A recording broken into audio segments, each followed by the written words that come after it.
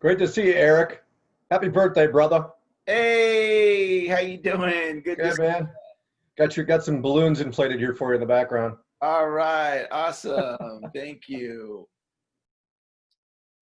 All right. Well, we're going to be getting started here in just a little bit, and thank you guys all for being here on time for the kickoff. Got a tremendous speaker lineup. Laurel, I see you just joined us. Thank you for being here. Nice to see you. And Beth, good morning. Julia, good morning. All right. Yeah, it looks like our chat's working. Several of you have commented in the chat. Good morning, welcome. All right. We have our opening speaker this morning is Les Brown. So Les will be joining us here momentarily. Good morning. Good morning, welcome. It's always a treat to spend some time with Les. So we'll be getting started here in just a little bit. And we got a number of folks on our live session here. Let's see here. And Paula, if you're able to mute on your end. Oh, no, you are muted. Okay. Good morning, Judy. Thanks for joining us. Welcome. All right, well, we'll be getting started here in just a little bit. And if any of you are unmuted, if you can mute yourself on your end, and we'll be getting started here momentarily. Let's see here. Oh, there we go.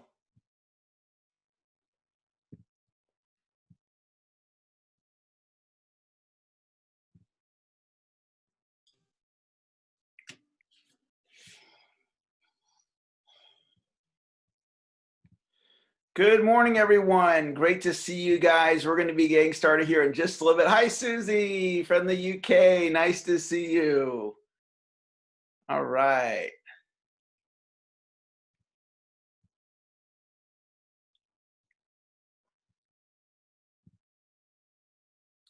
Monica, good morning. Nice to see you. Hi, Judy. Hi, Judy. Hi, George. I can see everybody here. Hey, Clark. Nice to see you. Good morning, Beth. Good morning, Beth. Nice to see you here. All right. Well, we'll be getting started here momentarily. Once we get Les on here, we've got a tremendous speaker lineup today, and I'm excited about all of our great speakers that we have. And we've got a number of other folks just joining us now. We're going to go today until 3 o'clock, and I'll be posting the speaker lineup here in just a little bit.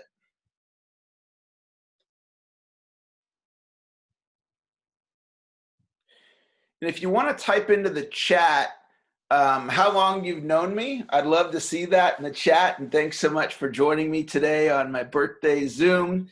It's great to be with all of you here this morning. I know for some of you it's the afternoon, and some of you it's even in the evening. We have an international crowd here today, and we're going to get going here in just a little bit.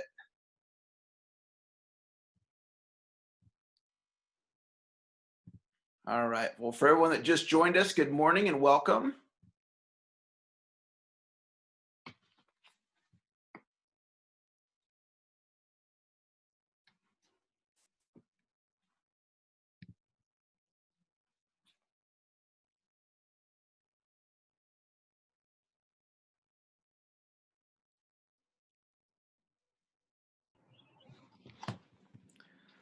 All right.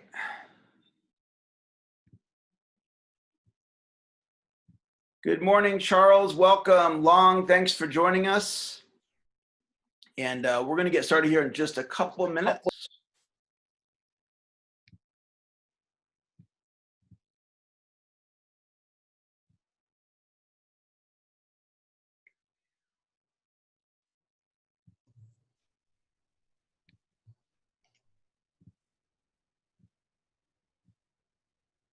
And thank you guys all for joining me here today. It's awesome. We have almost 50 people on the line so far. I know a number of people are just joining in right now, which is wonderful. Nice to see you guys here today.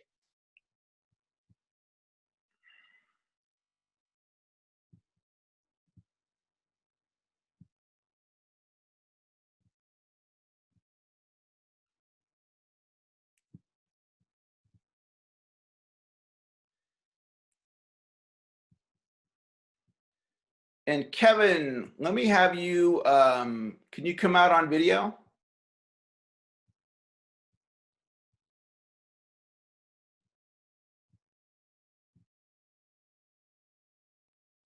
Let's see how we, let's see here, mute all, mute all.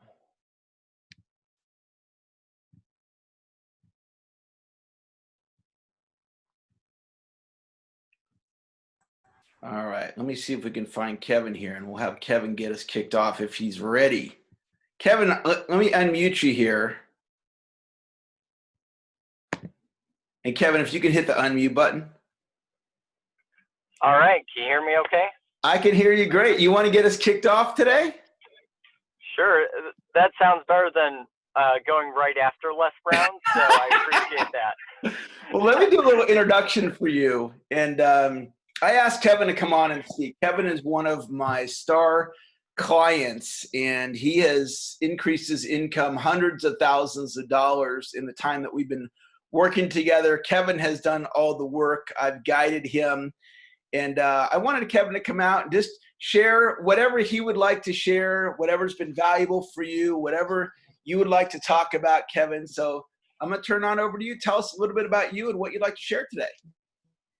Okay, so today's call isn't about me, Eric. It's really about you and your birthday. So the theme of my message today is lessons that I've learned from Eric.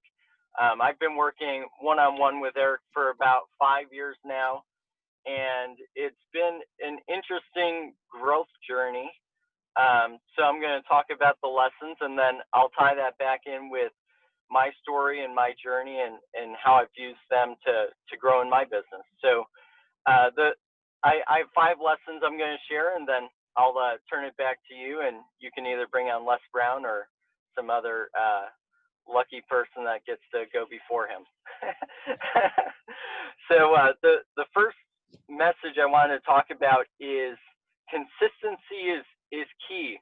I remember when I started working with you, Eric, 5 years ago, I was really struggling as a real estate agent with the roller coaster that a lot of real estate agents go through that struggle with consistency. So when I'd have challenges in my business, things like getting fired from a listing or having a property that was under contract fall out of contract, I'd kind of beat myself up emotionally, and it would kind of take me out of my momentum for maybe a week, maybe 2 weeks sometimes before I get back focused and productive. So you had this conversation with me that out of a 52-week year, if that happens for me a week or 2 weeks out of every month, then I'm missing out on 25 to 50% of the productivity and the income that I could be earning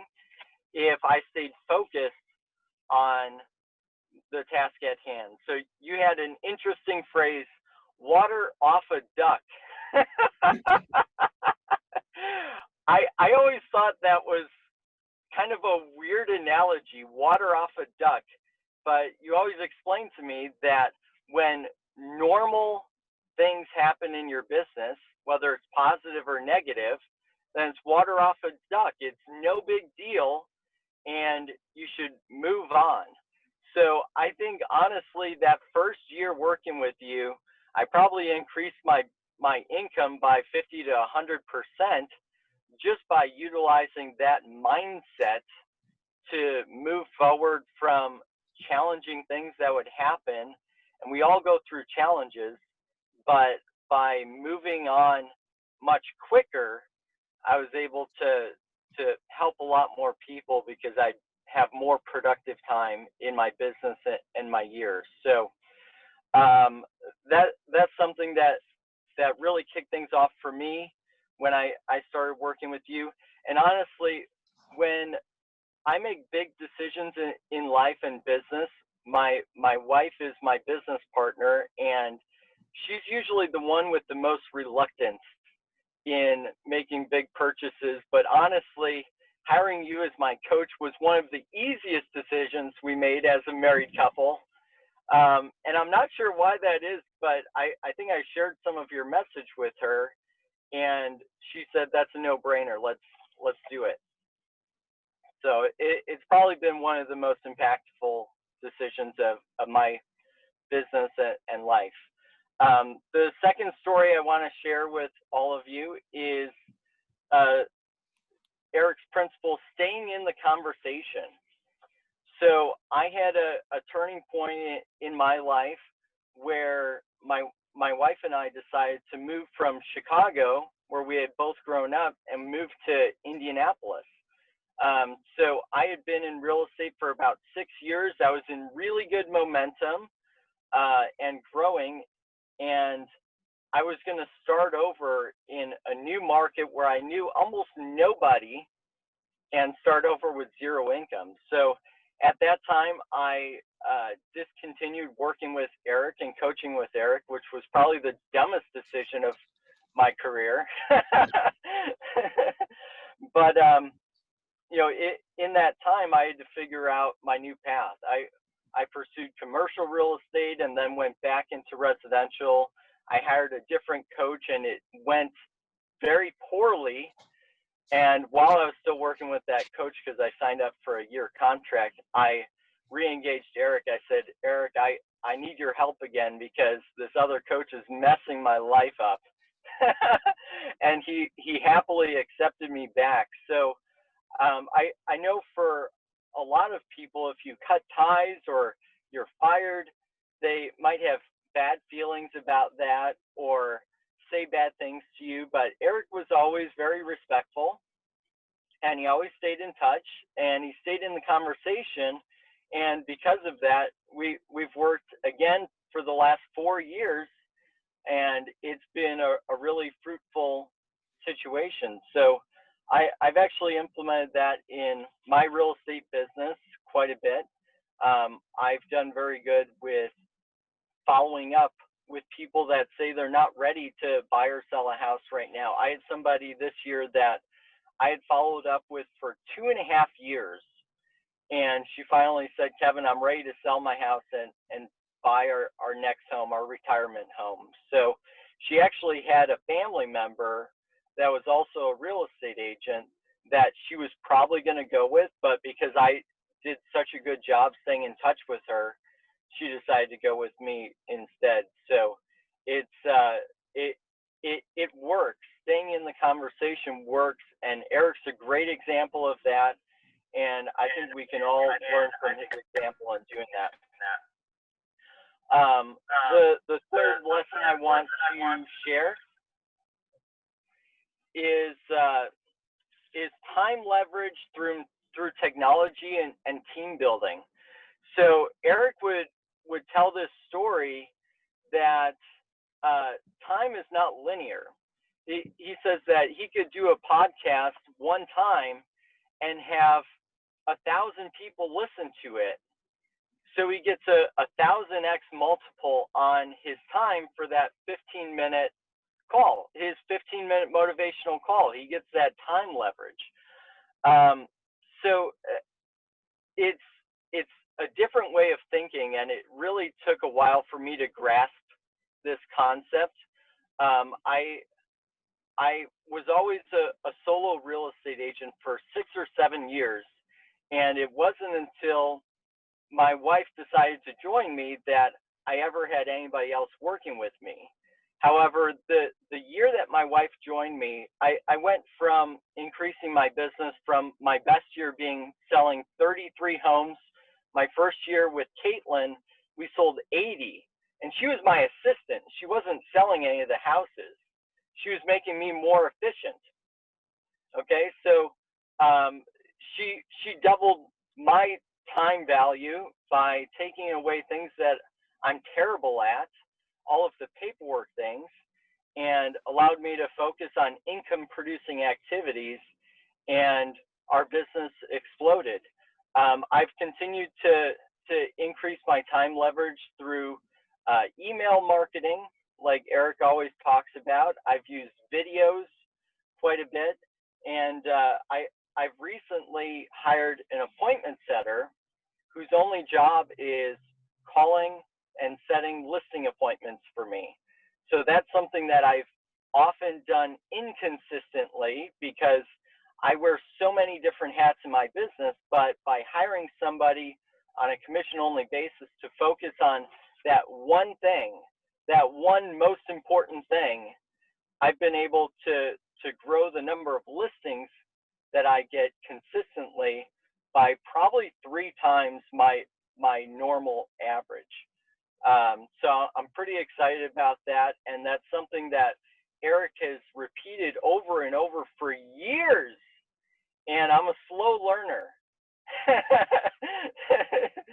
But it doesn't matter how long it takes to get there, just as long as you get there and you learn the lessons. So the next story I want to talk about is the prospecting game. I remember, I think it was my first year that I was working with you, Eric. You started talking about the prospecting game, and I went to California. I came to your house to shadow you for a day, and we started talking about the prospecting game.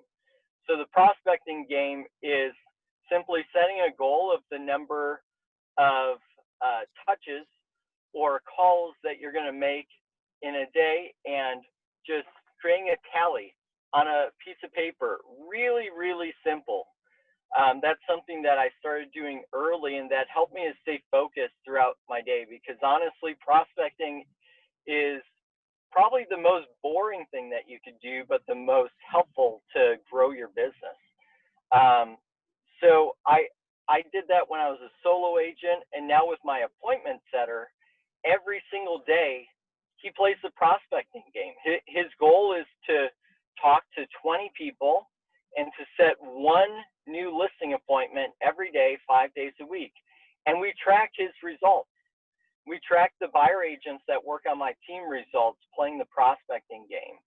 And I've kind of expanded that, but that singular focus of playing the prospecting game and tracking your results is absolutely invaluable to grow your business. So in summary, the last 2 things that I want to share, lessons from Eric, one of them is modeling. So over the past 5 years, I would say Eric has been an incredible model for me of how to implement these strategies, how to grow my business through prospecting, through communication, through staying in the conversation, through leverage, through team building. And having great models or role models in your life and your business is probably the number one thing that can make the difference for you. It has for me. And one of the things I love about Eric's model is his mindset of constant and never-ending improvement. He always talked to me about getting 1% better every single day. And think about that. If you get 1% better every single day, after 100 days, you're going to be a completely different person. After a year, you'll have gotten 300% better. And what kind of difference is that going to make in your personal life, in your business, in your income, in your finances? So I really appreciate these lessons from you, Eric. I want to conclude with one of my favorite Eric Lofholm quotes, and that's his philosophy of selling. Selling equals service. Sell with honesty, integrity, and compassion. Selling is about leading. Selling is about moving people to action. And that quote is probably the one thing that really made this an easy decision when we started out, and it continues to be an easy decision working with you moving forward. So I want to thank you, Eric, for the legacy you've created, the mentorship you have given, and the example that you show me and all of us every single day. Happy 50th birthday, Eric. Awesome, Kevin. Great share. And I've got a couple questions for you. Do you have time for a couple questions? Absolutely. Fantastic. So one of the things that you've done a great job of is it's like in life, we can only handle so much pressure. Okay. And we get all this pressure, and then we get to like a breaking point. That's when we are least effective in our communication. Maybe we get angry. We show our worst sides of us. And one of the things about you is you've continued to raise that bar on the amount of pressure you can handle. And so maybe you can speak to that a little bit about just growing emotionally. You've taken on a lot in, instead of just being a real estate agent, you decided, because you were an agent when we started working together, and now you have a team, right? But when you take on that team, it creates added responsibility and added pressure. I know your family works with you, which is another, complex piece. So could you just speak briefly about just evolving in our ability to handle more pressure, and like the things that used to bother you probably don't really bother you so much anymore?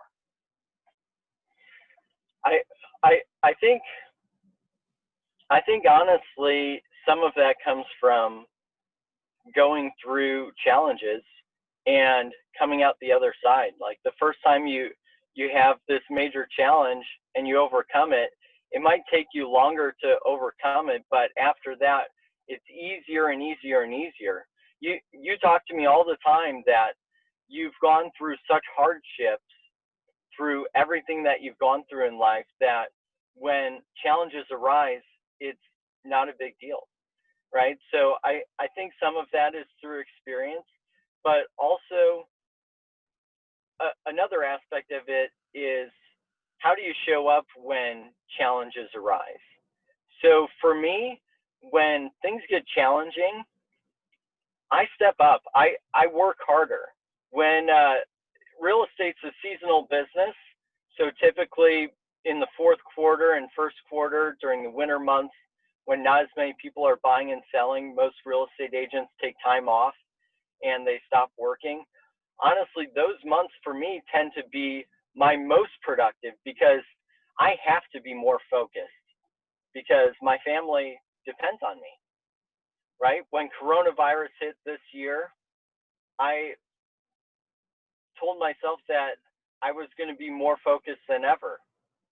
And this year, my business has been one of the most profitable years that I've ever had in business because I made the decision to stay focused even when there's so many distractions around us.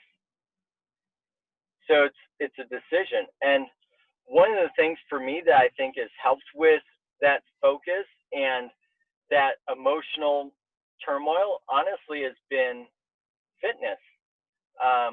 Creating a consistent routine with exercising and going to the gym Monday through Friday to start my day off before I go to war, before I have to deal with all the challenges of life and business, has helped me, because honestly, that hour-long exercising is probably the most difficult thing that I have to deal with during that day. And if I can get through that, I can get through anything else today. So I really appreciate everything that you've done to help me to shift my mindset from where I was to where I am today. But it's a huge difference. Yeah, sometimes when we're coaching, we're not just talking sales strategy. We're talking about just life situations that come up and different ways of handling those situations. I want you to talk a little bit about vision because in addition to being a real estate agent, you have a vision to acquire real estate, commercial real estate, residential real estate. And I'm really into vision and looking out into the future, not just thinking about goals for the next 6 or 12 months, but going out several years. Can you just talk about what you see in your future for being a real estate investor? So I actually originally got started in real estate because I wanted to invest in real estate. I was 21 years old at that time, and I went to a seminar, no money down, and I was like, hey, that sounds perfect. I have no money. I have plenty of that.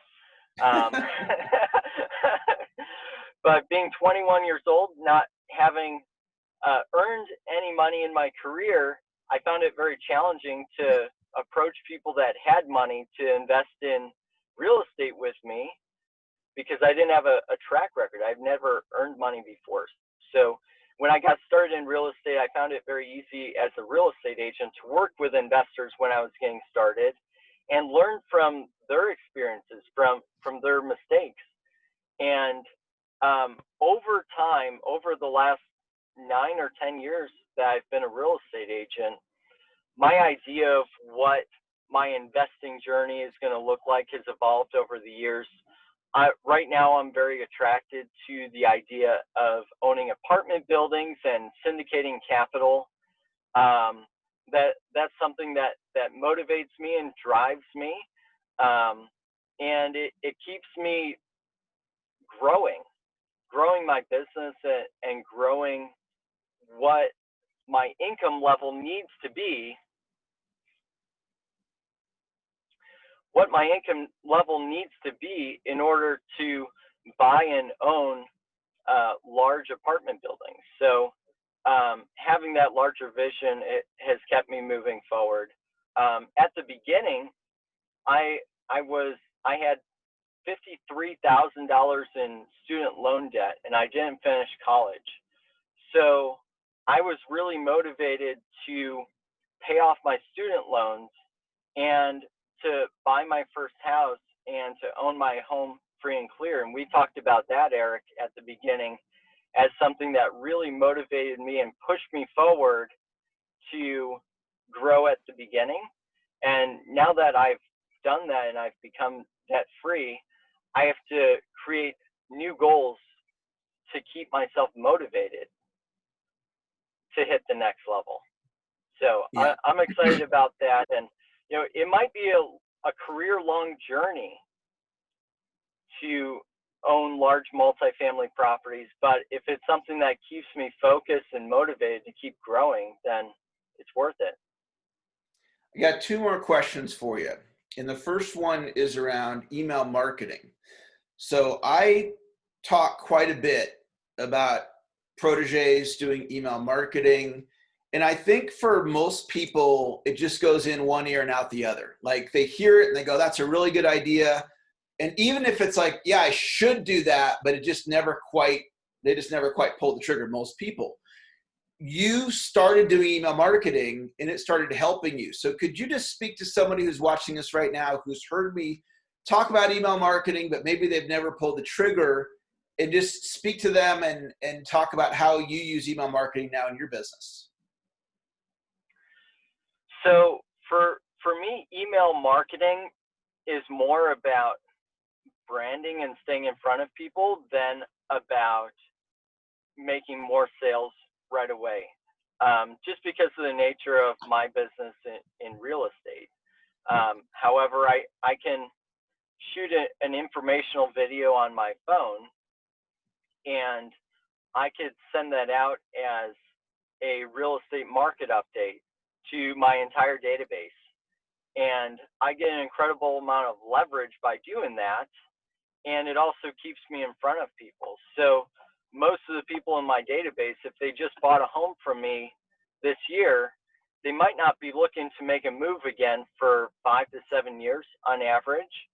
However, by staying in touch with them, keeping my message in front of them on a regular basis, when the time comes up for a life change for them, they're going to think of Kevin because I stayed in touch with them. Excellent.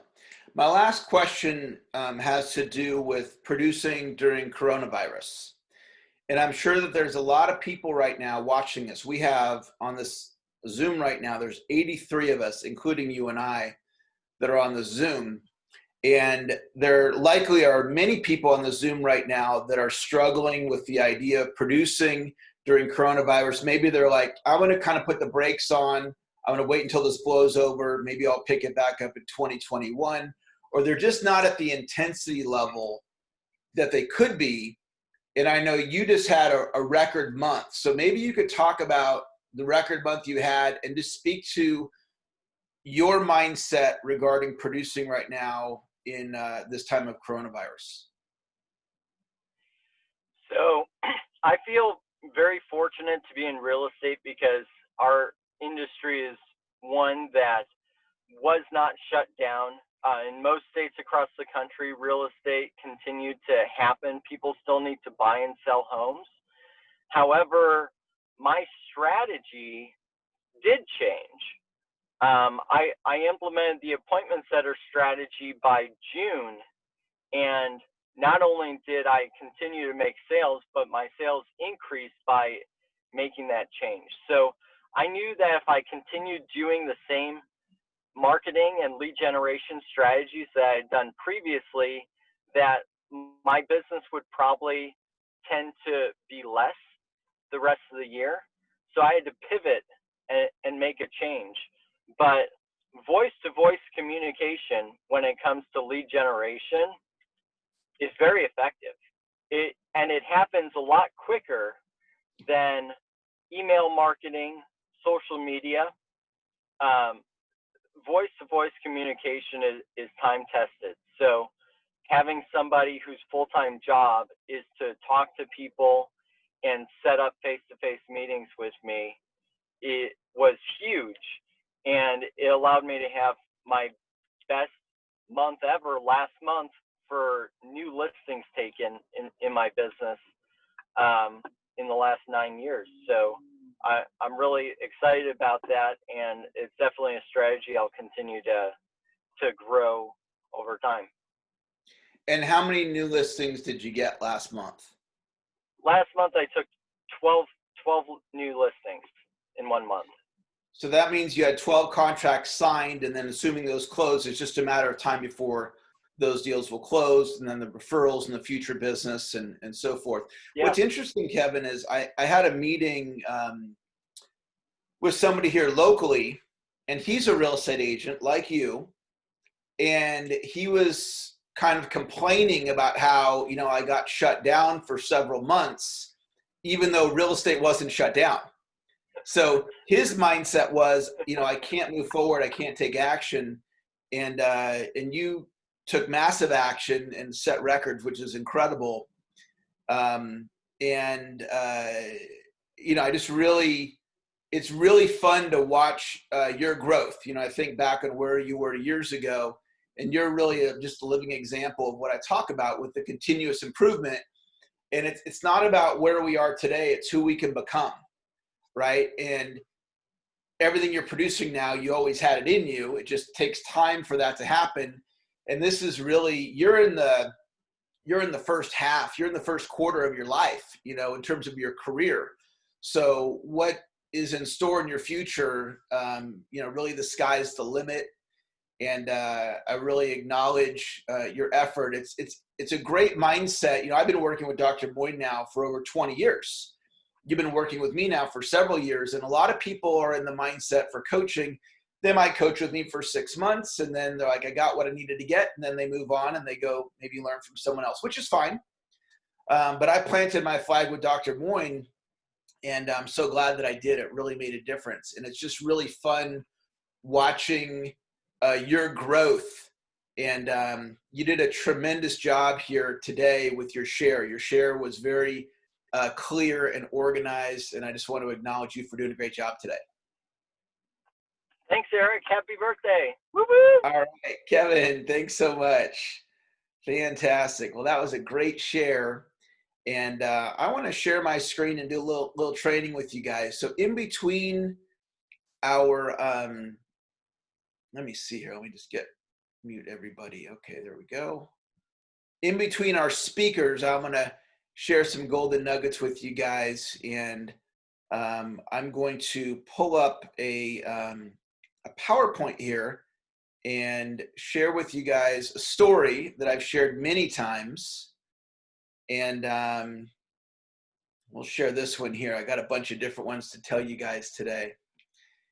And this is I call this the $250,000 idea. And I'm all about ideas. And it only takes one idea to change your life. And oftentimes we have the opportunity to have massive breakthroughs when our back's against the wall and we're faced with enormous challenge. And that's what Kevin was just talking about in his share is, Kevin's gone through various challenges in his career like we all have. And there was a time back in 2008, 2009 when the economy did what it did. And I ended up going through a short sale on my home. I moved to Rockland in 2005, and I think I bought, like, at the height of the real estate market, we bought a property for $690, and the property short sold for $349. So it basically dropped in half in value. And I was very wounded financially from that experience. And my business was on life support. And I just didn't know what to do. And I turned to God and I said, God, how am I supposed to grow my business in this economy? And I got a one-word answer, which is collaboration. And that's what today is.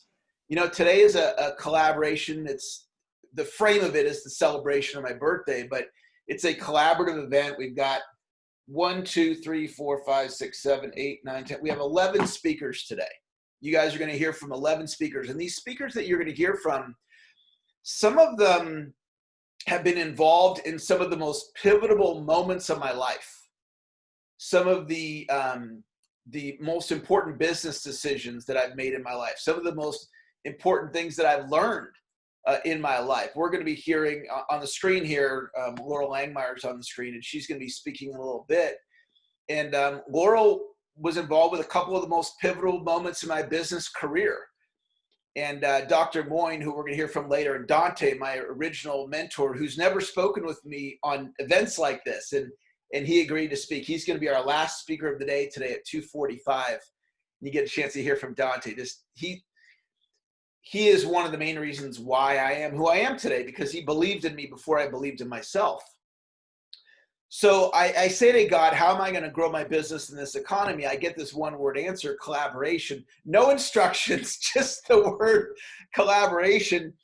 And so I thought, what does that look like? What would collaboration look like? And so much of my growth has come from the questions that I asked myself. And I was talking to my wife last night. We were talking about how most people don't reflect on things. So something goes haywire. Most people, I don't think, look at themselves and go, what's my part in that? Why did that go haywire? What did I do to create this? What can I learn from this? And that's where my brain tends to go, is it goes to self-reflection, and it's a form of self-coaching. And so when my business was on life support, instead of going into a victim mode, I went into seeking help from God, which I don't always do, but in this case I did. And I get this answer, collaboration. So then I asked the question, what does that look like? And so what I intuitively did, and I'm going to put this up on the screen. I'll pull this slide back up here in just a little bit. But what I intuitively did was I made a list of possible collaboration partners.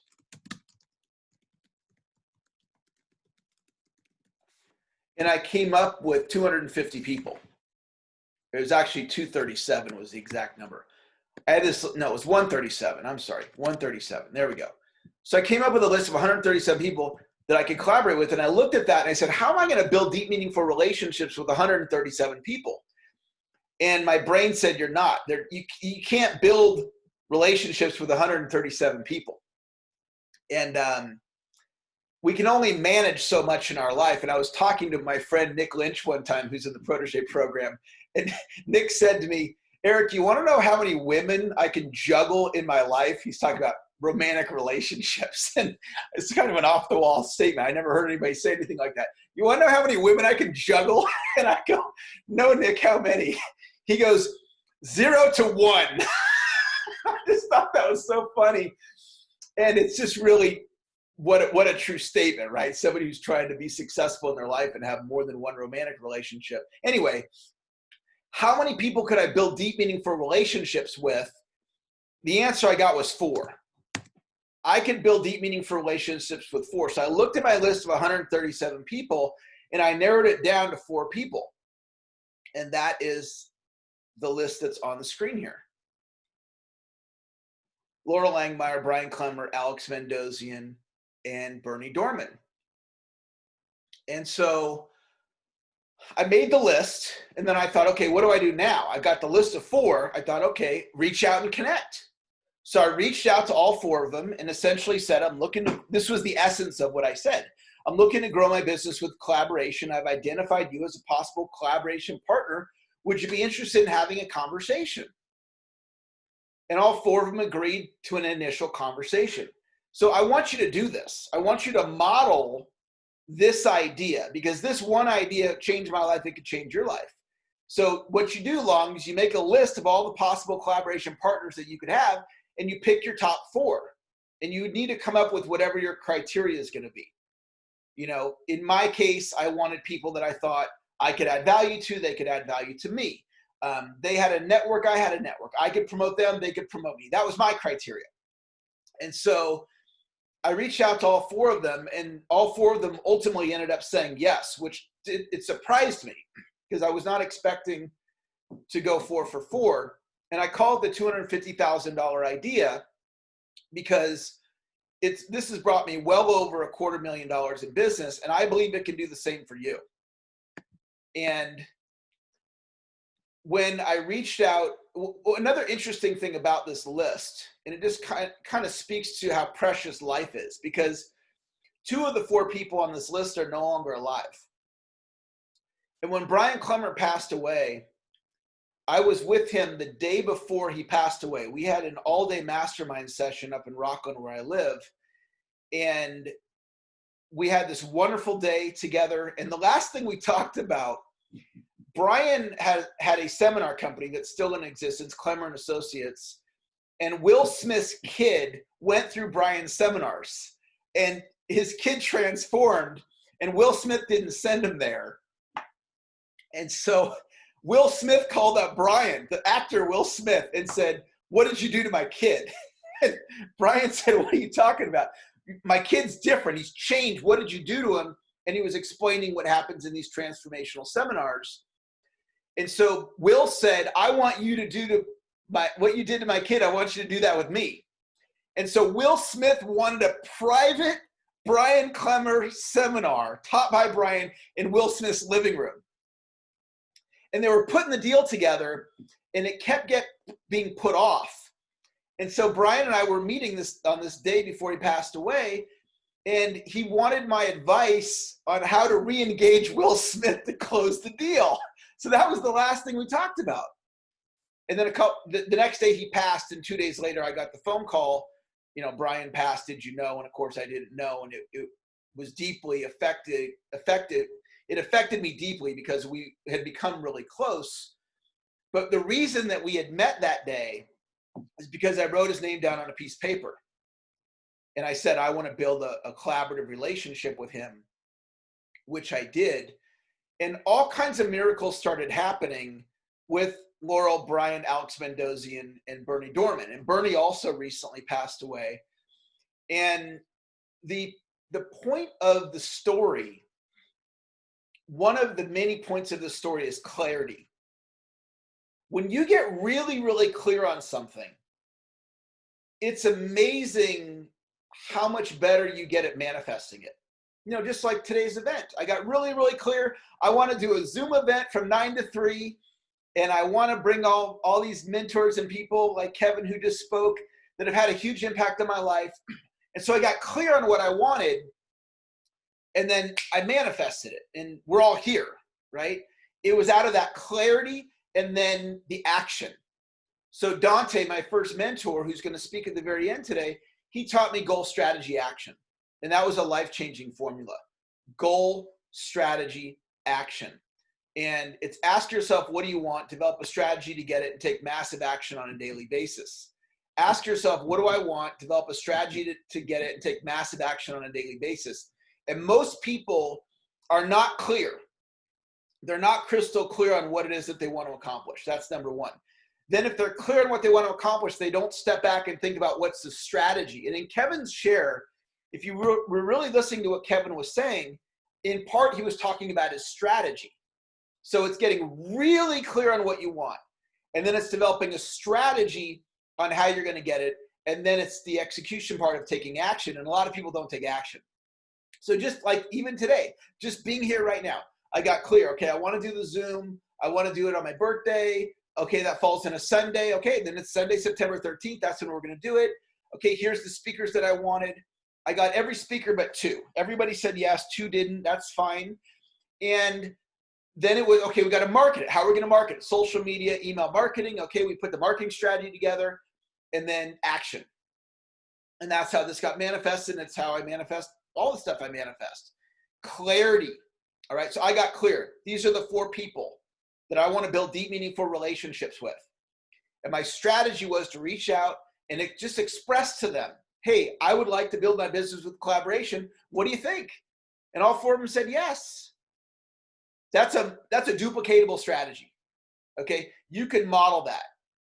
Alvin, you can model this exact strategy in your life or what's going on, what's important to you, and you can say, who are the 4 people that I want to build relationship with? Now, when you put yourself out there, you're putting yourself out there, right? Because they might be like, well, you know, they might say, you know, I don't want to do that. They could say no, just like me reaching out and asking people to, let's see here, where do I want my speaker view so I can see myself? There we go. Okay, where am I? Why did my view disappear? Okay, I'm just going to go back to my screen share. So the bottom line is that this is gold right here if you execute it. This one idea executed is a pure gold strategy. And I want to encourage all of you that are watching this right now, strongly consider the strategy. I'm going to bring our next speaker up here in just a moment. And before I do, I just want to remind you, it only takes one idea. Okay? The people that I'm bringing on to speak today, they're either clients of mine that have had amazing results like Kevin and David Lasters, who I'm going to bring up next, or they're mentors of mine, people that have made a profound impact on my life.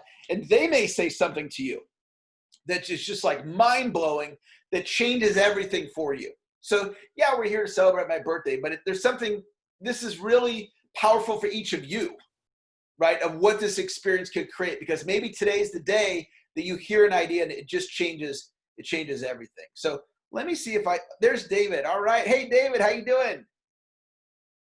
And you want to unmute yourself? Yes. Happy All birthday, right. man. Hey, buddy. It's great to see you. So tell everybody, do you remember how long ago it was that we met? 2005, 15 years ago, man. Yeah. And do you remember who introduced me to you? Mona Marcos. That's right. Yeah. Do you know how Mona met me? She met you at I guess, a networking event. Yeah, I was speaking at a networking event, and I think it was in Pasadena. Okay. So David, I drove from San Diego to Pasadena for that one meeting. Okay. And that was a 2.5-hour drive one way to meet Mona. And that's what needed to happen in order for me to meet you. And you became just a really serious student of my work, and you've traveled down to San Diego many, many times in order to learn ideas. So just tell everybody, what are some of the things that happened? Well, first of all, I want to thank you for allowing me to be here today. It's an honor. And I want to say happy birthday to you, 50th birthday. So awesome, awesome. Man, just thinking about the last 15 years, what you have done for me in my life, definitely impacted me. When Mona told me about you, she purchased a CD set. And then I started listening to that CD set because I had got to a point in my life where I was sick and tired. Literally sick and tired of being average. Okay, I was tired of seeing everybody else on stage or in the bulletin, you know, number 1, number 10. I wasn't even the top 10 in my area. So I was like, you know what? You have to get sick and tired of where you are and do something about it. Because if you don't, make excuses and complain, that's not going to do anything. So I started listening to your CDs and I just started implementing the ideas. I mean, you had so many ideas that made sense to me. And I just started tracking my numbers. I started making phone calls on a specific time. Every Monday through Friday, I would go to Starbucks. And I would be in Starbucks for about an hour and a half, making 25 calls. Whether I got appointments or not, I just made my calls because it's all a numbers game, okay? So I started getting results. And when you start getting results, then you want to dig deeper and start getting more and more and more. And then you had an event in San Diego. So I was like, you know what, I'm driving down there 2 hours away. I don't care, I'm gonna get it done. So I got down there and it was even, you know, more value. You know, when you see somebody in person, you get to meet them, shake their hand, and it's just more impactful when you actually are there at the event. So I just kept getting so many more ideas. You had said to get another second stream of income. I mean, it's so much, but one of the things that really stuck out to me was the inner game, because a lot of times you would say at the meetings, what's most important? Is it inner game, outer game, or action? And if you're new, you probably say action, okay? Most people will say action. But if you are a protege of Eric, if you're a student of Eric, you know the answer. It's inner game, okay? It's your mindset. If your mindset isn't on point, you're gonna make excuses. You're gonna point fingers, but it's on me. If I don't get it done, it's on me. So that mindset is very, very, very important if you wanna be an entrepreneur, if you wanna be in sales, because you're gonna have some ups and downs and you can't let that get in your way. Les Brown said, let no be your vitamin. So when you don't have a problem with getting no's, then sales is not gonna be a problem with you, you know? So I'm very thankful what you've done for me. I mean, I've come a long way. I've come a long way because I was an average salesperson, but because of your training and you know, programs, I was able to get to number 45 in the entire company with Aflac. I started Aflac, I was like probably 400 or something, but it's over 60,000. At that time, it was about 60,000 agents in Aflac. And because of your training, I was able to go on a President's Club trip to the Mediterranean cruise. And I was number 45 in the entire company. So it was an awesome feeling. And ever since then, I never looked back. You know, I kept staying in the conversation, even though I haven't been lately, but I'm still getting value from you all the time, learning something new. You know, you have to listen to it over and over and over several times. And with those CDs, you said, listen to it at least 7 times. And that's what I did. But I listened probably at least 70 times. I wore those CDs out. So, I mean, if you really want to be successful, listen to Eric, period. He has some great ideas, great nuggets. I'm always coming up with so many more ideas. And then when you listen to it again, you're getting a different angle on it. So that collaboration idea, I wrote it down. I got a journal. You know, you always told me to get a journal. Whenever I go somewhere, I always have my journal. That's so important because you want it in one place. You want it in one place, one organized place. You want it on yellow pads because you're gonna eventually lose that yellow pad. But this journal, hardbound journal, it's gonna stay with you forever. It's like a book. You're not gonna throw it away. There's so many golden nuggets. Another thing you told me was getting testimonials. You know, that really stuck with me. Raving Fans book. When I first started in 2005, up until now, I have over probably 1,100 written testimonials. And that's social proof. You know, when you're sitting down with a client, what makes you different than everybody else? Well, I have over 1,100 clients. What does the other person have? Okay, that may help close the sale. You never know. But also, another thing you told me was build a list. Over the last 4 months with this coronavirus, it has affected everybody.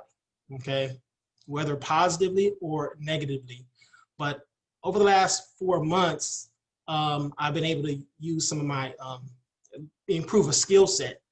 Years and years ago, you used to say, build a list, build a list. I'm like, well, what am I building a list for? But I did it anyway. So over the years, I built up my LinkedIn connections to almost 9,000. And in my Facebook, I probably have a little over 1,200. But in the last 4 months, I was able to generate some income. And I'm so thankful for you, Eric, to give me that idea, because I would have never done it without you. So thank you, man. Appreciate it. Is there anything else you want to share?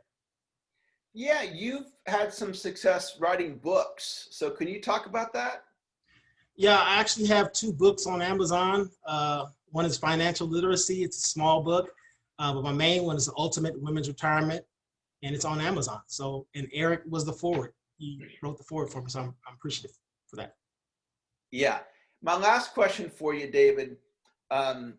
Estimate how much additional income you've earned over the last 15 years implementing the ideas. So you would have made a certain amount had we never met, but you made more because you took action, you implemented the ideas. How much do you think it's been worth to you financially in additional income, us meeting? Well, the value is at least 5 million, the value, but I haven't gotten there yet. But I would have to say, since I started with you in 2005, at least 1.3 million, I would have to say. Yeah. So you made but it a little over. I'm still getting better though. I'm still getting better. You've increased your income above and beyond what you would have had we never met. You estimate 1.3 million, and you still have a nice, 20-year career in front of you, or however long you choose to do it. Depends on your retirement goals, right? That number could easily grow 2 million, 3 million, 4 million, 5 million between now and the end of your career. So great job. Absolutely. All right, David, thanks so much for sharing. Welcome. All right. Thanks, David. Okay, our next speaker's coming up at 10. Laurel's going to join us at 10. But Laurel, I want to see if you and I can get you set up, make sure your audio is the way you want it. Hey, Laurel. Hey, how are you? I'm doing great. How you doing? I'm good. I'm going to see I got a lot of light in the back. Are we good? Yeah, you look great there. And Awesome. I'm not that versed on Zoom. So do you need PowerPoint, or are you just going to talk? Just going to talk. Awesome. That's easier for me because I don't even know how to pass the baton to you. I actually have learned that, shockingly, of all the people. My team was funny. My team's like, you're going to do this on Sunday? Like, what are you going to do without us? I said, I think I got this one. I'm like, I think I got it. All right. Well, can you tell me how to do it in case I have a speaker that wants me to? Yeah, down at the bottom, it says share screen. Yeah. So you just push the share screen, and then I accept, and we roll. Okay. So I just hit share screen. Does it allow it? Oh, let me. If I had something, I don't have anything to share with you at this minute. Okay, that's fine. Well, I'll try it out if we have a speaker later on that wants to share. And maybe we got 3 minutes until I want you to officially kick off, but you want to just tell us something you're excited about that you're doing lately? Oh, well, I want to just say, like, happy birthday to you, huh? You finally hit the 50s. Welcome. Yep. I've been here a little while. It's exciting. Yeah. What have I been doing? About it. I have had an interesting, like probably other parents, an interesting getting kids into school and creating that experience for the fall. And then going back and forth to Georgia. My son is in a league. He's in the Sun Belt, plays for the NCAA. They played yesterday. They won, and he's a starting center. So he moved from Florida to Georgia. So I'm having a lot of kid time. I knew this fall would be like, my daughter dances, he plays football, and college league ball is like super fun. It's like crazy, crazy. If you haven't been to a college football game, you have to go. And I grew up in Nebraska, so if that tells you anything about college football, like that's all there is to do in Nebraska. So if you're not a Cornhusker fan, like, well, you have to be. There's nothing else to do. You either walk beans, walk corn, or go to football games. So it's been a fun experience. So, and I'm glad it's like back, Yeah. Started yesterday. In the football, it was kind of touch and go if they were going to play or not, right? Yeah. Well, a lot of leagues aren't. In fact, 3 of the main leagues, I mean, Pac-12, Big Ten, like Nebraska's not playing, but the SEC led and a lot of the smaller leagues around the country. So it's been interesting. I mean, for the athletes, they live in a bubble, like if they're doing it right. And, all they do is go to school together. They work out together. They eat together. They sleep together. I mean, it's a little boring, but, they're all safe and they can play ball. And the leagues have all been great about it. So, and then as far as the stands, those leagues have decided 25% of the capacity can be in the stands. So next week we'll go to Georgia and be some of the parents in the stands. It was fun to watch the parents in the stands. They're crazy. Like they're crazier than I would be. But it's really good to see that there are other loud mothers that are going to be just as insane as I am. And of course, my son is on the field going, "Oh, do I have to hear you?" I'm like, "Yep, you're going to have to hear me yelling, screaming, and be super excited." And one of those crazy, lunatic mothers in the stands going, "Wah!" I just have to change colors this year to blue instead of green. Yeah. And I'm just having a lot of fun with my kids. My daughter and I got some dirt bikes, and so we're just doing a lot of home stuff. It's good.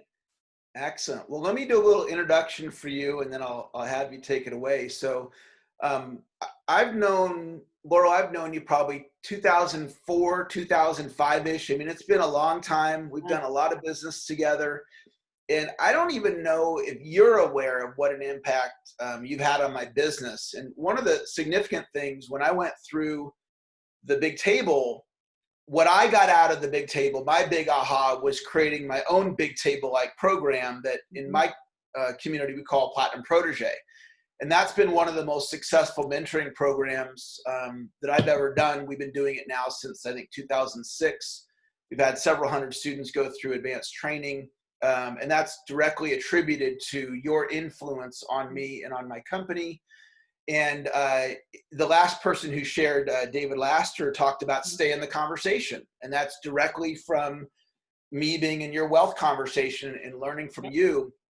And for all of you listening, Laurel is just an incredible trainer of wealth building techniques. She's a tremendous motivator. And to me, what she really stands for is possibility, the possibility of you creating financial success for you and your family. And she's just one of the best teachers in the world at this. And I was so thrilled that you accepted the invitation to come and speak today and just share some of your knowledge with my community. I know we just had you on recently and doing a webinar, but I'd love just to turn it over to you and have you share whatever you would like to share to, empower the listeners. Absolutely. Yeah. So happy birthday and thanks for inviting me. It was interesting to see the 4 people on the screen. I logged on right when it began at 9 and then to see, Brian Clemmer, who was just, I think, pivotal in both of our lives. And then also to see Bernie Dorman, right? And so 2 of your 4 have passed, 2 of mine have passed. Brian was significant in me becoming a single mom. I knew him in probably 1994, 95 with all his samurai work and met, Leonard through him, who wrote Mastery. I mean, when you go back, it's so interesting to watch and it's disappointing now that it's not so prevalent, but what I call the masters were so prevalent in, I'm going to say, the 90s and early 2000s. And a lot of them are passing. And it's been an interesting journey. I know for me, so I already told y'all that I grew up in Nebraska. And I have an interesting background in degrees. I have a finance degree. And I got a job for like a minute, but I've always been an athlete. And so I went on to get a master's in exercise physiology. So my trajectory actually took me into the health world first. where I was building fitness centers. I had a huge contract with Chevron at 24 years old. And being an entrepreneur and leverage, so those are just some nuggets that, you know, I'm going to just kind of lay in a bunch of nuggets, but I'm going to talk about money because it's more critical now than it's probably ever been in the history of me teaching it. But I learned leverage really early on. And I was 21, had a personal training and aerobics studio, and had 16 people working for me, making $500,000 doing personal training. So doing that thing, making money and team and leverage were always just kind of natural skills. I don't know if I grew up on a big family farm. It's just, you know, everybody knew how to use team and knew how to use each other, and, you know, not use each other like use each other, just stay in your lane, do what you're damn good at, and you'll get ahead. And so that was just kind of a natural. I didn't really need to learn that one. But I did need to learn to get back on clarity, like Eric was saying earlier, is I wanted to do finance and money. So I kind of had a great run in the fitness world.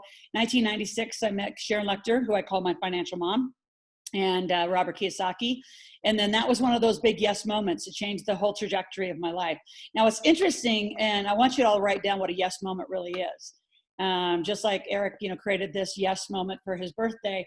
I think most of you walk over, you just step by yes moments, because yes moments are the moments where you actually have no flipping idea what you're doing, right? You have no idea. So it isn't about you knowing how, and that's where you step over the opportunities of a yes. You think, well, I don't know how to do it. Well, just because you don't, you have to, instead of thinking how, think who. It's the same three letters, just mixed up a little bit. So instead of thinking, how am I going to do it? You're going to think, who's going to do this with me? And I'm going to say, and for me. So you're going to get wealthier and your business are going to soar the more you lead and stop doing all the work. And I can't emphasize that enough. It's one of the biggest things in women. You're really slow to the party on that one. You keep doing everything yourself, including all your home chores, and you think you're the only one that can raise your children. I've had people support and raise my children from 1999. So that's where Brian was heavily in my life, because I was making a decision to be a single mom. So January 8th, 1999, I woke up, I knew I was pregnant, and it was one of those decisions, and it was never a no. It was a, oh my God, how, and who's going to help me? And I'm not moving back to Nebraska. I lived in Sausalito, California, right on the water, an amazing life. And I thought, well, I'm going to keep this life and I'm going to have a kid. And here we go. And that's my son, Logan, who's just turned 21 a couple weeks ago. So you just design it and you get really clear. So Brian was instrumental in helping me make that decision to like be a single mom. How much is it going to take? And some of these lessons are still true today. Is when you want something, Eric talks about clarity, what you want. I'm also going to add, I want clarity of how much money it's going to take to do it. And instead of saying, well, I can't afford it, you're going to say, well, how much? And I remember Brian and I going through this formula, and I think Bernie Dorman was around then too. Bob Proctor was around, Brian Tracy, all those guys were kind of, kings in my world. Sharon was the one queen, which is probably what inspired me to be such a, long-standing mentor. And it's not only to women, to families really now, is there's just so few women who really take that leadership and lead other people. So Sharon was a huge inspiration, but when I decided to have Logan, we came up with $40,000 a month. So I was doing pretty good. I mean, I thought as a little entrepreneur, I was making $10,000, $15,000 a month, just out of the gate doing financial coaching with the Kiyosaki group and selling cash flow games. And then it was like 40. It's like one of those to step back. And then fast forward 2006, I mean, I didn't even blink when I looked at a $3 million aircraft and said, oh my gosh, I could get around to cities. I can get Logan back home for school. I can go anywhere if I just created an extra $40,000 a month just for an aircraft. And actually turned out to be like 60. So your clarity of what you want comes with a price tag, and never back down from it. Never back down from it. And some of you have been living financially at the same situation for a long time, and you're used to it. And getting used to it can be a devil's advocate, because when you get used to it, you get comfortable. And I don't want you used to it. I want you so stretched out. And right now, like, here's the big three things you should do. So that's kind of my backdrop. Let's get to today. Today has been the most instrumental change. And Eric and I have had, relationships where he's worked in my Marin County office, worked in our remote offices out of Utah, had him come up to the Carson City office. I think we started in the fall last year in 19. And then as we turned into this year, Eric, you're the one who kept saying, what do you want? What do you want? And it's like, I want to do what I'm doing, which is go home and be more mom And I have an amazing Canadian husband. We're fairly new. And I've done this like grind for a long time, and I've done it well. And I wanted to do it, but not at a heavy pace. And that was so I called 2020 my transition year. Well, that blew out the window on March 11th when everybody went home. And I remember Bernie Dorman. I remember some of my most amazing mentors saying, you know, you and your team have been trained like SEAL, you know, Black Ops training teams to help the world right now financially. You can't transition. In fact, you have to get online every day, and you have to give the right knowledge, because what happened in March? Everybody went online, which means the internet got more crowded than it's ever been, and the good, the bad, the ugly's out there. Unfortunately, there is such misinformation and such shit that's out there. I mean, like absolutely wrong information. And so I went like, no, this is my transition year. And Eric, you watched me kind of struggle with it. I'm like, no, I'm not going to do it. And anyway, here I am. So I have been online in live broadcasts almost every day, probably since March 11th, because, and I share that not about a bragging thing. Some of you women kind of hear conversations that are confident like that, because I would challenge all of you. If you have gifts, talents, and knowledge that people need, and they need it now, you're ripping people off not getting to the playing field, even though you don't want to. So I think a lot of you are looking for too much comfort versus what is needed in the market today, and what can you provide to fill that gap that is so necessary for people's lives. So transition went out the window, and you know, we got delivered a completely different business model that we've been doing, and we have 4x'd our revenue by doing it this way. So all of you've really got to look for, and I hate that word pivot because it's just so overused. You've got to look for, I'm going to say, diversity in your business model, transitions in your business model, and transitions in your revenue. It's got to look different. You got to price different. And that's what we do. So we've been helping people, business strategies, financial strategies. And here's a few things that I just want to be really clear about, because people say, well, you know, Susie Orman's a financial coach. Well, no, she's not. She worked for Fidelity, just like Ramsey works for another financial institute. So does David Bach. So I don't work for a financial institute, and I'm not bought by anybody. So I just teach you the truth about money. And there are critical things right now. You need to get as lean as you can. Now, you probably, I mean, we're late in the conversation. And if you haven't gotten lean, that would be the first advice if you haven't. And that means when you get lean, be very careful how you do that. Watch, you know, I think there's, again, a lot of misinformation about don't pay your credit cards, extend your credit cards. That's going to follow your credit history. If you can pay it, pay it. Do not delay those things. And I have people now that didn't follow it. I got some really bad advice. And of course, you know, Eric knows this about me. I tend to get people after they've gotten really crappy advice, and then we're kind of the fix-it team. But people literally didn't understand that when you were delayed 6 months of your mortgage, all of it was due month 7. So if you had $1,000 mortgage by months and you can't pay 1,000, how the hell on month 7 were you going to come up with $7,000? Like, nobody was telling you that, and nobody told you that it's going to follow you for 7 years like a bankruptcy would. So unfortunately, a lot of people have done really, you know, tough things to themselves. And so, you know, I want you to write this down, because I also live, you know, I live all my coaching like this in my own life, which is so what, now what? So what had happened? You screwed some stuff up. Now you got to fix it. And we will help you fix wherever you are. And we, you know, my motto has always been, we'll meet you where you are financially, take you where you want to go. And whatever you've done, it is what it is. So take a good inventory of where you are, and let's get as lean as you can. And the reason I want you lean is I want you to be high in cash. Like, if you don't know how to apply for those SBA loans, go get them. I've had a developer client of mine have 7 companies get 150,000. That bought more land in the Boise market. We put $1 million in options down, and that's free money. So there is so much money available, and there's so many deals available. I mean, think about your community right now. You're driving by, look at the amount of strip malls. They're black, they're empty. You know, I had a massive conference center, beautiful conference center in Zephyr Cove, Nevada. And, you know, very blessed. I had a 1031 exchange years ago and got out of it, leased it until last year and moved. Not any, you know, visibility of what's going on now, thank God. Got out of it. It was 12,000 square feet. We could put 132 people in the building. And we were doing that every month for about a decade. I mean, we were all over the world, 6 continents. I've taught in every continent, had companies in every continent. People would fly in from all over the world to work with us and our business and finance strategies. And I can tell you, getting lean is so critical. So get lean and then get ready to buy stuff. So in that shopping area where my building was, my favorite coffee shop went down, and I went back out and I found him. I said, "You can't close." He said, "Laurel, I can't keep it up." I said, "Well, then I'll be your partner." I said, "How much do you need to get through this period?" Now, who knew that it would be this long? But we're still negotiating him opening. He's really scared to open financially, but I think I'll get him back open. Subways are going down. Real estate is on sale everywhere. California, it's a mass exodus to Boise, to Reno. I live still in the Lake Tahoe area, Vegas, and Arizona. It is a mass exodus. Those 4 cities are massive cities. We're getting double prices of homes over here. We just sold out everything that's being developed in Boise right now above asking price, and guess who's buying? Californians. My point is, when you can get lean and make money, and you can buy, like if you ever thought, like, watch Shark Tank and then, man, if I could watch all these different business opportunities coming my way and I could kind of pick and choose, that's where you are today.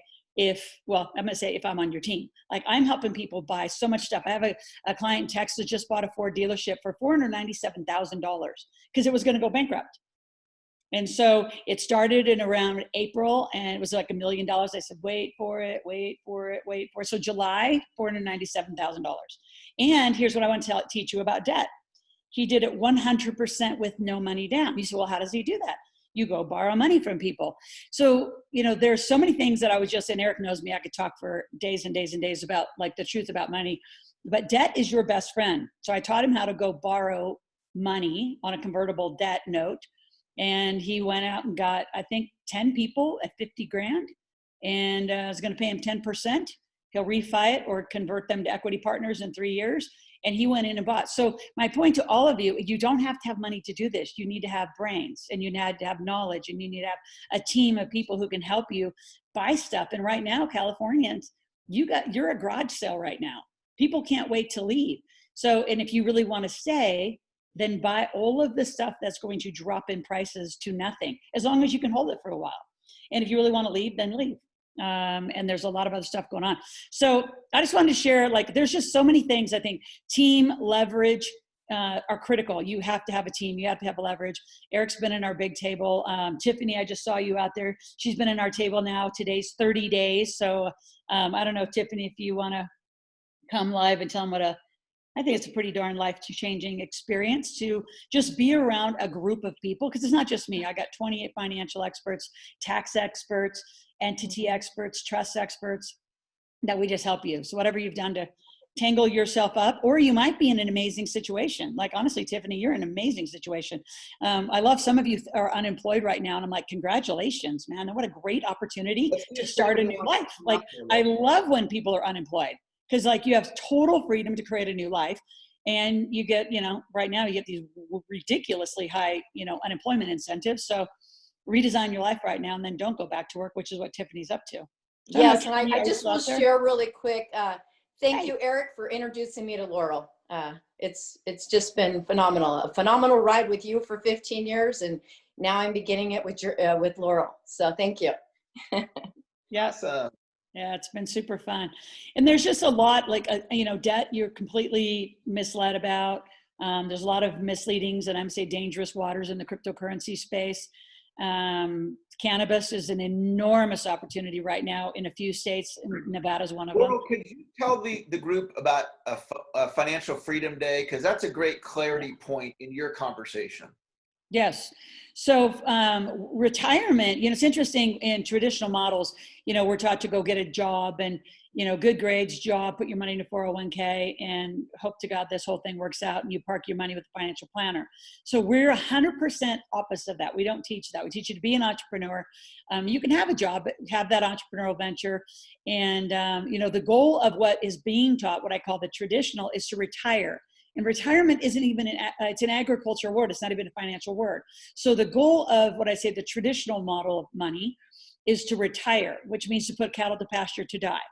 Ours, I renamed a lot of things. Like, I don't use the word savings, I don't use the word budget, and I don't use the word retirement. I use Freedom Day, because Freedom Day also isn't associated to an age. I've had 20-year-olds become millionaires. I've had teenage kids that were on Barbara Walters with me become millionaires because their parents knew the kid had a better idea. So the parents just supported the kids to become millionaires in their companies. So Financial Freedom Day is a day where you get that choice. Because let's just be honest, what most people say is they want to be free. Well, then let's dissect that a little. What does that really mean? And what unanimously it means for most people is you want to do what you want when you want, right? And I'm talking from a place of service and contribution, not because you want to sit on the couch and, watch another Netflix original. Not that, you don't ever do that, but like, I'm not talking about sitting back doing nothing. I'm talking about high contribution, but your way being an entrepreneur, your way being a wealth builder. Like right now, I'm probably having the most fun than anything in my life. Cause my Freedom Day was forever ago. And here's what you're also going to learn is then you're going to get a next Freedom Day. And then it's going to be a next Freedom Day. So for me, like my next, and Tiffany, you met them, the Kristovich family. I mean, they've been clients for a couple of years. Then they hired me privately, and we've been working on building they were, when I met them, around about a $500,000 to $800,000 development company and construction company. This year, and we sold everything. And we went on that tour, Tiffany, everything is sold. Every house out there has been sold since that tour. And right now, because of their ability to also buy, we're on track. This year, we'll do over $30 million, and I became a partner. So that's like a new Freedom Day. So for me, helping clients 10x, 20x, 40x, where they never thought they could be before. So it's not about what I have now. Now it's about, I look at my clients and I look at just different people and think, what could I do to take my skill set and my energy and put it with theirs and then grow tremendously. So that's kind of a next Freedom Day, because it isn't about, for a lot of you in the beginning, it is about you and your household and having enough. Then it becomes a bigger goal. And when you have a bigger goal and a bigger clarity and that bigger mission, you won't become one of those millionaires, that roller coaster. You're going to have a great trajectory. You'll stabilize the trajectory. We'll teach you what to do with it. And then you get to go play. That's kind of the place I'm at. So I think for a lot of you, Freedom Day, it's pick a day, pick a year, pick an amount, right? And I'd say more realistically, pick a quarter. Like, is it going to be first quarter of 2022 that you get your first Freedom Day? And for some of you, that might be first 10,000 a month and consistent revenue. It might be that you hit your first, million. You might buy your first piece of real estate. You might buy, into private cannabis. You might, I don't know what you want to buy. Everything's on sale right now. It's the most indiscriminate crash. It's the coolest time. So I'm having fun. And I think, I'm not going to talk politics, but if you want to stay free, it's the most critical time of our life to stay free. And I'm just going to say that and leave it there, because it's not about a human, it's about freedom. And if you've had the benefit of traveling around the world, right now, that will be gone if we don't stay free. 9 countries won't allow us in. So it's serious, and I'm going to get louder and louder and louder. I'm going to have to, because I would like to take my kids back to Australia. So I think it's an important time. And right now, your financial infrastructure is the most critical thing you could do, because that's the thing you can control. You can control how much money you make. You can control what you do with it. You can control what you invest in. You can control the people you listen to. And that's really, I think, the biggest message is, what are you doing now in whatever county or state you live in to get the most and the best situation for yourself, no matter what occurs in the next, 50 something days. Fantastic. Do you want to share? I have some goodies. I have some goodies for everybody. Awesome. And Tiffany, you're going to go, no way, I can't believe you're doing this, but I am. And so you just get another ticket. So I do this cool workshop. I think anybody who knew me from before, some of you are privately chatting and texting on here on our chat, saying, I knew you then, I saw you then. And so, yeah. Somebody, oh, wow. Invest with the financial planner, 200 grand. I'm just reading some of the comments going, oh gosh, I know. So I transitioned to doing this online, and my whole team was like, I don't know, can we have people make money online? I said, absolutely. I said, if you do everything we say, you will be able to make money online. So since April, we've been doing what's called a virtual meetup and marketplace, where you bring your stuff, whatever it is. You could bring your glass case holder, you could bring your lip stuff, you could bring your coffee cup, you could bring your sales coaching, you could bring whatever the heck you have. And then you sell inside a marketplace. So we create a marketplace. Well, next week we're going to do one. So I was texting with my team this morning. I said, what should we do? And then we agreed, since it's Eric's birthday, we're going to give you all a free ticket to our marketplace. People pay $97. So you're going to get a free ticket to come make money with us. So Tiffany, you'll just have another one, give it to a friend. Okay. You can use it in the graduate marketplace. The graduate marketplace is also, so I'm going to type in my little site, and it's asklaurel.com/VMM.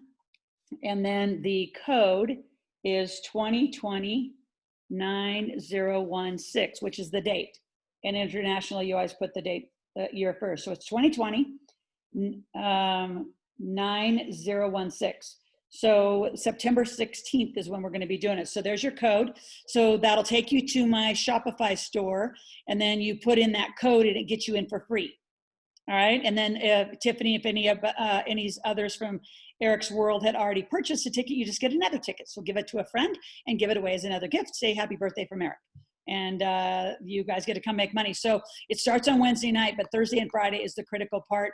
Again, Tiffany, how much did you make when you were there? Oh gosh, I don't have the exact numbers, but I just have to share that it was a great experience, because maybe it might not be about the numbers eventually, or eventually it could be, but the contacts that you get out of it too. It's the connections, definitely.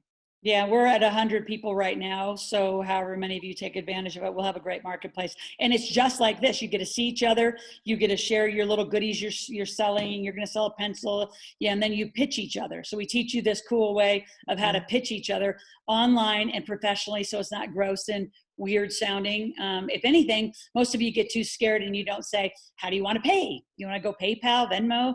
Give me your credit card. And so a lot of you, as Eric teaches in sales, at some point you have to get to the, how do you want to pay and give me money? And a lot of you say you want to make money, but you're not really set up very, I say, in a nimble way. Like right now, if David said, well, I want to buy a book. I can take his money like right now. How many of you can take money right now, like in the matter of a few minutes? And if you can't, you got to get, that's kind of the basics. Get a square, get a stripe, get a whatever the heck you got it to get, but you got to get a way so that you can take money into your world so you can make some money. So yeah, when I text you back, Eric, I said, can I give him something? And we're just going to give him a free ticket. There, can you just double check in the chat? There was a couple people asking about codes or something, or where to link, and so just take a look at that. I'm gonna look at my little glasses. Laurel's offering you guys a free ticket, and in this event, it's a virtual event that she has, and you can actually sell inside of the event. So it's a really cool, interactive, and you can make money and learn from her and so forth. And she normally charges for this ticket, but for my birthday here, she's offering you guys a free ticket. So if you want to do that, she has the link in there. It's in the chat. And if any of you have any trouble with it, just email me and I'll send you the link. It's eric@ericoffhome.com, or you guys can text me at 916-626-1945. A lot of you have my cell phone on your cell phone. So if you have any trouble at all, the information's in the chat there, but if you have any challenge, just email me or text me and we'll make sure that you get the free invite and you can go make money right there in the class. Yep, and I did say it wrong. It's actually 09990. And so I just put it there, and I just gave my cell phone too. I do that all the time. I want to speak to that, Eric, because I think a lot of people don't give their cell phone because they freak out and say everybody's going to bother me. They're really not. People are fairly respectful. I mean, you'll get the one or two that just, blow your phone up. And, you know me well enough at this point to say, if you want my time, then you're going to pay for it. And I'm going to teach all of you to do that. You need to value yourself and your time. So not in a rude way, in an arrogant way, or a greedy way, in a service way. And a lot of you women, you need to value what you do. And the reason most of you women don't make money is you don't value it enough and you give it away for free.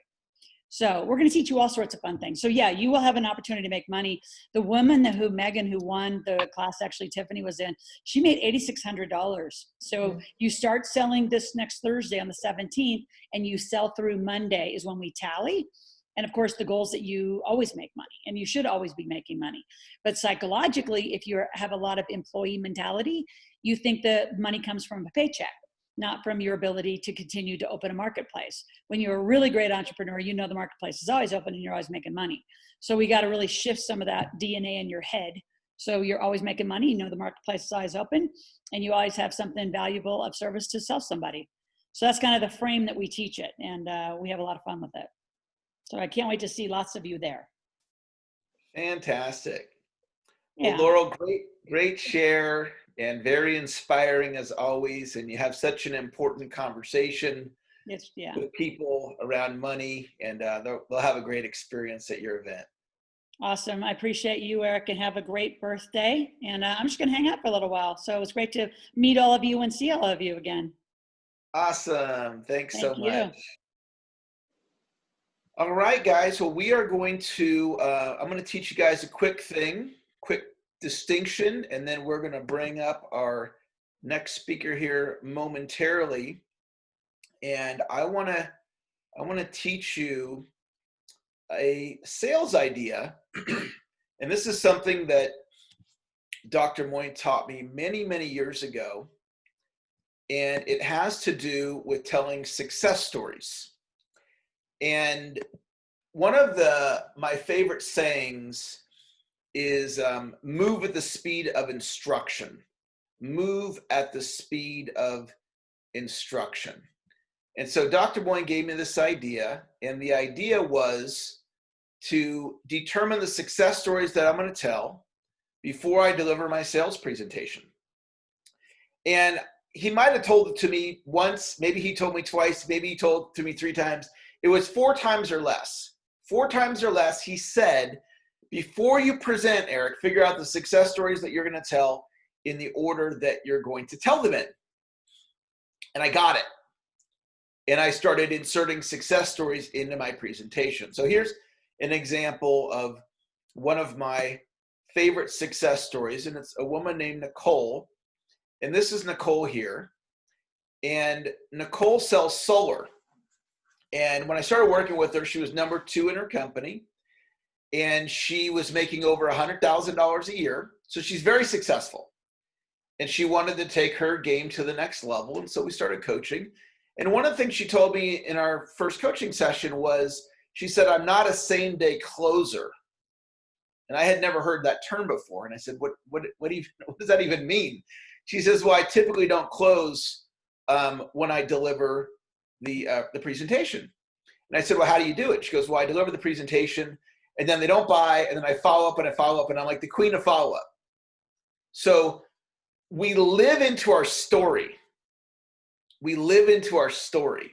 So she had 2 stories going on. One story is, I'm not a same-day closer. And the other story is, I'm the queen of follow-up. And so she was living into her story, and I was explaining to her that it's creating all this unnecessary follow-up. So she was having to do so much extra follow-up that she didn't need to because of her sales script, which was driven by her story, her 2 stories. I'm not a same-day closer, and I'm the queen of follow-up. And so I worked with her one-on-one, and I got her to embrace closing while she was in the home delivering the sales presentation. And in order to do that, we had to change her sales script. And she embraced both those. She embraced the mindset shift and the sales script shift. And the next month, something happened that I couldn't even have predicted.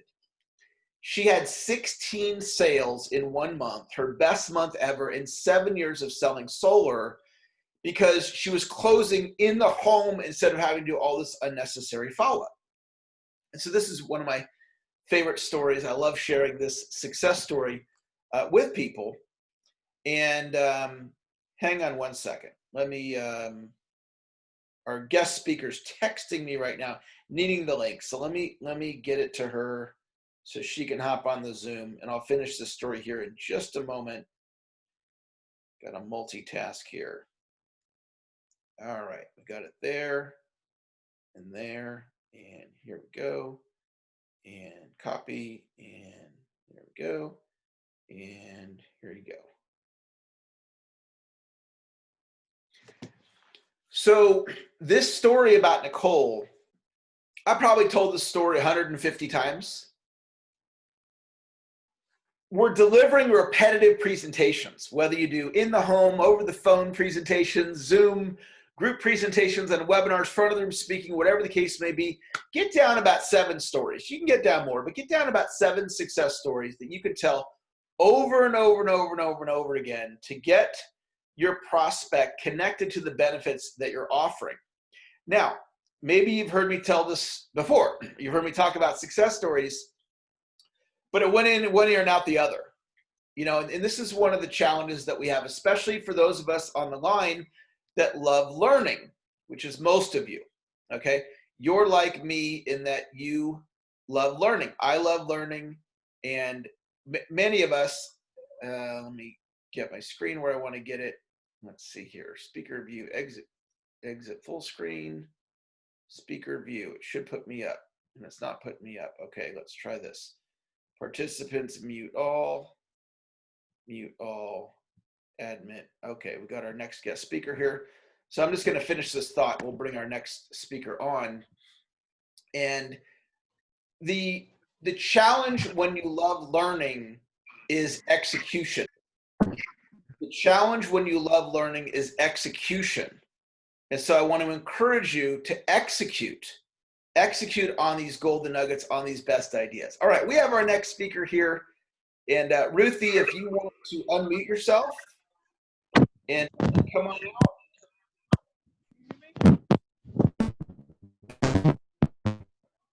Eric, can you hear me? I can hear you. Let me see if I can see you. There you are. Hey, how you doing? I'm fine. I got some for you, birthday boy. I wish I could put these on you. This is your day. I can't hear you now, Eric. Yeah, I'm here right now. And can you hear me okay? I hear you great. Okay, your audio is coming in good now. So let me just tell everybody who we have here as our next speaker. And Ruthie Bolton is one of my good friends, and she is a two-time Olympic gold medal winner for basketball, Olympic champion, played for the Sacramento Monarchs, and has just done incredible in her life for the things that she's accomplished. And so that's who our next guest speaker is, my friend Ruthie Bolton. So Ruthie, I'll turn it on over to you. All right, Eric, thank you so much. Eric, you know I'm in Mississippi right now, don't you? And I do. I've been fighting off the love bug, so, and then sometimes we have signal issues, but I'm so thankful and honored. This is a great day. It's so great that I had to put my medals on, my gold medals. I went and found them in a shoebox up under my bed. But I'm thankful that you have allowed me to share this day with you. And believe it or not, Eric, I feel like every day is your birthday because you make every day exciting, enthusiastic, and just powerful. And I'm beyond thankful that you would allow me to share part of it. And so I really just want to share really about, this is a quote that I love, Eric, and I know you've heard me say it, is that to the world, we might be one person, but to one person, we can be the world.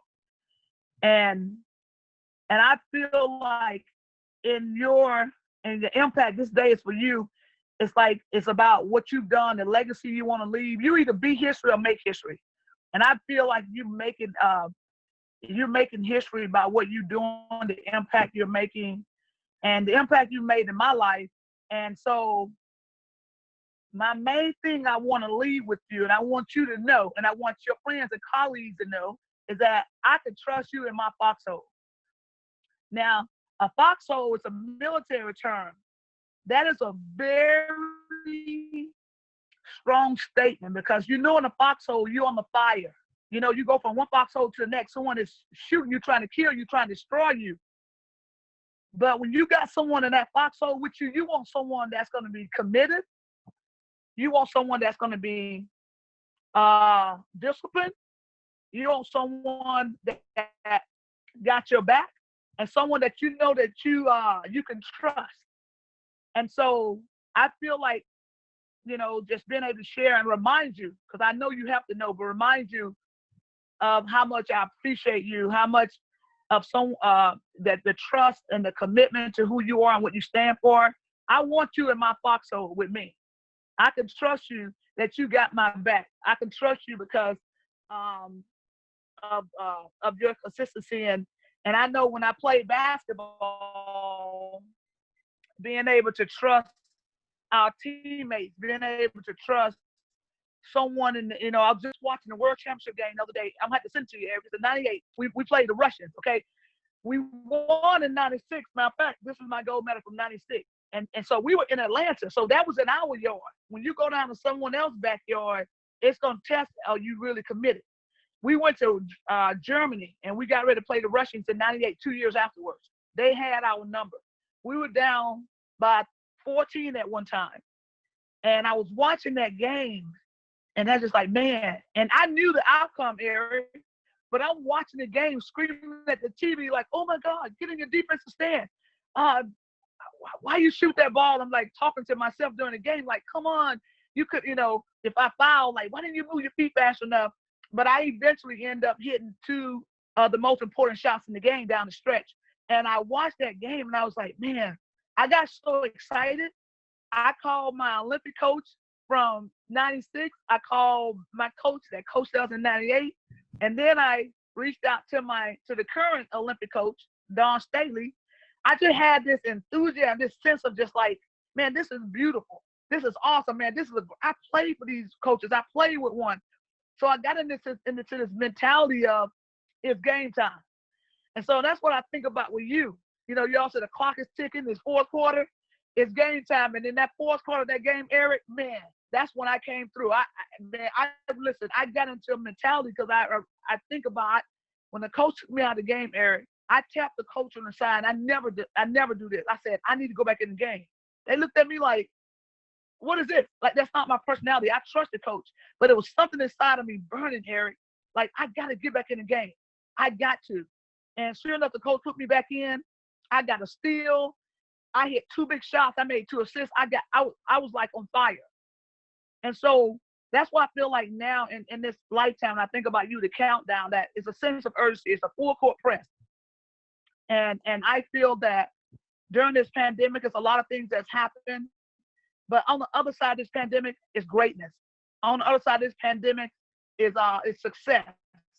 Is mighty. And also on the other side of this pandemic is Eric Lofton. You're on the other side of this pandemic, and you're paving the way for so many people. And even though you get a lot of feedback through emails, through people calling you, you still probably gonna never really know the impact you made on people's lives. And I just want to take this opportunity to just celebrate you and to just say I applaud you. And I would say take off my hat, but take off my little hairband bow to you for what you're doing. And encouraging you is that in those valleys and those, you may get in the foxhole, you may stay for a while, the timing may get on, but I want you to know that I trust you in every one of my foxhole, and I mean that. And I know a lot of people in my lifetime. I know a lot of people I've been around, but I think your enthusiasm, there's nothing ever accomplished without enthusiasm, your passion, and you're a teammate that I know when I come out the game, if I was 0 for 5, you're going to encourage me and give me a high five. I know you're a teammate that is going to push me and that's going to get the best out of me, that's going to hold me accountable.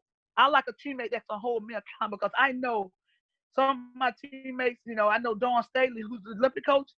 I text her after the game and I said, Dawn, oh my God, the Russians tried to get us. And even though I said, Dawn, it had me nervous for a second. She said, Ruthie, girl, you hit those 2 big shots. It was 25 years ago. And she said, I can always count on you, Ruru. And I said, Dawn, thank you for believing in me. And I said, believe it or not, I was listening more to you. I was the coach on the sideline. I said, well, don't tell her though. But I said, you were a lead on the court. You challenged me. You came up to me one day. You pulled me close to you and said, listen to me.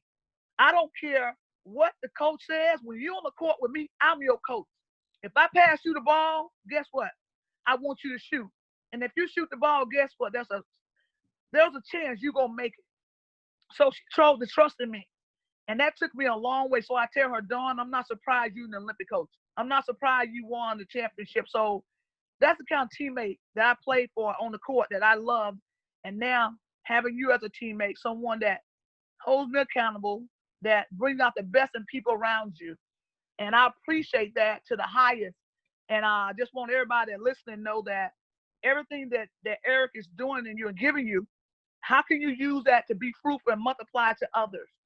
Because all your gifts is that to the world you might be one person, but to one person you could be the world. I want you to hold on to that because Every gift that you have, it's not for you, it's to serve others. And what is the best platform to use, the best place to do it, and to have a coach like Eric. And Eric, no, I'm not saying this to try to sound good. He know how I feel about him, and he knows the impact that he made in my life. And so I encourage everyone out there is to build and grow. And if you tell yourself that the pandemic can hinder your life, then it's gonna hinder it. If you tell yourself that, oh man, things are just horrible, then they're gonna be horrible. But if you tell yourself, you know what, oh, forget this pandemic. Hey, I'm rising above this. I'm already on the other side of it. I'm already on the other side of what it called failure. I'm on the side of that fence. Hey, Ruthie, I want to just jump in for 1 second. Remind you of one fun time that we had when we were in Vegas and you were speaking at the Eric Worre event. You remember that event? Yes. So Ruthie was a keynote speaker to speak at the Eric Worre network marketing event for women. And I was there as her road crew. So I was carrying the bags and doing all the things to support her at that event. So that was a really fun time. I want you, the women listening right now, and some of the women listening, they may not know that you are a domestic violence survivor.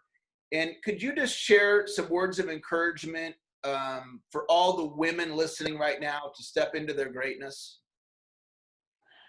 Yes, for sure. You know, to all the ladies out there, you know, I experienced domestic violence during what I call the peak of my career, of my basketball career, the World Championship, the Olympics, a little bit professionally. And I just want you to know that my heart goes out to you. My arms are wrapped around you. If you're involved, if you're in it or know someone else is, I want you to know that you can turn your pain to power. And I played, it's crazy, but I played the best basketball I ever played during that time because I got in a space where basketball edified me. My teammates celebrated me, and I guess that's why I played so hard. So if you're going through or know someone else is, I just encourage you to not try to do this journey by yourself. You got one person in your corner, that's me. I'm praying for you, lifting you up. There's a national number, and I can always get that to you later, Eric, but someone going through and know someone, because I know a lot of times people hold out because they're embarrassment or they don't want anybody to know. There's a number you can call that no one will ever know. You don't have to tell them your name. You just tell them your situation. You don't tell them where you're from. And they give people some space to just not be judged, but be able to share and open up. I just, in spite of, you know, I went through it, and it was really a tough place, but I had my, that inner drive that I have, that knowing that no matter what I go through, that I having the strength to rise above, and it's a tough place. I didn't know if victory was staying and leaving. I didn't care about struggles. Like, listen, I will crawl. If we're arm in arm and we're in this journey together, I'll low crawl to the finish line, Eric. Lady, I'll low crawl. Struggles don't scare me. But when you're pulling in different directions, so that's what the situation was in my marriage. We pulled in different directions, and it almost got me. But I'm thankful to my faith and my family, and that in my inner strength, and knowing that not trying to sound religious, but God was bigger than all of that. And I'm thankful that He has allowed me to turn my pain to power. No bitterness in my heart. I have learned how to have an ability to rise above your circumstances, and that's what. And my story has afforded me opportunity to write a book called Pain to Power. And in this book, it has allowed women to rewrite their story. There are times where I've spoken and I've come off the stage, and this young lady hugged me for 3 minutes, won't let me go, and she said, "Thank you for saving my life." You know, she said, "Thank you for giving me closure." And I didn't know her, and I was still healing. So sometimes we can grow in our journey, and and so if we wait till sometime we're in that perfect place to share, then it's gonna be a long road. So don't worry about being in that perfect place, but share your heart. Find somebody you can trust, because it's too much to carry on your own. And I just want you to know, leave you with this, ladies, is that, as I said before, to the world, You might be one person, but to one person, you be the world. You are like a butterfly. You are a butterfly just trying to spread the wings and soar. So let's remove all these layers of guilt and shame and disappointment and I'm not good enough. And that butterfly in you is waiting to develop, and it's so beautiful. And so I give you permission to spread your wings. I give you permission to shine. I give you permission to soar. And I give you permission to flex your muscles to a better you, because this is your opportunity. And do not let circumstances, you don't have to look like what you're going through. You don't have to look like what you've been through, because there's beauty in you, and that nobody in the world, look at here, nobody in the world have your set of fingerprints. That God designed you that way for a reason. So rise above, keep flexing, and so you can be the best version of yourself. All right, I got one last thing for you to share, Ruthie, because when you and I talk, we always talk about the fourth quarter. So tell everybody what that means.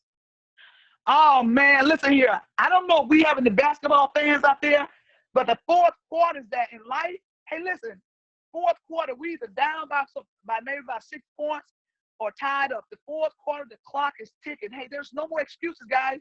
Listen, there's no more excuses. It's like, I don't want, listen, in the 1996 game, we would air, there's a picture, and I'm going to say it real quick, there's a picture that they showed me relentless, this look on my face trying to pull the ball away from 2 girls.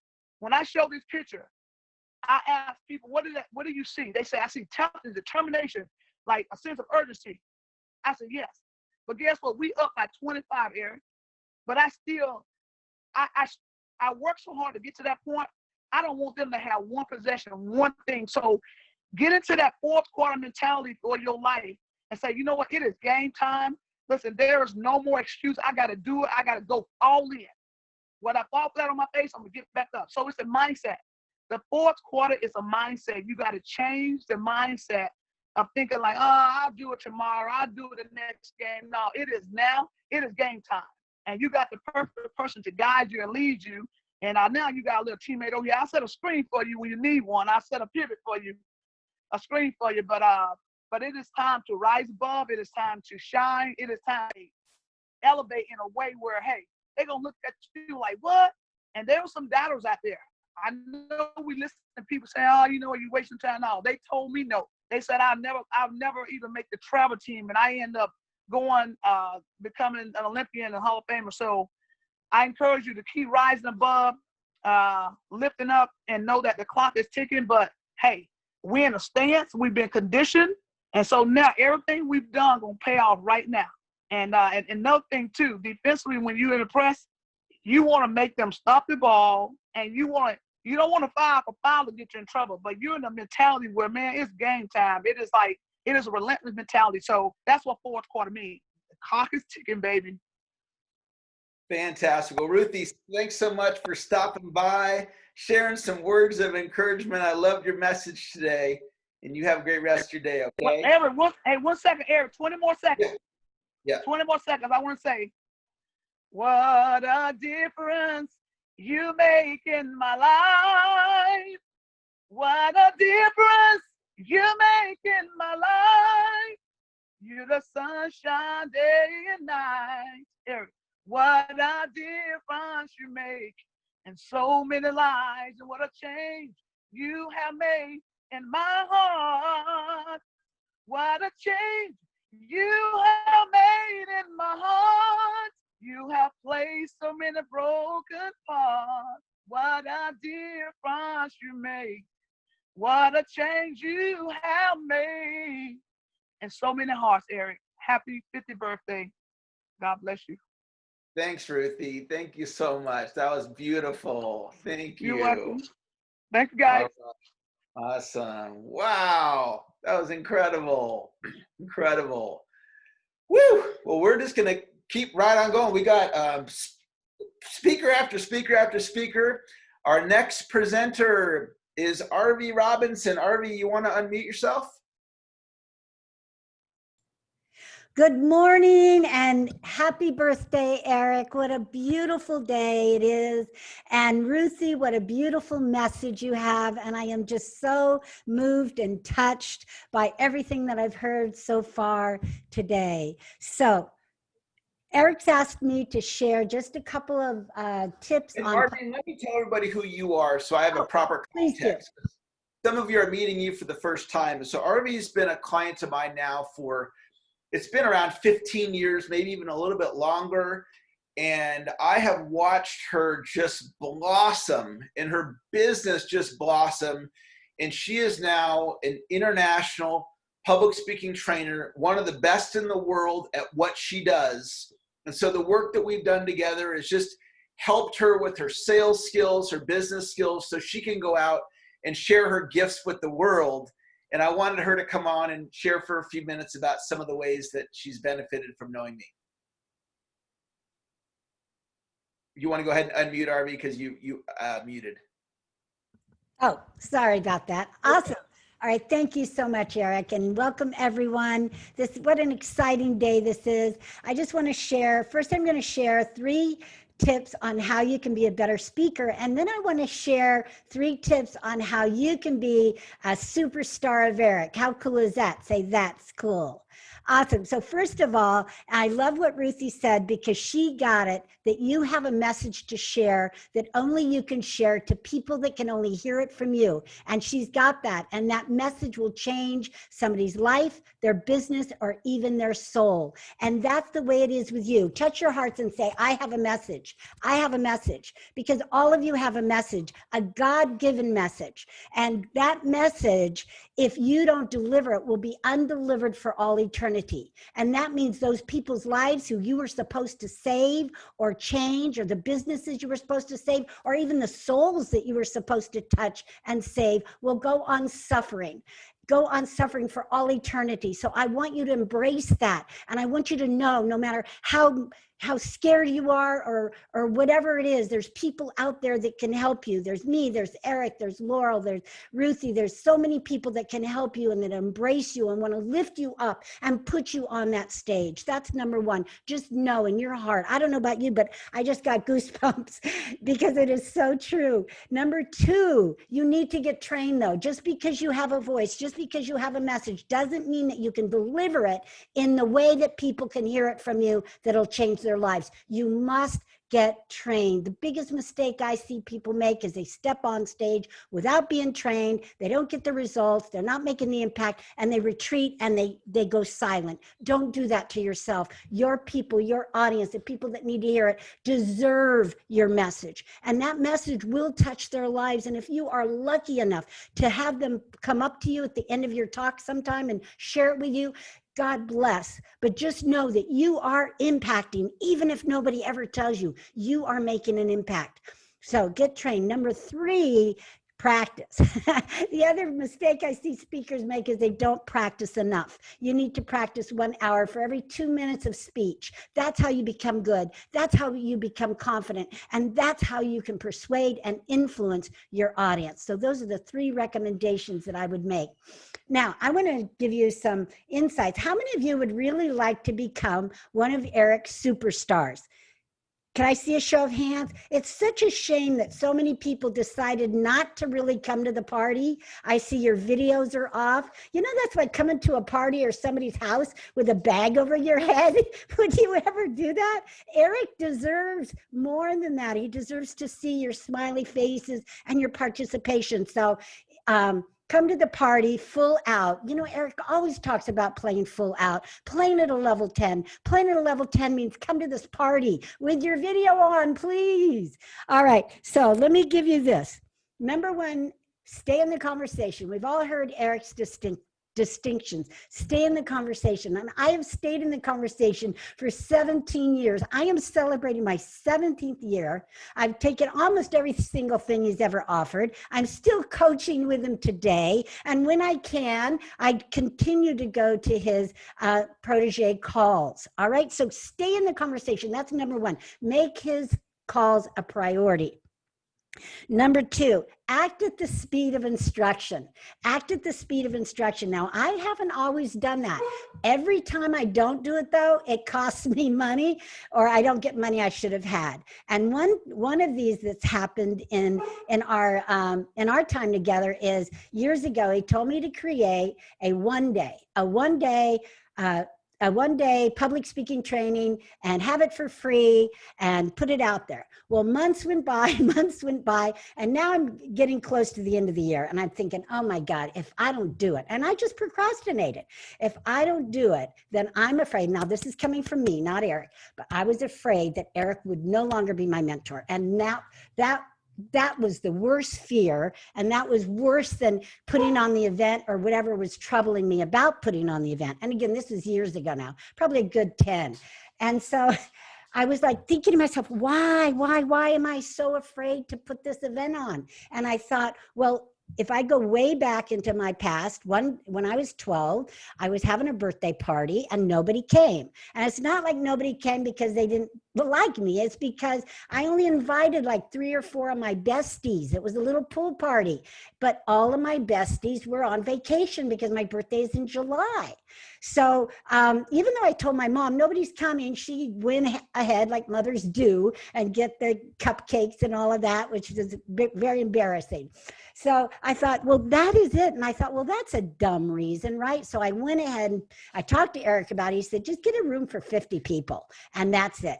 And so I did, and I put it out there because I'd been building my list as Eric had instructed me to do. And boom, I had 138 people come. I had standing room only, and I had made $11,000 in one day. How cool is that? Say that's cool, right? And then I've been putting on those events ever since. And I even went to Hawaii. And so I texted Eric and said, hey, Eric, I'm putting on my free one-day event in Hawaii. You know, so act at the speed of instruction, because if you don't, it's going to cost you money. You're not going to get, I can't make up for those 4 or 5 months that I procrastinated, but I'm sure making sure I make it, I do it now. So every time. Number 3. And this is something I did very early on. Now, I was in Eric's second platinum protege. I would have been in the first, but I didn't know about it yet, right? I met him. He was speaking on a conference of somebody else, and I bought his program, and that's how it all started. But I was in his very first close seminar, very first The Close, right? And I was sitting there, and I see on his PowerPoint, I see he was telling about the, and I don't think, Eric, you and I have ever talked too much about this, but I see this girl's name, Wendy. I don't remember what her last name, Eric, but you were sharing an email that she gave you, and she had her name, and she put your #1 superstar. Do you remember that, Eric? Yes. Yeah. And I thought, that's it. That's what I'm going to do. Now, I didn't have enough courage to boldly put that at the end of my emails, but I did write it down. I set it as a goal, a mental goal. And I said, I'm going to be one of Eric's superstars. And I acted like every superstar would act. I showed up, and that's all the reverse. Go back to the other 2 steps. I stayed in the conversation, and I acted at the speed of instruction. And then 17 years later, here we are today. And I am so blessed to be here. I'm so blessed to have Eric as a mentor, coach, and friend. And man, 50. I mean, and I knew you when you're 35 or something like that. It's just been a blessing. Eric has made me more money than anybody. He's he's made me millions over the years. Because of him, I have my house that I'm in 13 years later. I'm debt free. I've been debt free for over 10 years. Debt free. And let me tell you, it feels a lot better than being in debt, you know, and I have money in the bank, and I can just about buy any program that I want to buy. So that's what Eric provides. So stay with him, be in it for the long haul. So Eric, I just want to say that I appreciate you. I've appreciated everything that you've done for me. I appreciate that you've never given up on me no matter what. And I just want to say again, happy birthday. I love your family. I love what you stand for. I love what you do. And I love you. Mwah. Thank you, RV. Wonderful share. I greatly, greatly appreciate it. Thank you so much for taking some time out of your day to come and celebrate with me. Yay. Yay. All right. Fantastic. Well, I'm going to bring on our next presenter here. And before I do, I just want to make one comment about what RV just shared, which is clarity around becoming a success story. And if you just make that decision, that one decision could change everything, because what it shifts is how you show up as a student, how you show up for the program. And so RV's had a tremendous, tremendous success with my teachings, and she's great. And I love that she does move with the speed of instruction to the best of her ability, and it's really helped her. All right, well, we have our next presenter, Doria Cordova. If you want to unmute yourself, and I'll introduce you. Woo! Happy birthday. Feliz cumpleaños. Oh, it's so great to see you. I'm so glad that it worked in your calendar to come spend a little time with me today. And let me just tell all of you who this incredible woman is. There are, there's just a handful of people in my life that are truly mentors to me. And you have been there for me for so many years, and your encouragement and support brought me international to your audience. And the wisdom that you have shared with me through the years has just been so impactful. And it's people like you believing in me that's put wind in my sails. And so I wanted to share you with my audience so they can just get to know you a little bit and learn from you. So I'm going to turn it over to you. Thank you so much. And I was just going to say, I think it was Arvi that mentioned it, that it's so important for you to show your beautiful faces. This is like an opportunity for you to connect with people, for people to get to know you. So just slap on some makeup. I was getting ready for you. And I see that Laura is here too, such an old friend. So the first thing I want to say, only for you on a Sunday, my only day off. And I got all made up and ready for you. And then after this, I go back to my pajamas. So before I teach a little bit, I wanted to just share with everyone a beautiful memory that I have of you. And and for those of you that don't know me, I am the owner and CEO of a program called the Money and You program, and the Accelerated Business School for Entrepreneurs, and other accelerated programs. And my mentors, Marshall Thurber and Bobby DePorter, put on the map 42 years ago the transformational, entrepreneurial, experiential training industry. They were the ones that took that end of the human potential movement. And I was a student, and I learned so well. I ended up inheriting all the work in 1985. So I've been doing this for 41 years, and no, I have not had plastic surgery. This is good health. This is no drinking alcohol since I was 38 years old. Like I say, if I had known that I had a certain amount of alcohol to consume this lifetime, I would not have done it in the first 38 years of my life. And so I know one of the things that I do is my mission, my purpose in life is my purpose in life is uplifting humanity's consciousness through socially responsible businesses. And one of my missions is the transformation of educational systems around the world and eradicate poverty and hunger. And we do it through social enterprise. And one of my partners, my business partners, was a gentleman by the name of Robert Kiyosaki. And right here on this spot where I'm literally standing, we created his future, which actually Laurel was very instrumental in launching him in his next life after ours, which was the Rich Dad Poor Dad series with Sharon Lechter, who was the power behind. There's a lesson for you. There's always the power behind the power. So a lot of you don't know me because I have been in the background kind of pulling the strings. So always know who is the power behind the power. And one of the things that Kiyosaki and I really agreed that the most important thing in business is sales. You cannot create a successful business, create an economic engine, create a movement, create the world working for 100. That you met Eric, I can't remember how many years ago. I just love it that you're like me. You're not aging. This is good. This is a sign of a good life, of a lot of love, and I just love watching your life. I am your stalker in Facebook and other places.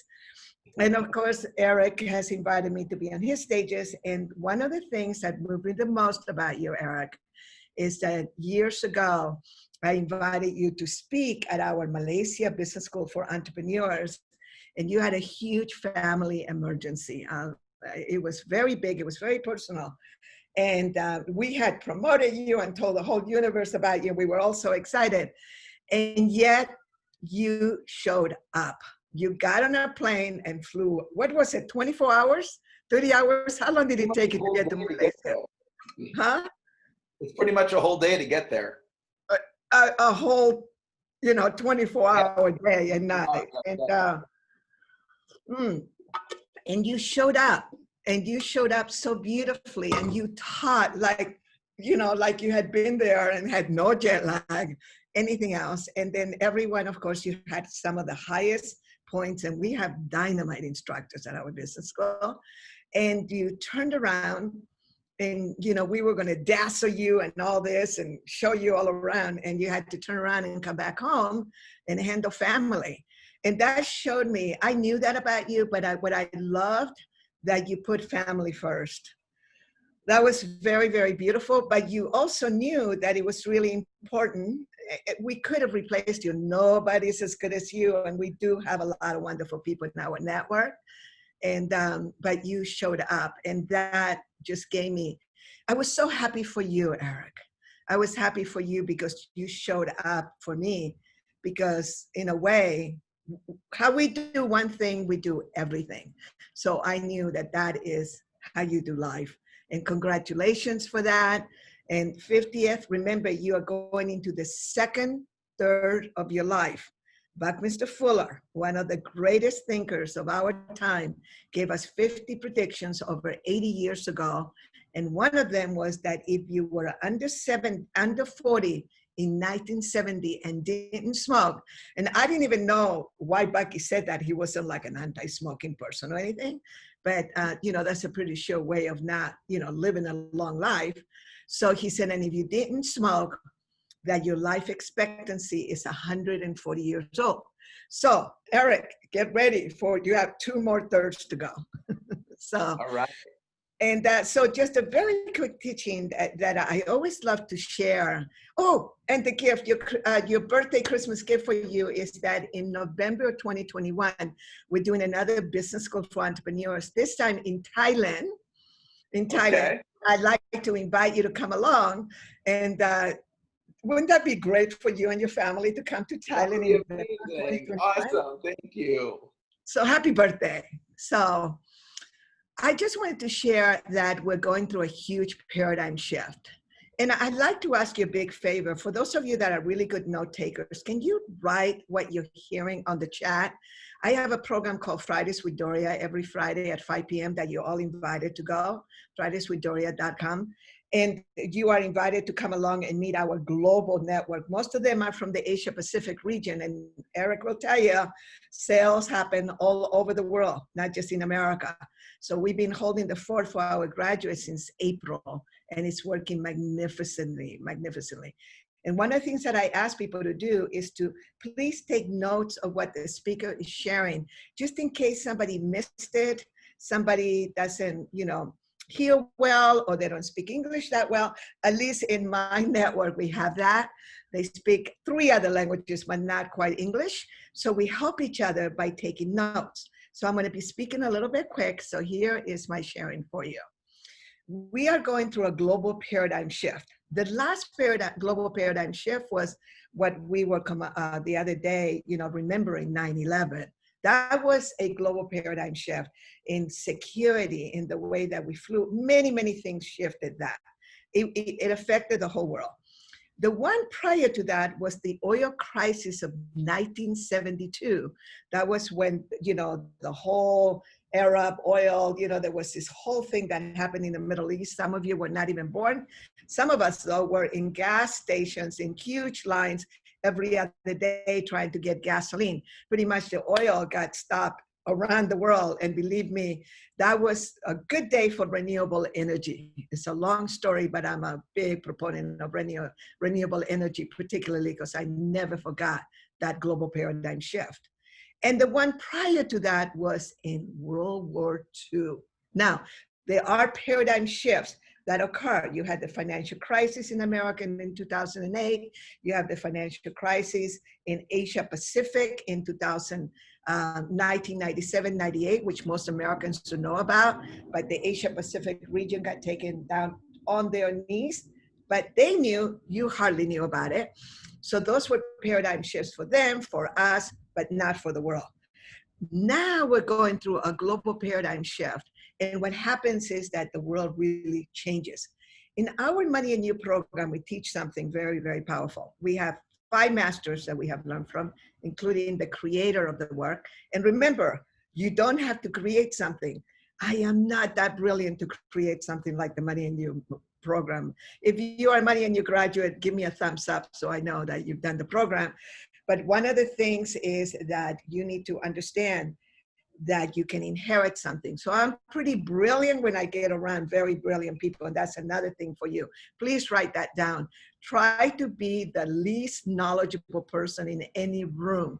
Surround yourself with brilliant people. And this is why I love being around you, Eric, because even when I come visit you and you're teaching, I'm reminded, yes, yes, yes. I forgot that. And I am an enrollment queen when I am totally in my purpose, in my mission. I've been doing this, by the way, since I was 27 years old. So the Great Spirit gave me an economic engine and gave me masters to learn from. That's what you want to do. And that's what Eric is bringing to you today. He's bringing all these different masters and experts.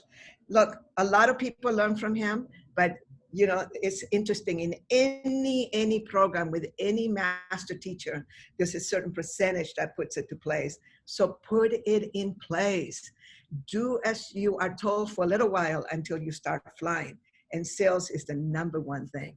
So just to come back to give you a context of what's happening right now. So what you have right now is you have in the Money and You program, one of the masters is Ilya Prigogine, that won the Nobel Prize in 1979 for the theory of dissipative structures. And what that means is that in a simple term is perturbation. This is perturbation. You have a certain reality, the world's happening, your life is happening a certain way. Then something occurs, something really big occurs. Now, we all had something really big occur to us. It started last year, but it hit us really hard on March 13 in the United States. And if I'm speaking to Asia Pacific, for you guys, it was in February. So what happened was that then you have boom, and you have this combustion, and then it's going to go poof. It always does. Why he wanted a Nobel Prize was because of engines, the size of engines. The theory of dissipative structure has to do with combustion.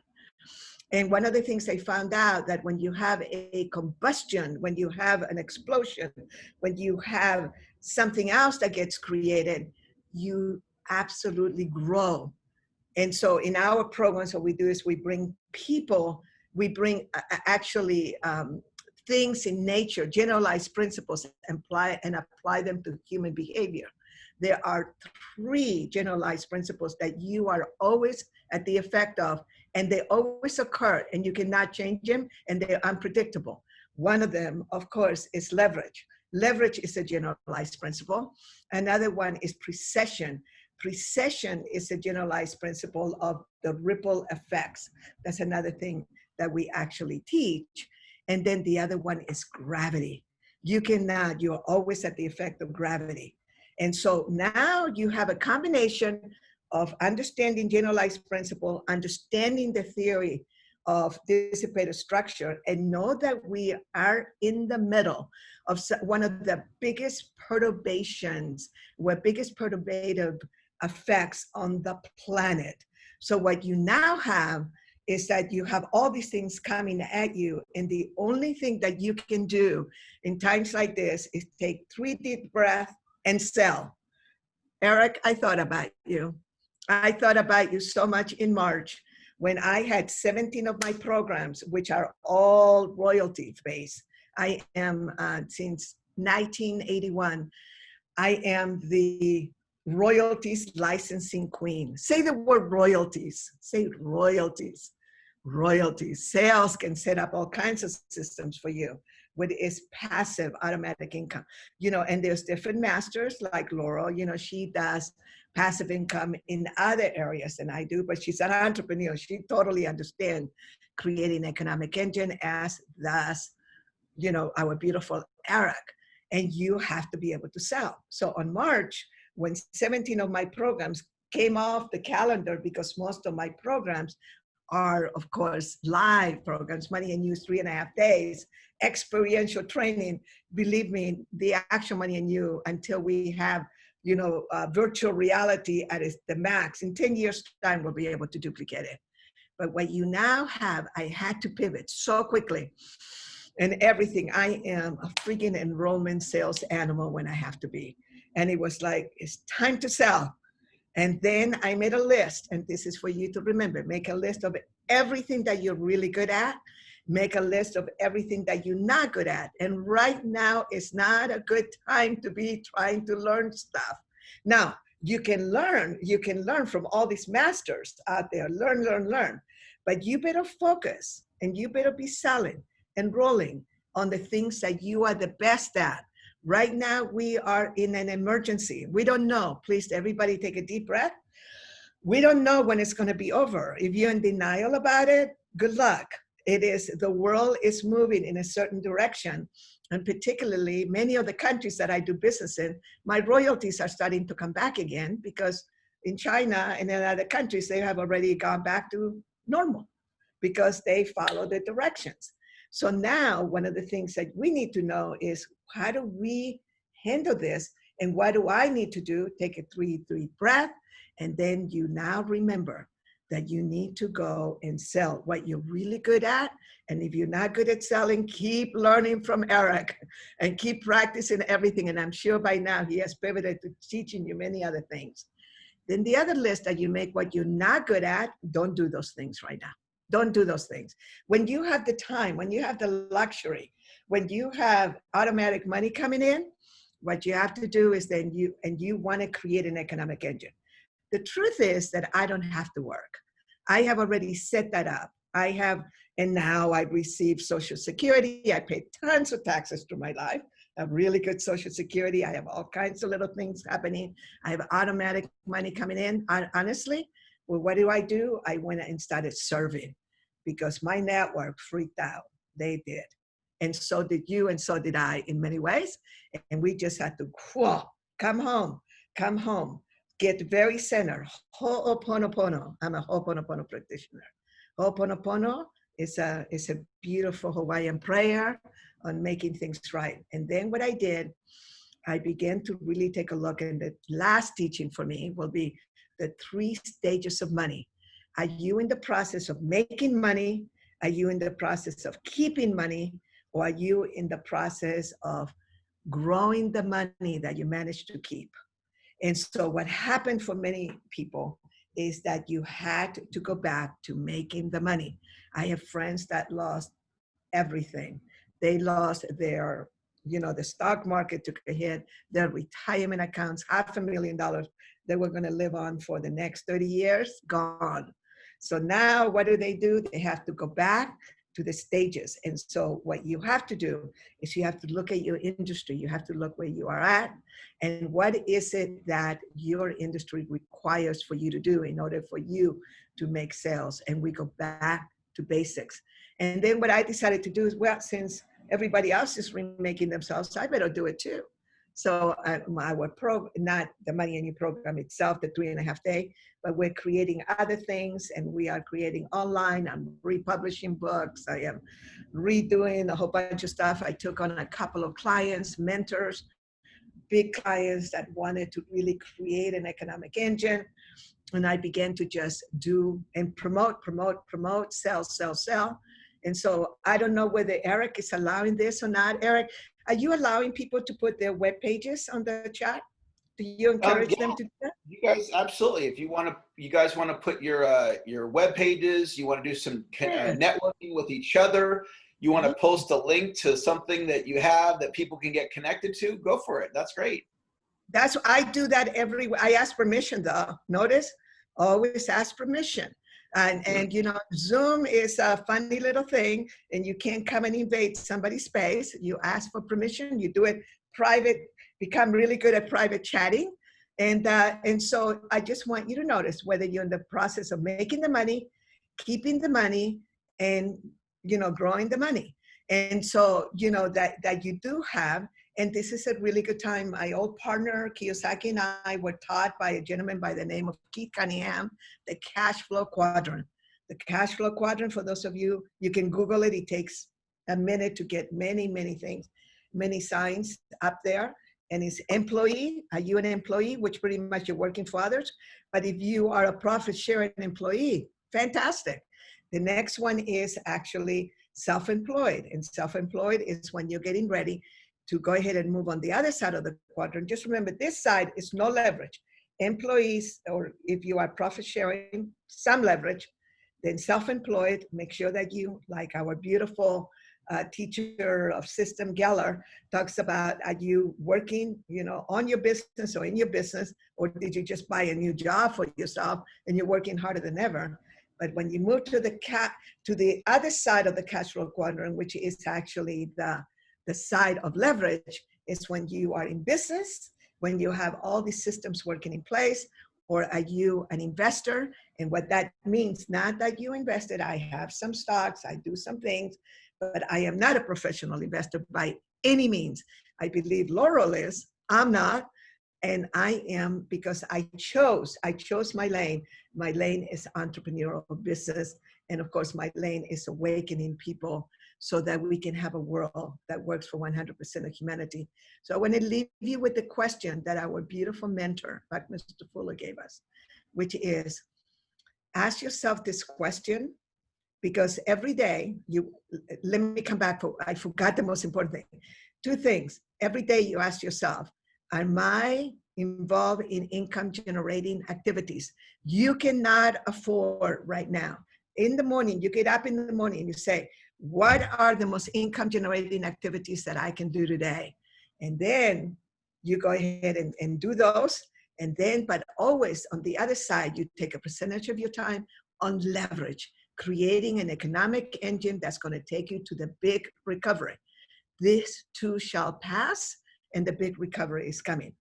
The way that I have created my wealth has been by creating programs and systems in place for entrepreneurs to create products and services that answer this question. How do we make the world work for 100% of humanity in the shortest possible time through spontaneous cooperation without any ecological offense or the disadvantage of anyone? Asked by Buckminster Fuller. So when you find me, I'll list all kinds of different places where you can find me on the chat room in a little bit. But I just want you to know that I thank you. Thank you, Eric. And the reason I wanted to come in and honor you and celebrate your birthday with you is because you are, if I may be arrogant enough and old enough, I'm old enough to be your mamacita. I would have been 20. I would have been a young mama, but you could be my son. I want to thank you for being my leverage. And what I mean by that, because when I look around in the world, Tony Robbins did Money and You at 23 years old, Paul Mitchell in 1980, you know, Ben Cohen in 1979. These guys are all my leverage. Kiyosaki, everyone is my leverage that I even touch for a minute, because they are then creating their own empires, their own legacies, their own movements. And that is, if you touch someone in a way that you contribute to their well-being. So the other speakers were correct, the ones that I had a chance to listen to, that they were correct. Just touch. You don't have to be everything to them. Just touch them. So thank you, Eric, for empowering so many beautiful people that, you know, Arvi is just one of the many, and that you are empowering, and the people that are here who are going to create beautiful product and services that will make the world work for 100% of humanity. And for that, my friend, we already got our ticket in heaven. And thank you. Aloha. Happy birthday. Thank you so much. That was a wonderful share. I appreciate you taking time out on a Sunday I wanted to share you with everybody. So thank you for being here, Doria. You're welcome. I'll stay around a little bit longer. I like looking out. That's what I do, by the way. I go around looking, and then I go look you up. I look at your Facebook. I look at put your last name if you can. If you can, put your last name. I'm Doria Cordova, DC Cordova. You can find me everywhere. I'll put your stuff on the side. I want to look at you. I want to get to know you. I know the kind of people that Eric attracts. So, whenever you have an opportunity to see all the beautiful flowers and the bees that are pollinating the universe, you want to get to know them. Aloha. Thank you. Fantastic. All right. Well, that was an incredible share.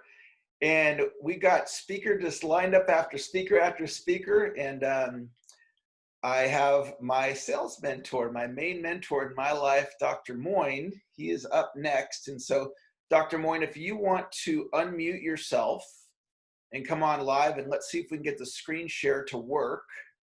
Oh my God, I get to meet Dr. Moyne? He's here? Yes. Yep. Oh my God, never have. Oh, sorry, I'll go off. I'm just excited. All right. Let's see here. I saw him earlier, but I don't see him on here this second. So let me see. Give me just a minute and we'll get this all figured out. And we have our next speaker on here in just a moment here. Okay. He's on page 2, Eric. Okay, perfect. Thank you. Thank you, Harry. I'm Eric, everybody, can you hear me? All right. Hey, Dr. Moyne, how are you today? Hey. Good morning, everybody. Good afternoon. Good evening. I know we have people from around the world. DC Cordova, you were amazing. Eric has mentioned you. I was inspired. I took a bunch, you can't see them because there's blinding light coming in here from my windows facing the ocean, but I took a bunch of notes, and you are inspiring. You flow. You've got the life energy. You've got the mojo. You flow. So this is a celebration, not just of Eric's amazing life, Eric's energy, his positivity, but the lives of everyone here. And that's going to be part of the focus of what I'm doing. I'm going to do something. Before we get started here, Dr. Moyne, let me make sure because you want to do a screen share, right?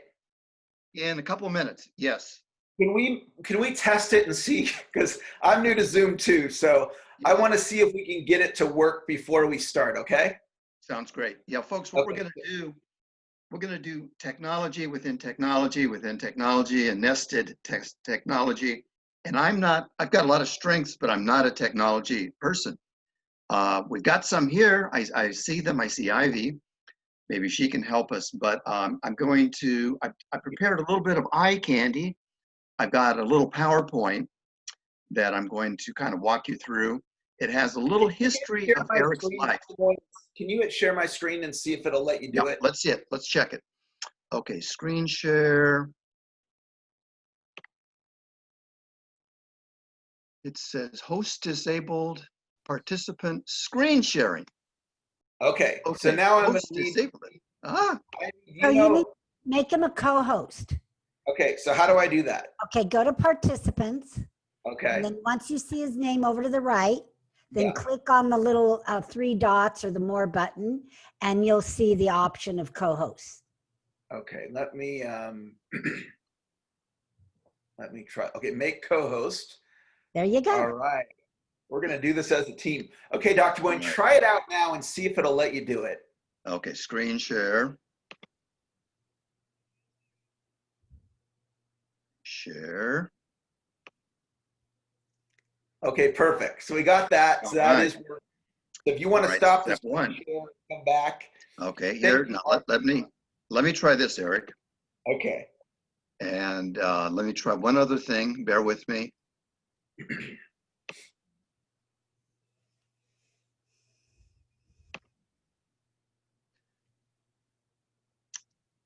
Can you folks see that?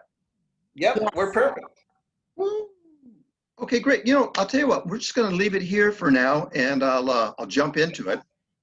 Let me introduce you first, and then I want to. So I think many of you, most of you, maybe even all of you know the impact that Dr. Moyne has had on my life. And I was a struggling salesperson about to lose my job, and I was introduced to Dr. Moyne's ideas.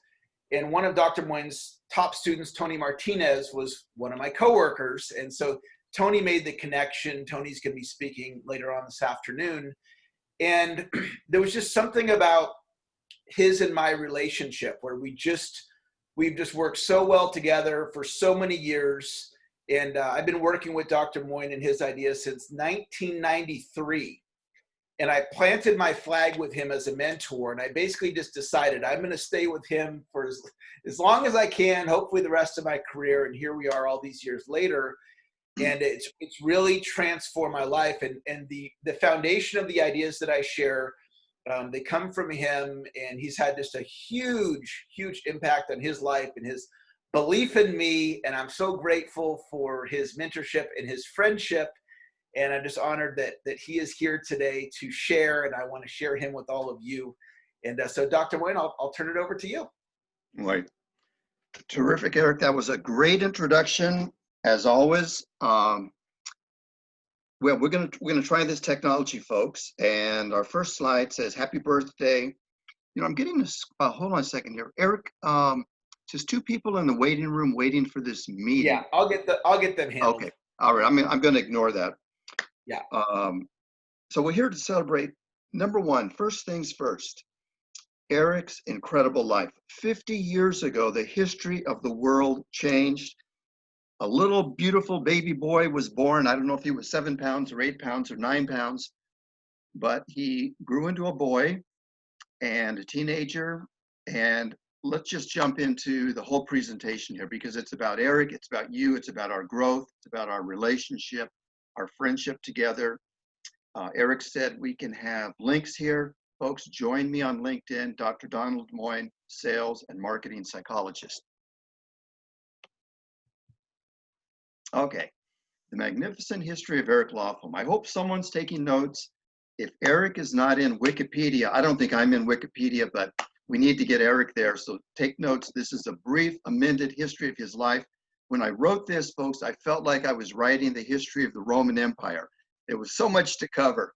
It's such a magnificent history, with some setbacks also, of course, because it's the thrill of victory, the agony of defeat, and that's human life for all of us. Oh, actually, we skipped one here. Let me see if I can go back. Here we are. So September 13th, the birth of Eric Lofholm, 1990, or approximately. These are all approximate dates. Eric can correct it later in the Wikipedia entry. Eric becomes McDonald's restaurant super employee. Eric has shown this 10,000 times. I'm sure you've seen the pictures of Eric working at McDonald's. And he has a joke that by the time I was 21, I had made 100,000, not dollars, 100,000 French fries.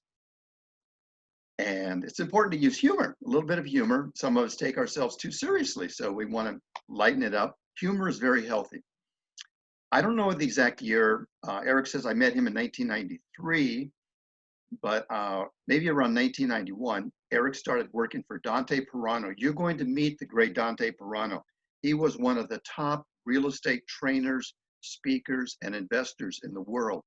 He would buy up hundreds of hours of television time doing infomercials. He was one of the king of get rich in real estate infomercials. And Eric went to work for him.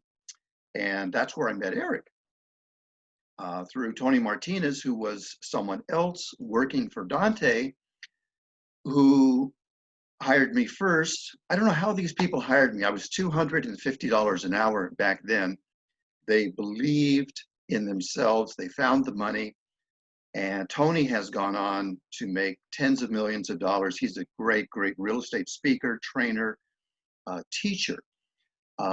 And I give my students all the credit. I was the catalyst. I taught them some very powerful techniques in sales training, marketing, but they had to run with it. They had to implement it in the world. I did everything I could to help them, but I give them all the credit.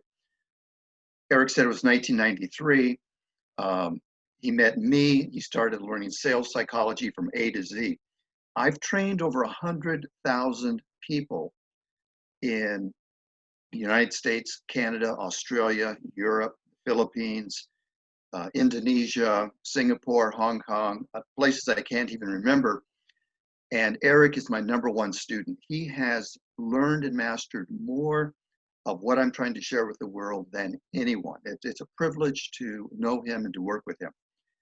I hope you all continue your studies with Eric because he's added things that I've never mastered, like social media. So he's adding so much that was not available when I was doing my groundbreaking work in the science, trying to turn sales into a science from really just a bunch of old cliches about selling and motivational sayings and power closing techniques. All right, let's go on to the next slide here. Let's continue with the history. And now, folks, this is a celebration not just of Eric's life, but of rebirth of Eric Lofholm. Because if he was born this beautiful little baby, grew into a boy, grew into a teenager, grew into a man in his 20s, but a lot of people stop growing in their 20s and they get chronologically older, but they don't really grow that much as a human being or even as a business person. And there's nothing wrong with that. They're good people. They can lead good lives. But all of us are here for a reason. We are growth-oriented people. We love knowledge. We love wisdom. We are growth-oriented. Many divorces in this country happen. Before I got my PhD, I got a master's degree in marriage counseling. And I learned this. I did that for 2 years, and I had a bunch of job offers. But I just thought to myself, I can't do this the rest of my life, watching people fight.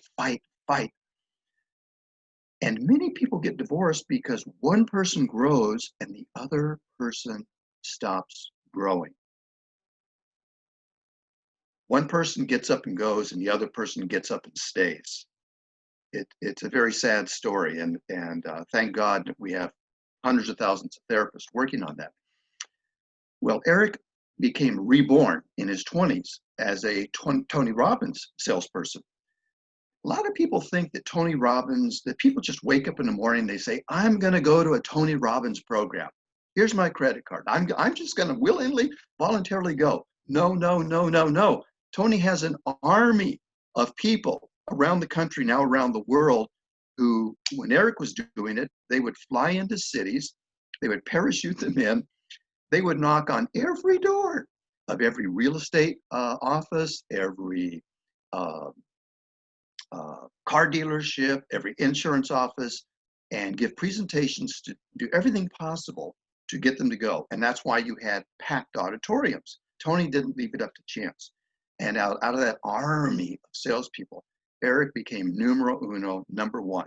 And I was coaching him during that time. I take a little bit of credit because I was helping him script those presentations to get ahead. Tony's people had sales presentations. We made them 10 times better. So Eric became numero uno, and Tony would fly him to his resort in Fiji and with the other top salespeople. And that's a whole other seminar. That's a whole other program we can do about that. Mid-1990s, he gets reborn again. Now my question to you is, how are you being reborn? How are you recreating your life? Let's use Eric as a role model. He became a father, and then a father again, and a loving husband. Mid-1990s to 2000, Eric meets and works with Michael Gerber. DC Cordova mentioned him. Michael is the author of the E-Myth. He asked that great question: are you working in your business or on your business? There's that saying that, I used to have a job. My boss was the worst slave driver in the world. I hated him. He cracked the whip on me every day. He beat me every day. He insulted me every day. Yep, I was self-employed.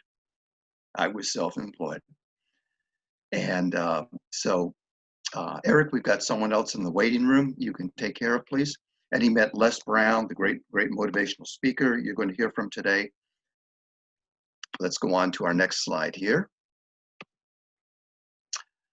2015 to 2020, Eric gets divorced. These are the pain points Eric went through. He finds Heather, the love of his life, this beautiful woman here, beautiful, bright woman. I've met her a couple of times. He gets remarried and he finds happiness, which is going to be lifelong happiness. The mid-1990s to 2020, Eric engages in continuous sales improvement. By the way, I'm plugging Eric's next book, which is going to come out in December, which is titled, guess what? Continuous Sales Improvement. And that's what Eric was engaged in from the mid-1990s to 2020. I've had the privilege of working with Eric all this time, seeing his growth as a person, a sales trainer, a father. It hasn't always been easy. Eric talks openly about a lot of the challenges he's been through. Trial by fire, baptism by fire. And he was reborn. He has been reborn. He has reinvented himself as one of the top sales trainers in the world today. I promoted this giant birthday party on LinkedIn. And I mentioned that Eric, I'm going to be speaking at his birthday party. If you don't know him, Eric is one of the top sales trainers in the world today. And I think within 5 years, he will be cemented as number one, numero uno. So let's return to happy birthday to Eric. Happy rebirth to all of you on this call. As you've seen, Eric was born one time 50 years ago, and he has reinvented himself and been reborn multiple times. Religions talk about rebirth. This is not, you can be, I'm religious, I'm spiritual, but you can be agnostic, you could be atheist and be reborn. It's necessary in this big, confusing, complex world, especially now in the era of coronavirus. And we're going to have other challenges besides coronavirus as the years go on. So we're going to need to reinvent ourselves, as great as our lives are today. Let's talk about that. In celebrating Eric's birth in his life, let's also celebrate our lives. I see some of you here, and I know there's many, many more of you on this call. And let's use Eric's life as a role model. And let's all think now, go inside yourself. How have you reinvented yourself? I see Ivy here. I know how she has reinvented herself. Great athlete, marathon runner, great cook, so many other things. And if I could see the pictures of everyone else, I see Arvi here. She has reinvented herself. You go, girl. And I'm sure all of you have, and you have stories about this. I want to encourage you to look at ways you can reinvent yourself today, reinvent your life. As great as it is, you can make it even better. Eric's also suffered many setbacks. Eric's a very honest person. He's talked openly about his setbacks, bankruptcy, divorce, other setbacks. We all have suffered great setbacks. Our previous speaker, I have to look at her great notes here. She talked about creating an economic engine, DC Cordova, and being an investor, and people suffering setbacks. I've suffered setbacks. I lost millions in real estate. I lost millions in the stock market. I've remade it. I've lost some. I've remade it. It's the story of life. And so how can you reinvent yourself today? That's the big question. How can you have a rebirth? This is a celebration of birth and rebirth. How can you rise from the ashes and reinvent yourself? I want to share with you the story of the phoenix. This is a story that has been told all around the world throughout time. In every culture of the world, the story of the phoenix is told in different ways. The Christ story is the story of the phoenix. It's the story of birth, death, and then rebirth. The phoenix re-emerges from the ashes and becomes the most beautiful, magnificent, powerful bird in the universe. What makes the phoenix story so popular? It's not just the story of someone else, It's the story of all of us. It's the story of our lives. And that's why we're drawn to it.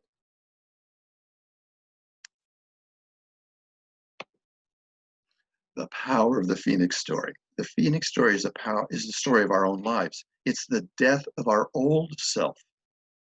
And that's scary, folks. It's not easy. The death of the old you, old relationships, an old marriage, another type of relationship. It could be the death of a business relationship.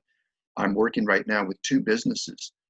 They're golden gooses. They're making over $1 million a year each, and the partners are feuding.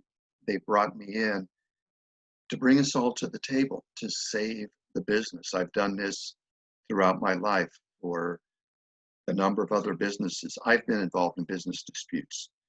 So it can be that kind of a death and a rebirth. It's scary, it's painful. But if you have the right tools, something even more beautiful, more powerful, more lucrative can emerge from it.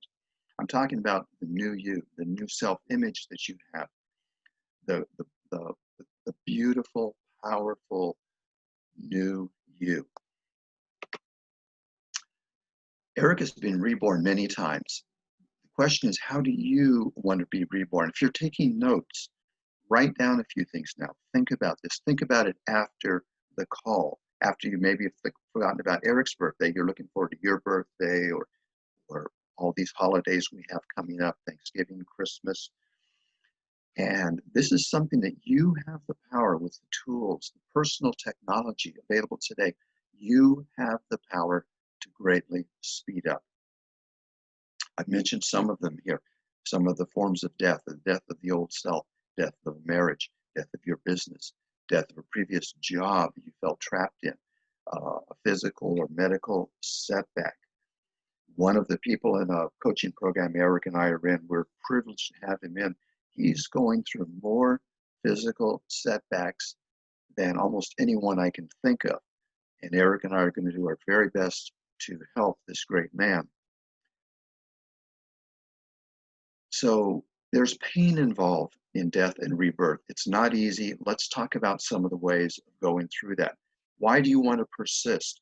Why do you not just want to stay the person you are and not grow and not give up that comfort zone? Because in this death and rebirth, you have to give up old comfort zones and you have to take chances, and it's not always going to work out. It's because what waits you, what's on the other side, what's at the end of the rainbow is so magnificent and so fulfilling, it's worth the temporary pain. And I want to give you some examples from some of our clients. Eric, how are we doing on time? I can't see my clock. You're good for up to 10 more minutes. Okay, great. Because I know we have another great speaker after me. I don't want to partake of their time. But this is something that Eric and I are practicing in our own lives. As I mentioned, I've had a number of business setbacks, investment setbacks, rebirths in my life. I was originally going to be a marriage and family therapist. I got my master's degree. I did that for 2 years. And people said I was good at it. I had long hair. Can you imagine this? I was in my early 20s. I was unmarried. I had long hair. I had been an honors student in college. I'd never been married, and I'm doing, under the supervision of a PhD therapist, I'm doing marriage counseling. And I realized I can't do this the rest of my life. I don't want to be around people who are fighting the rest of my life. And so I applied to a bunch of graduate schools. I got accepted into a top PhD program. I was very fortunate. And I went back to school. I wanted to become a college professor because I love knowledge. And I taught 2 classes in my PhD program to undergraduates. And I enjoyed that, but I realized I don't want to spend the rest of my life teaching teenagers and having them say, Dr. Moyne, is this going to be on the test? Is this going to be on the test? Because I knew that if I didn't say it's going to be on the test, they wouldn't want to learn it. I worked my way through 10 years of college as a salesman, and I wanted to work with people in business because I respected salespeople. I was a salesperson. I made enough money as a salesperson in college as a graduate student to buy my first house. I bought a house on a hill in Eugene, Oregon, next to the University of Oregon, next to where my college professors lived. They were kind of amazed at this, but I was doing things as a salesman that made me enough money to be able to afford to buy a house. So I became a great believer in salesmanship and less interested in becoming a college professor. I had to reinvent myself. And then I reinvented myself several times as a psychologist. So I practice, I walk my talk, and Eric does too, as you know this. But we're working with, Eric and I are working, I had a session with him early this morning, a multi-millionaire that I've been working with for 20 years. I met him, he was making about $1 million a year. I can't say too much about him because he's involved in a lot of controversy right now. And I got his business up to over $10 million a year. And through a variety of things, not his fault, he lost the business. He lost his mansion, which I was at many times in another state. He lost his private jet. And he's now in his 60s having to reinvent himself, rebirth himself. Eric and I are helping him do that. He's starting from scratch, from less than zero, because now there's bad things about him on the internet that are untrue, that are going to be disproven, but it's going to take the next year or two because it involves a big court case. So he's on the way, and he's only been on the path for about a month, but with my help and Eric's help, he's already on the path to making $20,000 a month. And he'll be quickly up to, I think, $100,000 a month, which is all he really needs. I've helped a lawyer this last few years who had cancer, very, very severe form of cancer, recovered from surgery and chemotherapy. He was on his deathbed. They were issuing the last rites, and he came back, and he's now totally cancer-free and back to successfully practicing law, rebirth, regeneration. And we could give you dozens of examples in almost every field you can imagine: life coaches, lawyers, nutritionists, medical doctors who are leaving their old jobs they've outgrown. You may be in that position. Relationships they've outgrown. It's the death of the old self leading to birth and rebirth of the new self, to deep fulfillment, to a magnificent life. And the question is, how do you do this? How do you achieve this? Use all of your sales and persuasion skills. The first sale you have to make, folks, the most important sale, is to sell yourself on the idea of a new you. You have to sell yourself. No one's going to do it for you. You can attend all of the YouTube, you can attend all the Zoom programs you want. Watch. I know people that spend hours a day watching YouTube videos. I know they're learning a lot, but some of them come to me because they're not changing their life. Watching YouTube videos is not a magic pill by itself, as great as it is. You have to become the world's greatest believer in the new you before it will happen. And if you're not, instead of taking 1 year to make that transition, it could take 5 years or 10 years or maybe never. Then what's the next step? Use personal change technology. Here's how to do it. You know, I have a proprietary set of techniques, but here it is, from the easiest techniques to the most advanced. Affirmations. We all know about that. Many of you on this Zoom are yourselves life coaches. I know we have a medical doctor here on this call, at least one. We have a lot of people who studied NLP. By the way, I was at University of California, Santa Cruz, when NLP was invented. I was there before it was invented by Richard Bandler, who's a fellow student of mine, and John Grinder, who was a professor. And while I was there, these two brilliant people created neuro-linguistic programming. So I've been studying it from the very beginning, from day one. Use visualizations, use NLP, have hypnosis by a skilled hypnotherapist, then master self-hypnosis. A little more difficult, but you can achieve incredible breakthroughs with that. Experiential learning, which you can do from day one. But that means not just reading about it, not just watching YouTube videos, but something that intrigued me about DC Cordova is she talked about experiential learning. That's Eric and I's new program. We have a 1-year mastermind. We're going to have a lot of experiential learning. We're going to assign experiential homework. I'm a great believer in experiential learning. Tony Robbins has the fire walk that a lot of people have been through. The amazing thing, folks, is that Tony's now doing the fire walk training without the fire walk. He has to do it on the internet. So there are ways that you can do experiential learning even over the internet with homework, with assignments and exercises that can lead to breakthroughs. And then beyond that is internal master salesmanship, which almost no one is doing, where you completely sell yourself. It's almost a form of brainwashing that leads to incredible breakthroughs. And I want to share something here from Laurel Langmeyer. She talks about, well, she didn't make this up. It was around for decades before that, but live your life out loud. Practice it. Take chances. Go out in the real world. Live it. Try it out. You're going to make mistakes.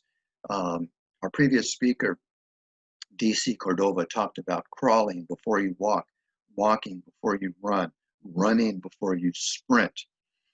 Ivy is a runner. I used to be a runner until I blew out my knees and my ankles running up and down hills and mountains for half marathons. And so now I'm a cyclist, which my body can handle. And that's good. It keeps me strong, along with lifting some weights. And that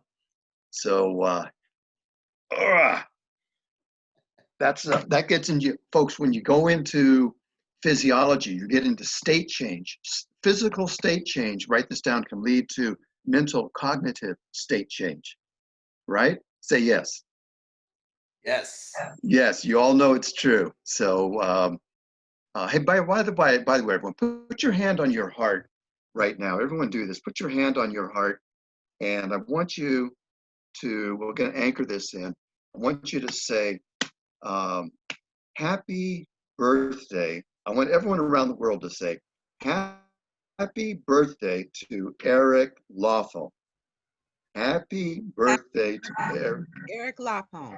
Eric Lawful. One more time with feeling. Happy birthday to Eric Lawful. Now we're going to say this. Eric Lawful, we love you. Eric Lawful, we love you. Woo! Now we're going to say, I love myself. I love myself. I love myself. Yes, I believe you.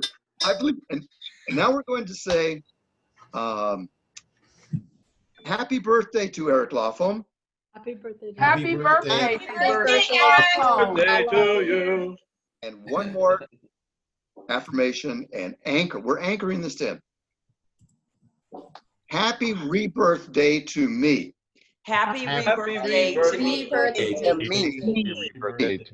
This is a day for all of us to launch a new rebirth. And here's the psychology of it real quickly, because I'm going to wrap up in 2 minutes. The payoff is almost continuous reward along the scary journey of death and rebirth. It is scary, folks, if you're really doing it, if you're doing it right. And there's going to be small rewards that you have to look for.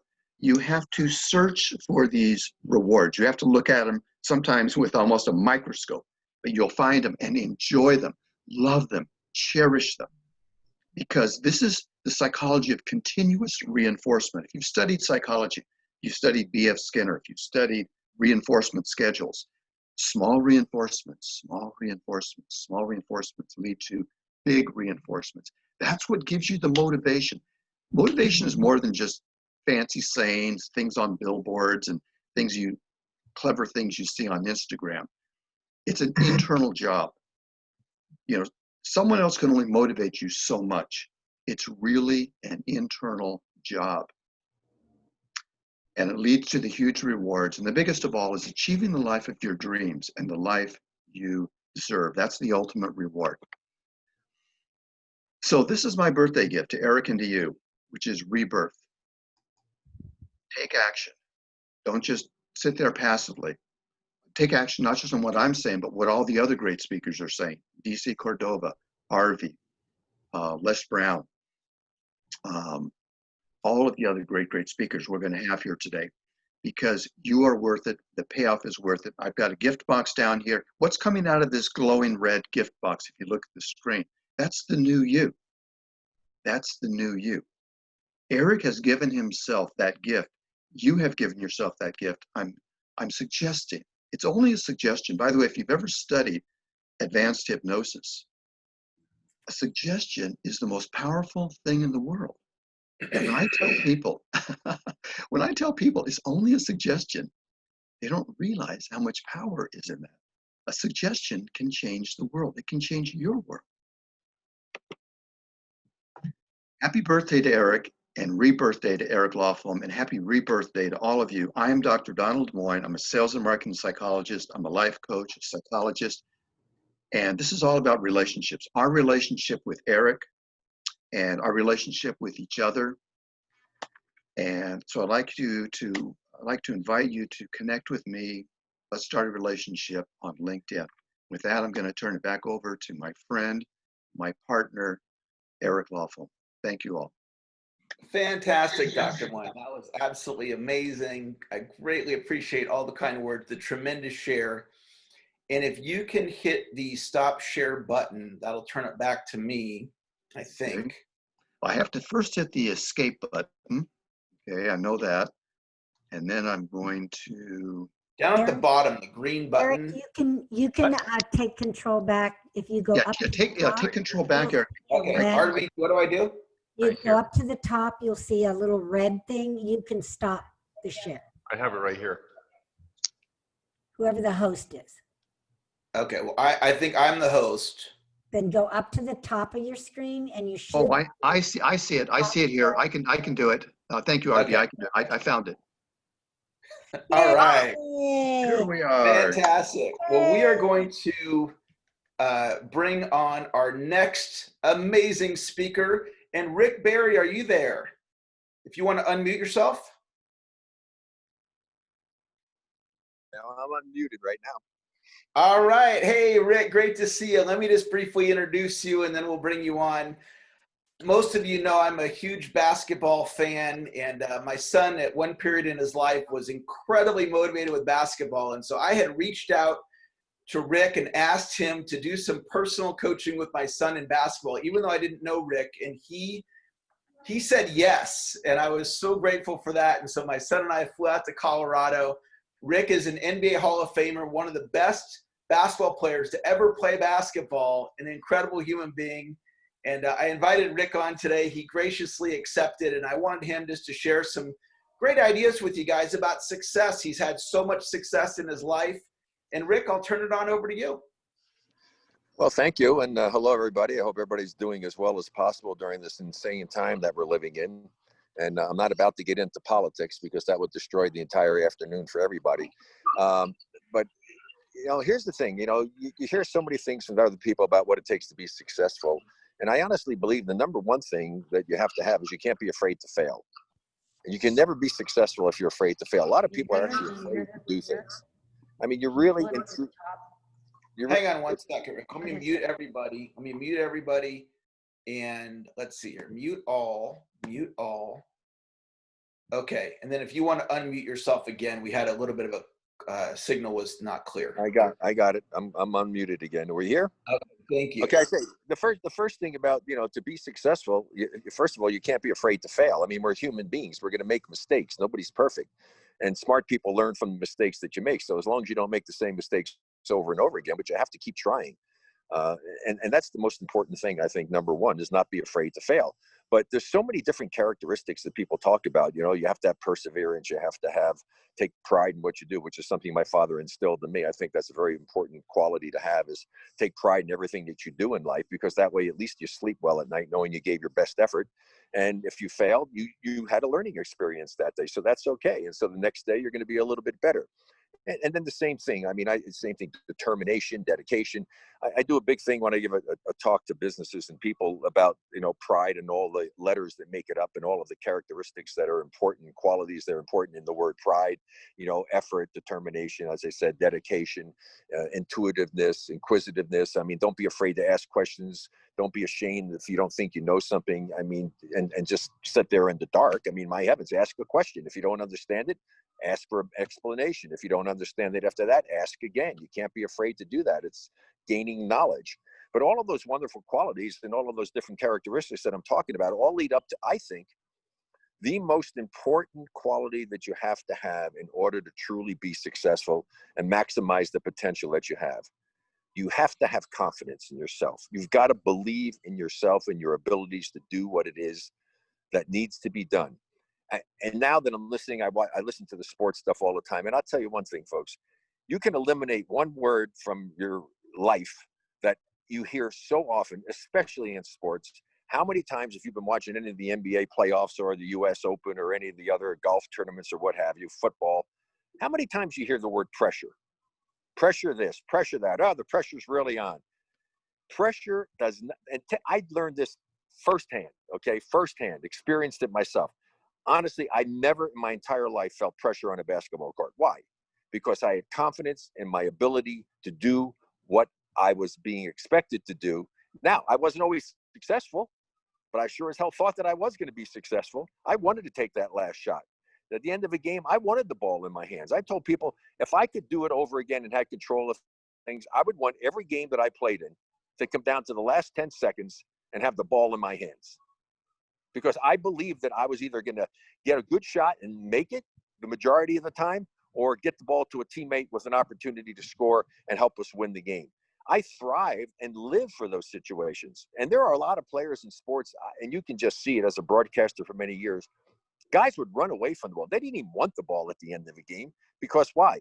The situation was a critical situation.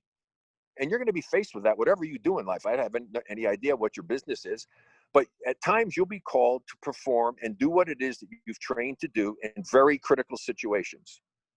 Those situations are the situations where pressure can become a factor and a reality, but only when you lack the confidence in yourself to do what it is that you're being asked to do. And that's really the key to everything. Eliminate the word pressure from your life. Just believe in yourself. I mean, and what happens, unfortunately, if you're really a type of person like I was that had great confidence in myself and ability, people looked at me as being arrogant. And I really don't believe that there's any correlation between arrogance and confidence. I think an arrogant person is someone who really lacks confidence. And they put on this big air about doing something with a situation, and they really believe they're better than what they are. Confidence is totally different. So that's the thing that I would talk about, as I say. And the way I look at it, look at it this way. In basketball, it's really simple because, I mean, what's the big? So we lost the game. Okay, it's not the end of the world unless it's the seventh game in the NBA Finals. Then it's a problem if you go ahead and you screw up. And I've had that situation happen in critical games where I didn't come through. I wasn't able to get the job done, but it didn't defeat me. I just learned from it. I said, okay, I can't make that mistake again. And it's going to happen to you. You're going to have failures in life. And so I just really believe that that's the most important thing that I can give to you people here today is work at it, work at it, work at it. Now, when you get to the point where you think that hey, I've really got it down now, that's when you need to work at it some more. Learn the fundamental principles and concepts of the business that you're involved in. Lay down the biggest foundation you can possibly lay down, because you can't build a tall building on a small foundation. It can only go so high and it's going to topple over. But if you really understand what your business and your profession is all about, and you learn as much as you can about it, and you continually look to improve and never be satisfied with where you are, always striving to get better, you keep making that foundation bigger. Therefore, you're going to be able to build that skyscraper. You're going to be able to maximize the full potential that you have and really have an opportunity to achieve greatness. And that's probably the best advice that I can give you. If you really focus and dedicate yourself to what I just talked about and get to the point where you have extreme confidence in yourself, you're going to have the best opportunity to truly be successful and maximize the true potential that you absolutely have. Fantastic, Rick. Great message. I got one question for you before we let you go. So when I reached out to you over Facebook, you didn't know me, and I had made this request for you to spend some time with my son. And what was the reason why you said yes to my request? Well, I enjoy helping people. I love the game. And if there's an opportunity to do something to help somebody to improve their lot in life or improve their abilities, especially in the sport of basketball, I'm more than happy to try to do that. Now, with that being said, if I see someone and I see that they really don't have the opportunity to be successful in basketball, and I can see that pretty quickly in somebody just by watching them play and some of the things that they do, I usually turn them over to my wife, because my wife's a great teacher. She has more patience than I have, and she can help them out a lot. Unfortunately, I guess in a way, but it is who I am, I enjoy working with people who have the potential to be great. The better somebody is, the more excited I get about working with them, because I'm going to be able to show them things that they're going to pick up relatively quickly, and I'm going to be able to advance their skill level fairly quickly and show them things that I've learned over the years when it comes to basketball. And when you watch the game now, there are a lot of players playing in the NBA who are there on sheer, incredible, amazing athletic talent and skills, but they don't know how to play the game. They didn't put that foundation down to learn the fundamental principles and concept of how the game should be played. And therefore, those players, even though they made it to the NBA, will never be as good as they should be, because they don't understand what to do with that amazing God-given talent they may have had and all the time and effort they put in to improving their skills. Having the skills is one thing. Knowing how to utilize them properly is another. It's the same way in whatever profession you're in. You really have to have that understanding, and then you can reach that true level of success, because you have the confidence in your ability to do what it is that's being asked to do. So that's kind of where I am. Unfortunately, for a lot of kids in the area where I live, my wife is great. She works with a lot of kids and really helps them a lot. And if there's somebody really good, I'm more than willing to take the time and the effort to work with them. In fact, when I coached in the minor leagues, never did get the chance in the NBA, I guess because I scared a lot of the owners, because they knew they couldn't control me, that I'm going to do it the way I wanted to do it, not the way they wanted me to do it. Because if they're an owner, what the hell do they know about how the game should be played? They got a lot of money and they own a team. And same thing with some of the general managers. And so, that's kind of what, the attitude that I have. And but when I coached in the minor leagues, the most enjoyment I got, the games were one thing, but it was really being able to have these players there, because there was a lot of really skilled players, to be able to show them things. And it was really kind of cool when my teammate Clifford Ray and I were working together as coaches. He's a great big man's coach.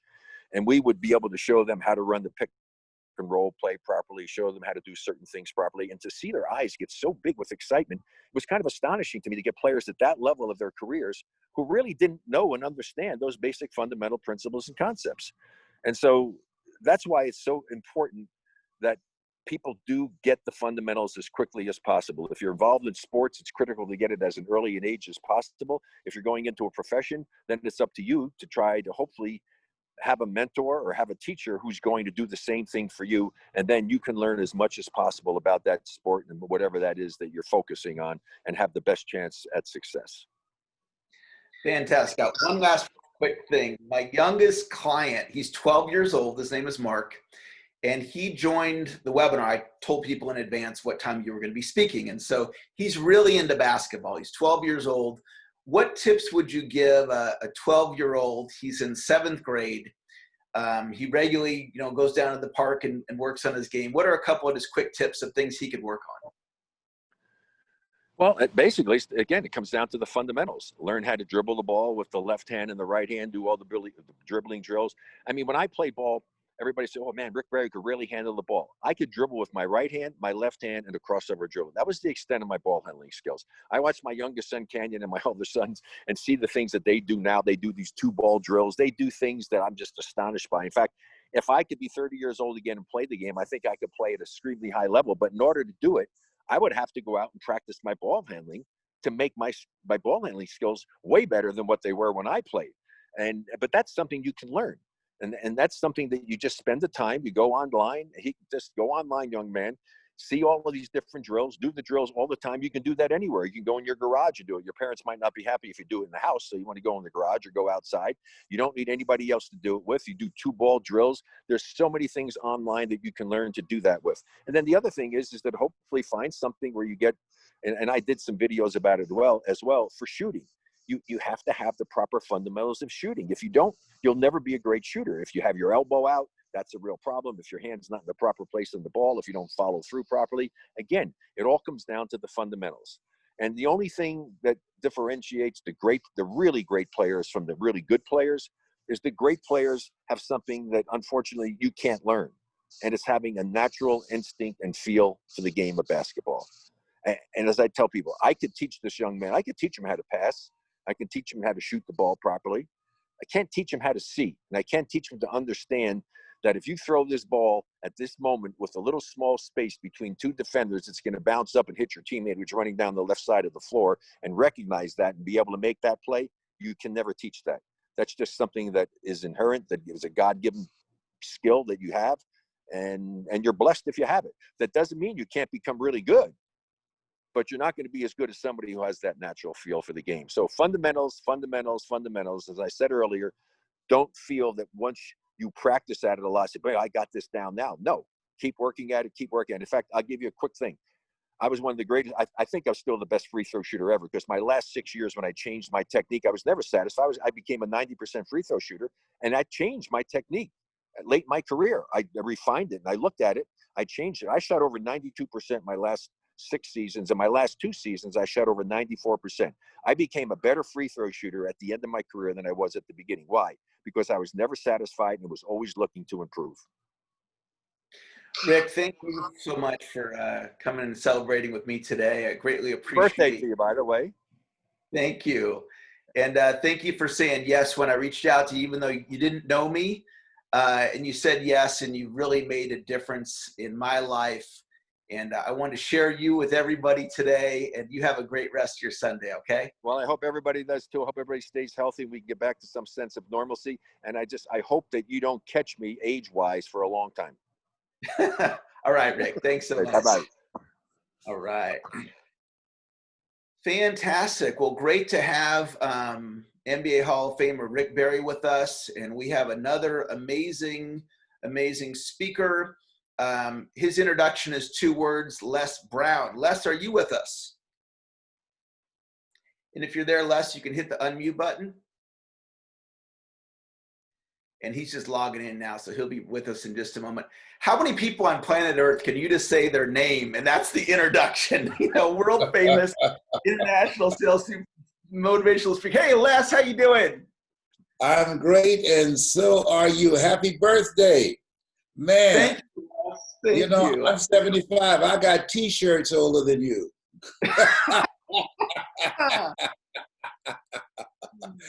I want to say to you that the world is a better place because of you. And to everyone that's listening, I want you to write this down, because as we're going through this coronavirus, that this is a time that there are 3 types of people that will come out of this because of the Eric factor. Millionaires, billionaires, and witnesses. And so I want you to write this down. Expand your vision. As we're going through this process, you know, Zig Ziglar said something. He said, in a fearful situation, most people forget everything and run. But there are few people who face everything and rise. And when you begin to expand your vision, you want to rise to the occasion, to accomplish the goals, to do the work that you must do on yourself to achieve your goals, because you have the ability to do that. Next thing is, you want to reinvent yourself. It was something that Earl Nightingale said that I love very much. He said that you don't get in life what you want, you get in life what you are. This is the time where people see that we're in a cocoon, and you have to rethink your life. No matter how many legs that a caterpillar might have, it cannot run fast enough to fly. So this is the time to begin to expand your vision of yourself and to reinvent yourself. Next thing is, as you look at yourself, look at your goals, You got to invest in yourself. Put your money where your mouth is. Why?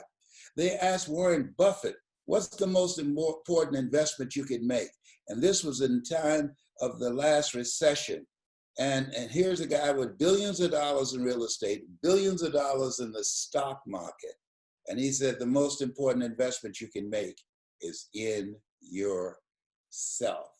And so as you look at yourself, look at your goals, look at your dreams, that's most important. And the next one is commit yourself. Commit yourself to win. You know, the difference between commitment and being involved to win. Next time you have bacon and eggs, look at it. The chicken was involved. The pig was committed. He had to give it all up. Oh, behave, whatever. Oh, baby, you make me Randy. So we say that's the Eric factor. Happy birthday, Eric. We are expanding our vision of ourselves. And as we look at ourselves and look at the goals and look at the dreams, the impact of your life, teaching people how to sell themselves, own themselves, and live a life that will outlive them. You've enriched my life. You've empowered me. And you're never too old to learn. And you're never too young to teach. And I've learned a lot from you. And at 75, as I sit here, I saw a movie called House Party, and there's a kid in play. I'm Kid with this flat top hairstyle. I'm not going to leave the house till 2021. I told my barber to figure out how he could keep a social distance and cut my hair. Take care, my brother. I love you and I appreciate you. And there's absolutely nothing you can do about it. Les, thank you so much for taking time out of your day to stop by and say hi to everybody. I know you've got some other speeches and things you got going on today, so thanks again for stopping by. It is my pleasure. Bye for now. We're going to be doing some stuff real soon. Okay, thank you. All right. Thanks so much, Les. Wow, what a lineup. We have such a great lineup today. And our next presenter is one of my star clients and somebody who I just respect and admire all her great work. And she's a co-author of mine on one of my best-selling books, Judy O'Higgins. Judy, do you want to come on out and unmute yourself, and I'll introduce you a little bit more? Hi, Eric. Happy Judy. birthday. Thank you. How you doing today? Awesome. I'm loving this. Isn't this fun? You know, you've been with me for so long, and normally we don't get to see each other on video, and so I'm growing myself with the Zoom and learning how to do it, and I'm kind of just getting my feet wet with it, but it's really nice to see you and everybody here on video. And as I put together the speaker lineup, I wanted to bring on some of my just all-time top clients, and that's who you are. And you've just done so well with your business. And then, of course, you and I got to write that book, Duplication, together, which has been a bestseller on Amazon for several years. And I wanted you to just share a little bit about, you know, the things, whatever you'd like to share, whatever you learned from me or whatever you like. I'm going to, you know, turn it over to you and share some words with us today. Thank you, Eric. And I'm just so honored to be here. Thank you so much for asking me. And I just hope I don't cry. That's all. Because you've been such a huge, huge factor in my life and in my success. And I just, you know, there aren't the words. So anyway, and yeah, I've got a few things I'd like to share. These are my notes, so good luck. I have learned so much from you. It would take, you know, 2 hours to put it all down. My story, for those of you who don't know, is that I was one of those people that had to reinvent myself. I was a counselor, a professional counselor. I could relate to Dr. Moyne when he talked about the marriage counseling, and that was my least favorite type of counseling to do, because people, again, they were always fighting. They waited too long to get help, and then anyway. So, but I loved my work and I love my career. I'm the person that has the helper spirit. And I've always wanted to help other people get better, do better, live better, become better, and have more happiness in their life. So things were going great for 25 years. And then something happened I did not count on. And what that was that all of a sudden, like overnight almost, I got this thing that is called burnout. And I don't know if any of you have ever experienced that, but it's bad. And all of a sudden, I didn't want to take any more new clients on. I didn't want to hear any more sad stories. I didn't want to answer the phone. I didn't want to do it anymore. And I was like, oh my gosh, what am I going to do now? I was approaching retirement age already, and I'm thinking, oh my gosh, what am I going to do? This is not good. So I was literally praying for a solution. And a couple days later, the phone rang, and this gentleman that is one of my other incredible mentors said, Judy, I found this little business and no one's ever heard of it, but I think it's going to be big. Well, I trusted him and I jumped in. There was just one problem. I had been counseling for 25 years, no experience in sales, no sales skills. You talk about learning the fundamentals. Holy cow, I had to start from scratch. So luckily, I was at a networking meeting in Phoenix, and the woman who ran the meeting said, she must have heard me trying to talk to somebody at the meeting and took pity on me. And she said, Judy, there's someone I'd like to introduce you to and refer you to. He's a sales trainer. And at the time you were in San Diego, Eric, and she said, I think you ought to go learn a few things from him. That was probably putting it nicely. So I hopped in the car, took her suggestion, drove to San Diego. And at the time, Eric, you were doing weekend live seminars on sales training for free. It was incredible. So I went to my first one, totally fell in love, learned so much. I thought, holy cow, if I get this much value for free, what would happen if I actually signed up for your programs? So long story short, now it's, I don't know, 12 years later or something like that. I think I've been through every one of them or most of them. And what I'm going to share is just a few things that I have applied to my life. So the first one is the fundamentals. And for me, that was the sales mountain. I had no clue that selling was in steps. No clue.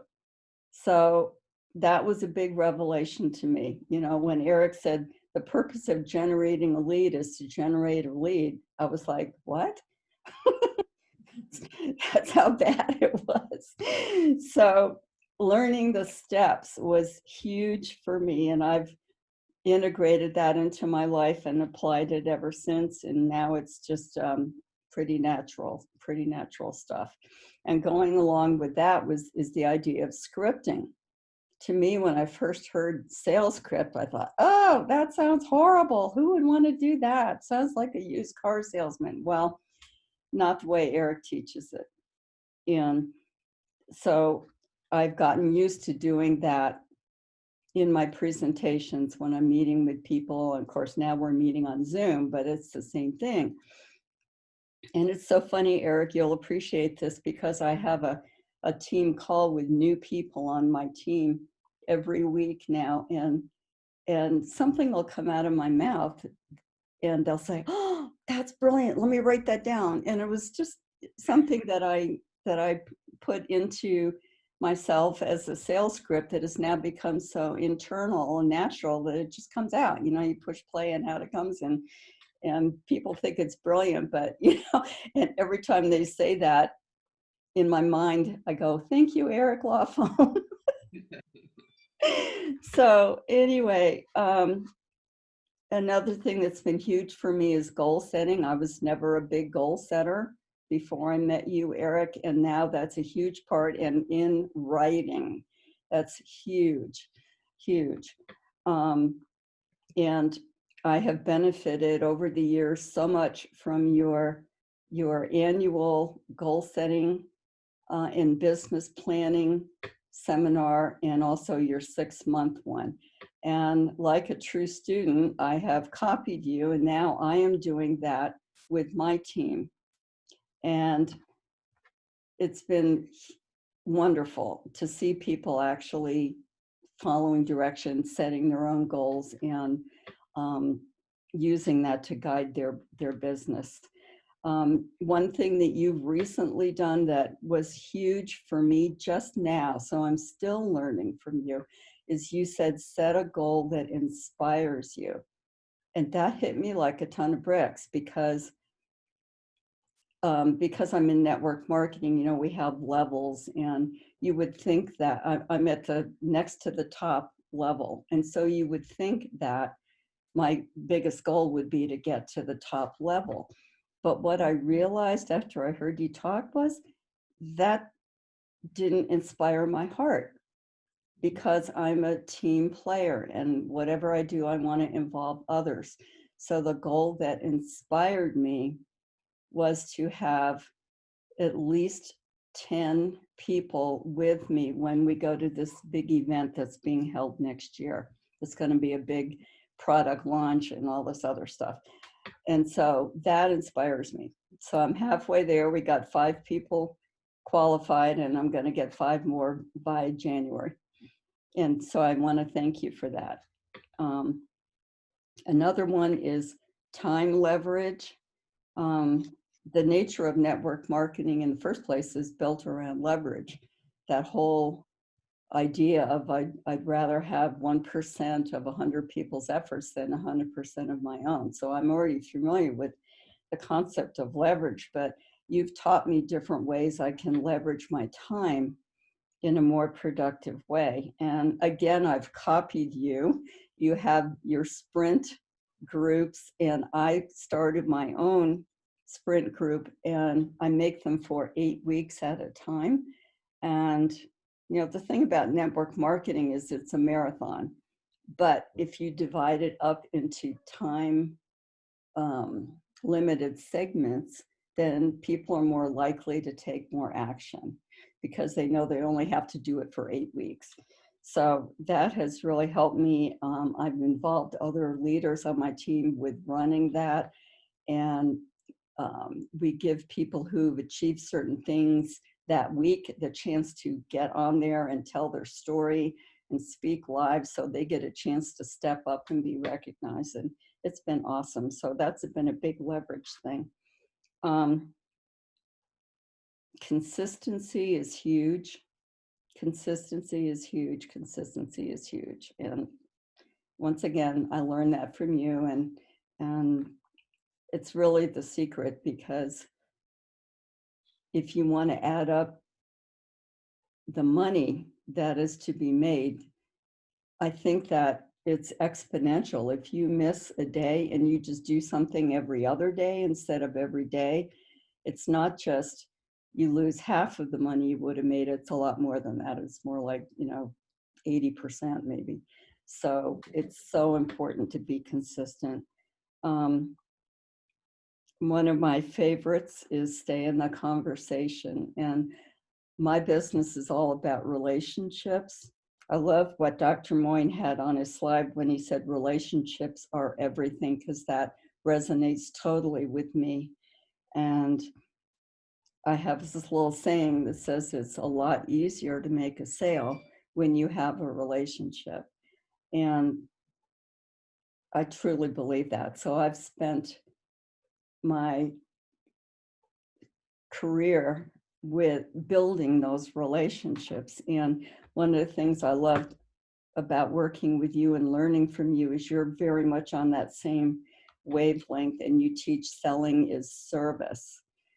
And I believe that when that feels good to my heart when I'm selling my product, which I totally believe in, that it's a gift. and it's a service to someone that's going to help make their life better. And as long as I stay in that energy, I can talk to anybody. So, and remember how scared I used to be to talk to people? Oh my gosh. I got to tell you guys something. When I first signed up with my company, you're going to love this. I can remember saying to my first mentor, gee, I don't think I'm ever going to be able to talk to anybody I don't know. That's funny. Okay. How much time do I have left? You can go for another 10 minutes. 10 minutes. Oh my gosh. You don't have to go that long, but however long you'd like, up to 10 minutes. Okay. On a practical level, one of the best things I learned from you is plan your day in writing ahead of time. That's been huge because I tend to be one of those kind of people that gets distracted easily, and all of a sudden an hour could be gone and I don't know where it went. So when I plan my day ahead of time in writing. Yes. Thank you. That really helps me to stay on track. Let me mute the line here. Hang on. Okay. Okay, and then if you want to unmute yourself, Judy. Got it. Okay. Perfect. I think if there was one thing that would be the most important of all, it would be the whole mindset. You talk about that all the time, and for me, that's everything. And in network marketing, people tend to come and go, and that's a big problem because you need them to stay. And the same with customers. But I'm speaking now to as far as building a team, is people have got to have the right mindset, and we've got to work on it all the time, consistently. And I've learned that from you as well. And also just the whole concept of what you put in your mind is what is going to show up in your life. And it's so interesting, Eric, how your philosophy on that totally matches the CEO of our company. He teaches us the same thing. So it's been just a perfect win-win. I don't know if you guys can see this, but it's a card and it says, the stories in your mind become the stories of your life. And that's exactly what you teach.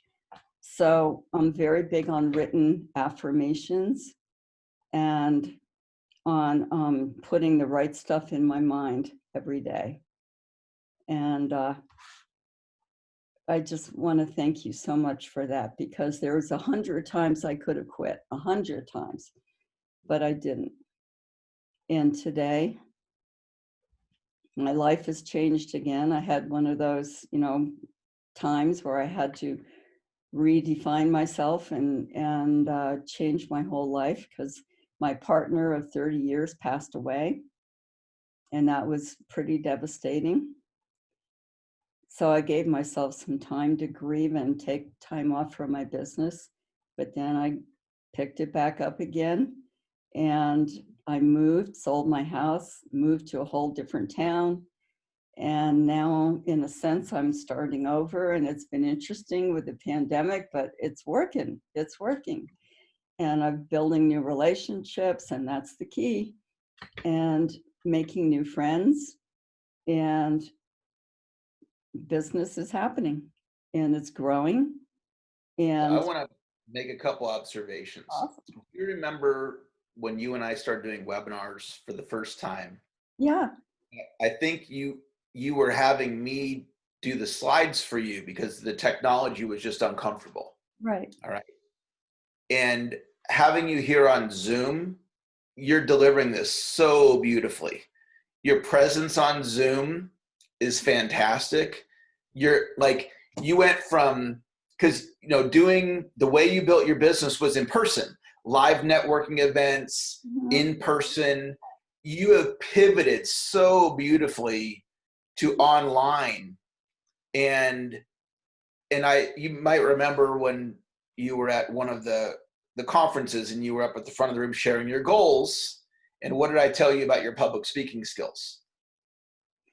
I think you said I was a natural. Yeah, you have a presence to you, and it's evident in your share today. And then from there, it's like, oh, this light bulb went on, and then you just started doing public speaking, right? And I think you told me you went over to New Zealand. Didn't you go speak in New Zealand? Yeah, I did. Yeah, and so now, not only do you have the public speaking, but now you got the Zoom presence. And so, you know, you have just, and this is you reinventing yourself, right? That was what Dr. Moyne was talking about. And you've done this many times now. Yep. And you're role modeling for us just so beautifully about, you know, going from being uncomfortable with selling to getting comfortable with selling, being uncomfortable with technology to just delivering so well, just great today. And I want to piggyback on one other thing that you said about my distinction of pick a goal that inspires you. Because sometimes we do have goals like getting to your next promotional level, which that's a great goal, but that doesn't mean it inspires you. Right. And so you still have the goal, but then you find this other thing that inspires you. And now you've got all this energy, you know, like this event we're doing here. I was totally inspired to do, you know, a Zoom 50th birthday party and invite all my friends. And that was something that inspired me. And then here we are, you know, and so I'm really happy to hear that that idea resonated with you. And I love hearing that you're taking what you're learning and sharing it with others. Whether, you know, I know you have multiple mentors, regardless of the mentor, that you're just out duplicating, paying it forward, inspiring people. And so, you know, it's just a tremendous share today, Judy. Thank you so much. And from my heart to your heart, happy birthday, Eric. I'm so grateful to be in your life. Thank you, Judy. Thank you so much. All right. Well, what we're going to do now, we're going to take a little break. We haven't taken a break at all today. So we're going to take our first break. 7 minutes. I've got our next amazing international speaker to come speak to you guys in 7 minutes. So just take a quick break and feel free to network in the chat, engage with people in the chat right now, or if you need to go get some water. And I'll see you guys back here in 7 minutes, and we're going to continue on with our next amazing international speaker. All right.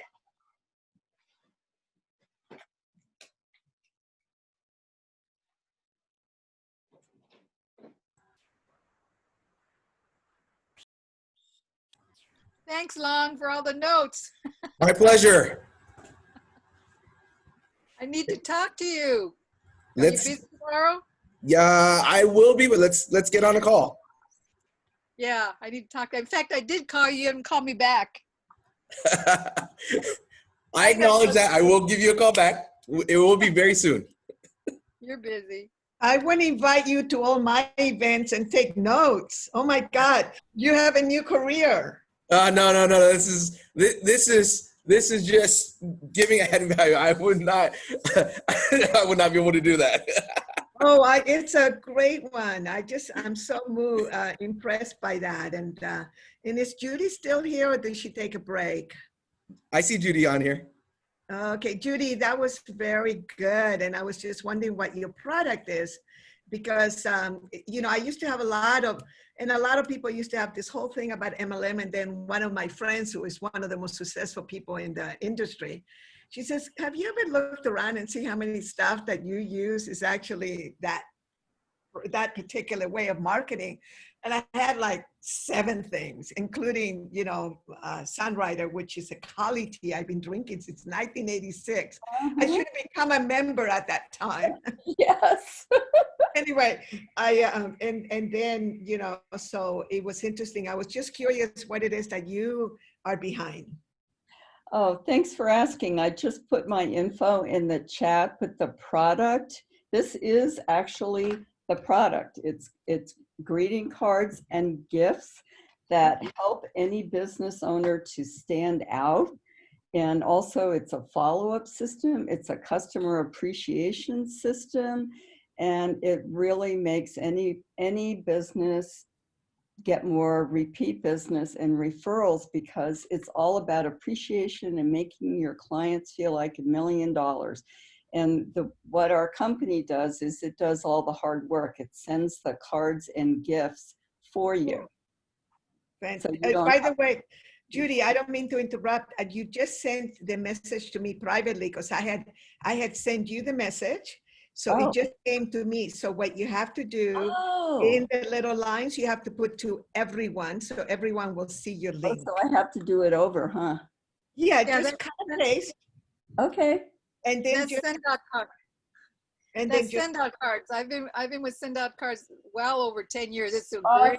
great company. Oh, it is. Great company. I'm so glad. That's great.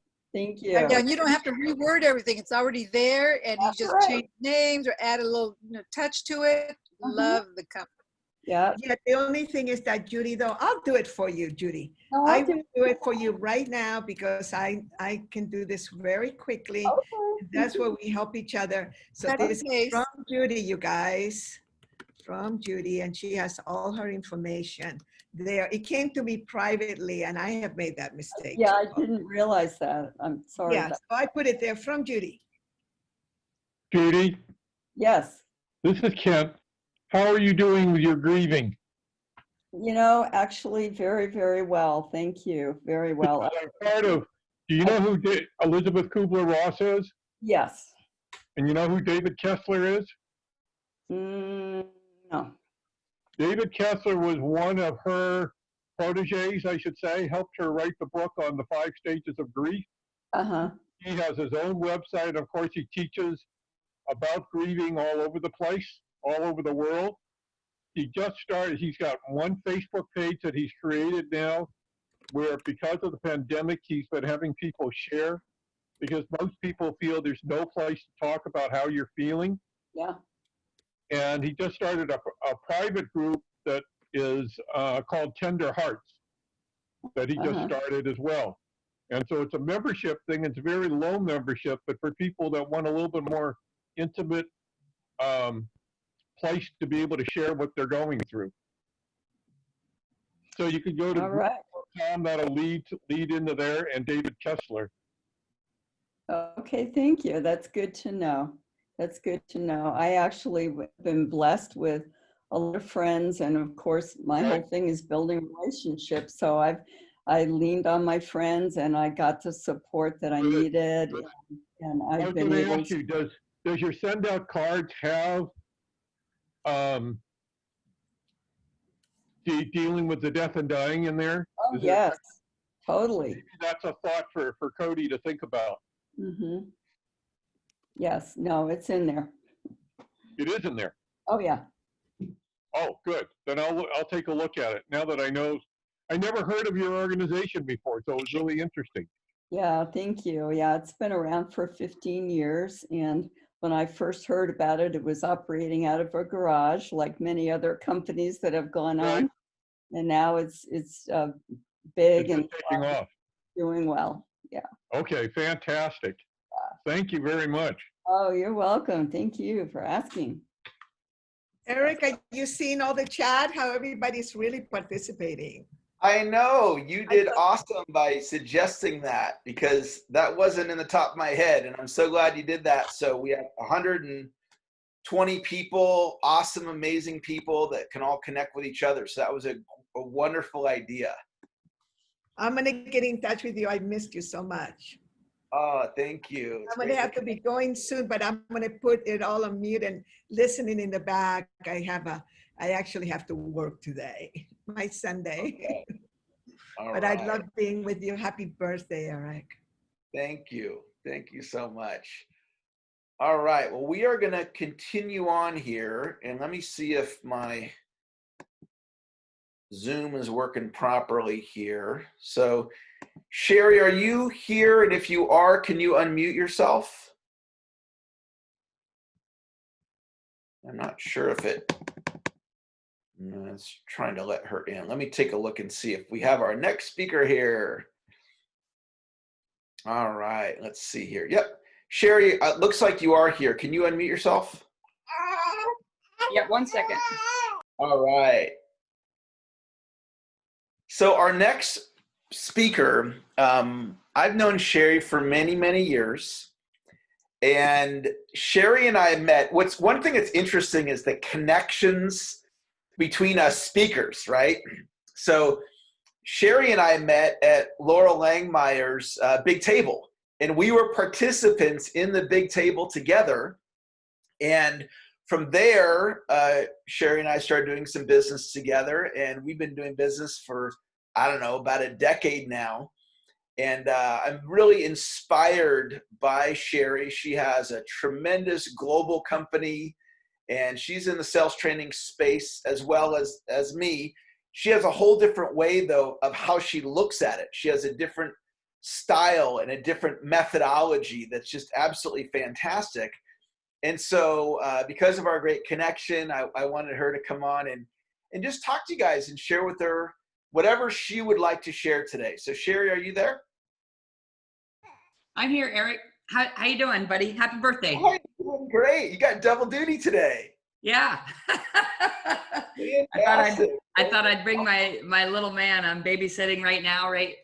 But I didn't want to miss this opportunity to really come out and wish you a happy birthday, Eric, and honor you, and just say I'm so happy to be partnered and aligned with you in so many ways. I remember when I was building my network marketing company years ago, I was a salesperson for the company, and I wanted to bring Eric to come out and teach my entire downline what he does, which is awesome. And the owners are like, you don't need any outside trainers. You're good enough. I mean, I was already earning over $1 million a year, and they didn't think that I needed an Eric Lofholm.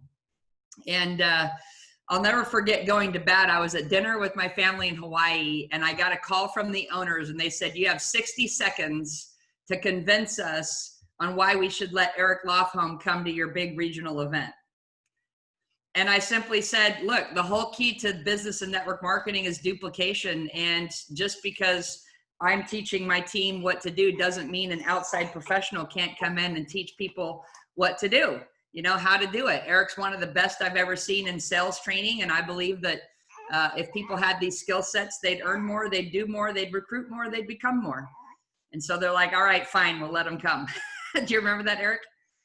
Well, what I remember, and everything you're saying is accurate, but what I also remember, the event guys was in Hawaii, and I had to fly myself out there, and I was not allowed to sell anything. So a day to fly out there, speak, a day to fly back. I had already bought my plane ticket, and the owners of the company were like, yeah, we don't want Eric to speak. And so Sherry had to close them on letting me speak. And there was 800 people in that audience. I got a standing ovation that day, including one of the owners was in the room. And that was one of my most memorable speeches, Sherry, of my entire career. And so that was just one of the many times you and I have teamed up and connected. Yeah, and that was 2007 or 8. So you and I have been playing for a long time, and I just wanted to come out here. So Eric, real quick, I know I've got roughly 20 minutes. I want to provide the most value. Am I teaching something? What is the best way for me to provide value to the amazing people here honoring you? With these guys, share something from, the people that are on this call are drawn to me for sales skills. You and I, we look at sales from different viewpoints. So why don't you talk about your viewpoint of how you look at things and how you have a beautiful way to help people make more sales. Okay, cool. So I'll share with you. It's nice Sunday wherever you guys are. I just barely turned on the TV upstairs. I'm so excited for NFL football to finally be back. I'm going to teach my little son how to play football maybe, or how to watch football. But what I'll share with you guys is what happened for me in my journey. I'm really passionate about helping people succeed and win in life. And I'm someone who read the book Rich Dad Poor Dad 20 years ago and had my whole life changed, when you meet those mentors and masters. And he said, if you're going to be great in business, you got to be great in sales. And so I found a way to get involved in network marketing and full commission, jumped in with both feet. And my first year, I crushed it. I made $700. And so I basically started off at the bottom where most people start off. And I thought, man, I could either go back and get a job, or I can figure this out and figure out how to sell and close and do all of that. And for 5 years, I studied every sales training that I could find. I didn't know Eric back then. I wish I did, but I read books and I listened to audio programs. I don't know if some of you remember the days where audio programs used to be cassette tapes, but that's also when I was learning. I was in my young 20s, and I attended seminars and I hired coaches. I remember spending money. I hired Brian Tracy back when he was selling his program, like listening to the CDs. By then I was in CDs. I was trying to really figure out how to get good in sales. And over a 5-year period with that type of commitment, like many of you have, I took my income from 700 to 72,000. And yes, it felt like I had made a substantial improvement, which obviously I had. I won some trips and got some nice titles, and the company tried to make me feel like I was doing a great job and that I was a champion, you know, but I didn't feel anything close to successful. Matter of fact, you know, when you look under the hood, I was $30,000 in credit card debt, renting an apartment, couldn't qualify for a home, driving a broken BMW with a salvage title, you know, playing the fake it till you make it game. And my BMW was literally like, it would spontaneously die in random places. I used to carry jumper cables, and then one day there was no one to give me a jump. I had to go buy an extra battery pack just to give myself my own jump, so that this car could like take me back home. And it reminded me of this other quote from Robert Kiyosaki where he said, "Stop taking advice from people more messed up than you." And I'm like, oh man, like he's talking about me right now. You know, I'm supposed to be selling the dream and I'm living a nightmare. And so it felt like I was out of integrity. So for me, where my journey began is that I had to take a few steps back, and I really felt like something was broken. And to be honest, I wasn't sure whether or not it was me that was broken or maybe it was the system. And the system, what I found out was I was getting the same advice no matter who the trainer was or no matter what the book I was reading. And sorry for the background noise here with Kai. He's our little miracle. I'm 48 years old and just had this little baby. Thank you. Yes, right? You can do anything that you put your mind to.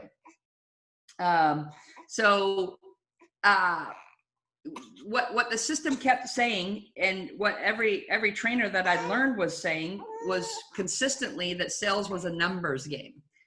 And then they kept saying that in order to get more yeses, you have to get more, and you can fill in the blank, I know you can, with the word no's. And no matter where I went, they kept saying, go for no. In order to get more yeses, you have to get more no's. And I remember putting 10 pennies in my left pocket, and I couldn't go home until I had 10 pennies in my right pocket. And I went and talked to 10 people, and I'd be scared to death. And I remember one time I called my upline. I was bawling my eyeballs out in the parking lot, you know, just scared and terrified to go prospecting and go for no every single day. And he had to kind of coach me through it and off the ledge. And I woke up one day and I said, you know what? That's actually one of the dumbest things I've ever heard. You know, in order to get more yeses, you actually have to get more yeses, not more no's.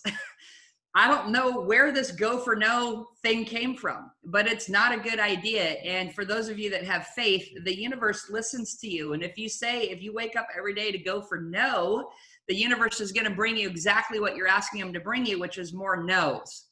And so I ended up saying no thank you to that philosophy. And I woke up and said, you know what?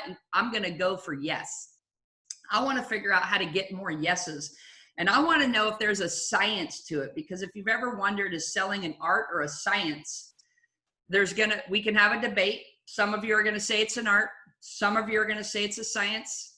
And the rest of you are going to say it's both. And you're right. It is both. But here's what I found out. Selling is only an art if you know the science. So for the past 20 years, I've been studying the science of getting a yes and deconstructing it in a way that absolutely changed my entire life. Matter of fact, I found a missing link. The missing link is what solved the riddle of how to go for yes instead of go for no. So for those of you that have the courage to actually be entrepreneurs, be sales professionals, be business owners, and build your own future, I applaud you. And wouldn't life be so much easier if you could just wake up and go for yes every single day and actually get them?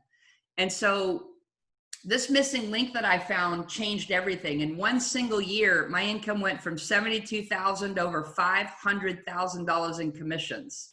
Okay, a 7x increase. Thank you for the applause, Susie. I see you on my screen.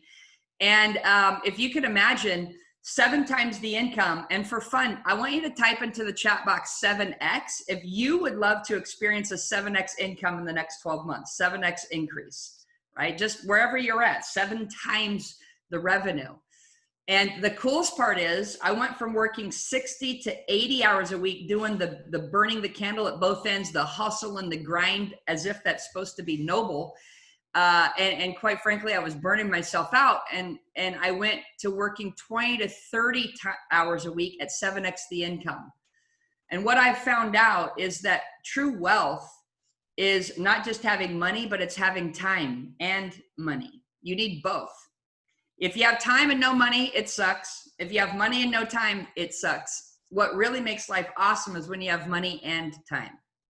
And so what I figured out was basically the science of how to get a yes. And what I'll share with you today, for those of you that are curious, is I ended up learning a lot more about personality science. In my corporate job, when I had one, I took these personality assessments like DISC or MBTI. In network marketing, I learned about the different personality types, like what color are you or what animal are you?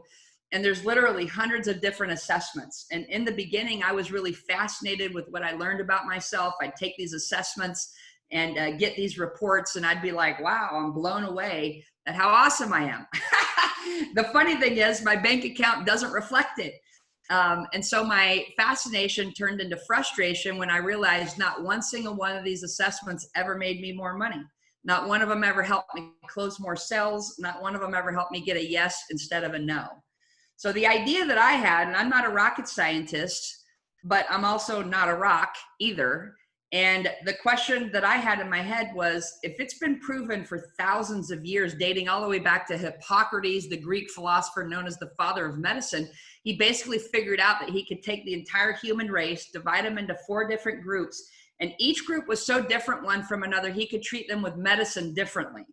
And that was fascinating, and he called that the theory of the 4 temperaments. And so when you fast forward to today's modern world with all of these different personality typing assessments and millions of people taking them, you know, playing on those ideas, but not one single one of them had ever made me more money, like I said.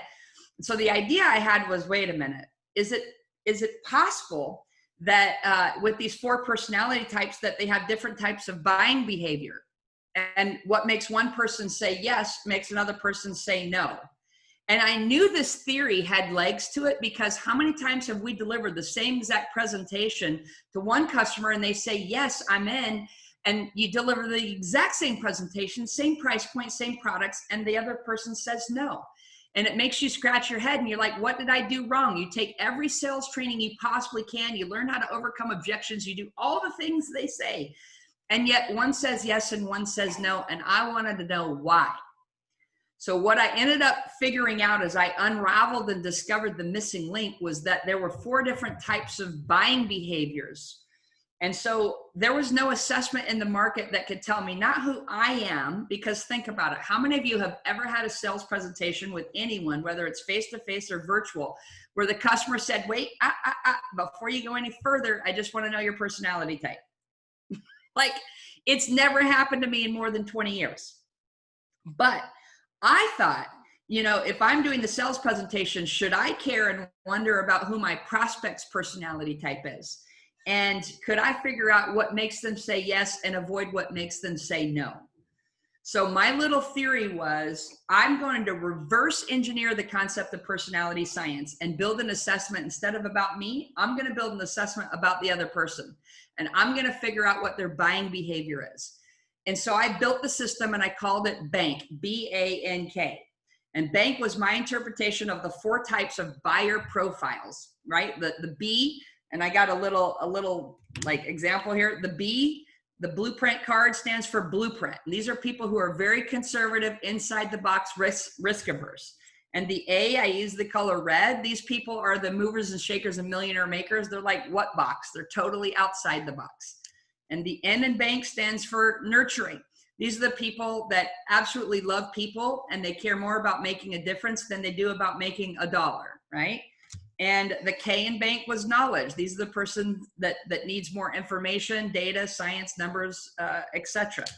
And so BANK, except The only difference is, and when people try to say, oh, is bank just like DISC or is bank just like MBTI? My answer is yes. It's exactly the same, only completely different. And what makes it the same is it's all based in personality science. All of us, every assessment dating back thousands of years. But what made it completely different is bank was the first one in the world that was based in biology, spelled B-U-Y-ology, the science of buying behavior, versus psychology. And that one key difference is what made everything change for me. Remember, in that one single year using the bank system, I took my income from 72 to over $500,000 in 1 year.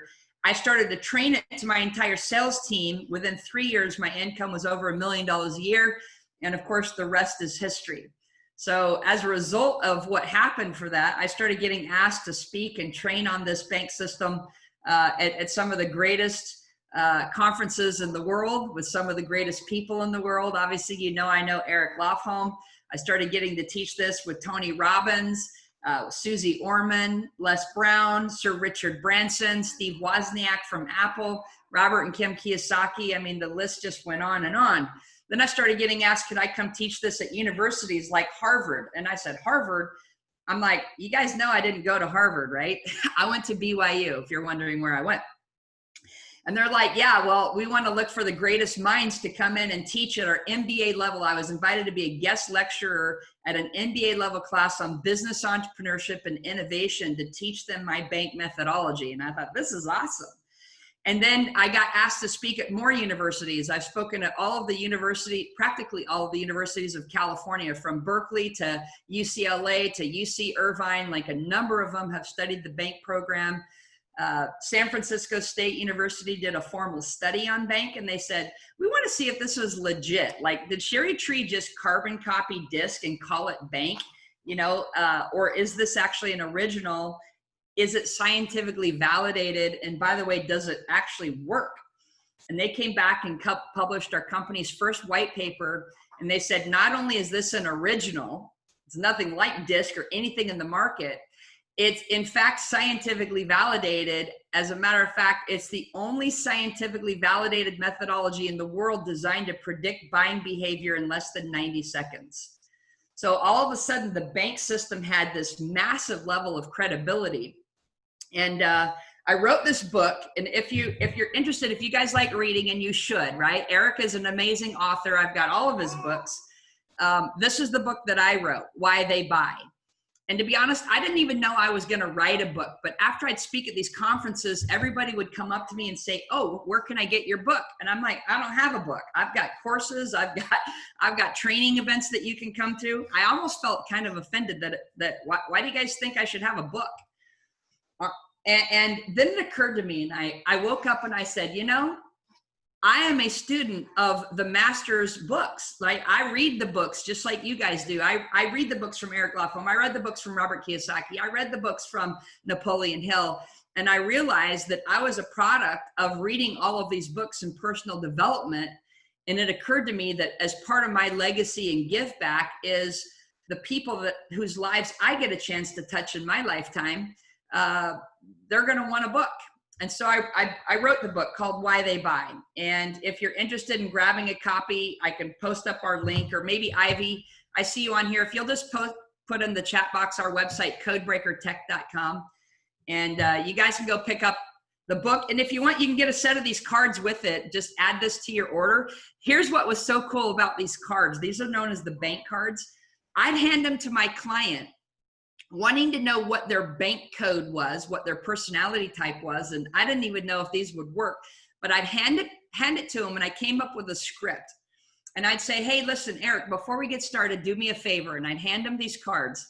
And Eric would take the cards out of my hand, and I'd say, I want you to look at the cards, and I want you to sort them in order. And I want you to put the one that's most like you and most important to you on top, down to least like you, least important to you on the bottom.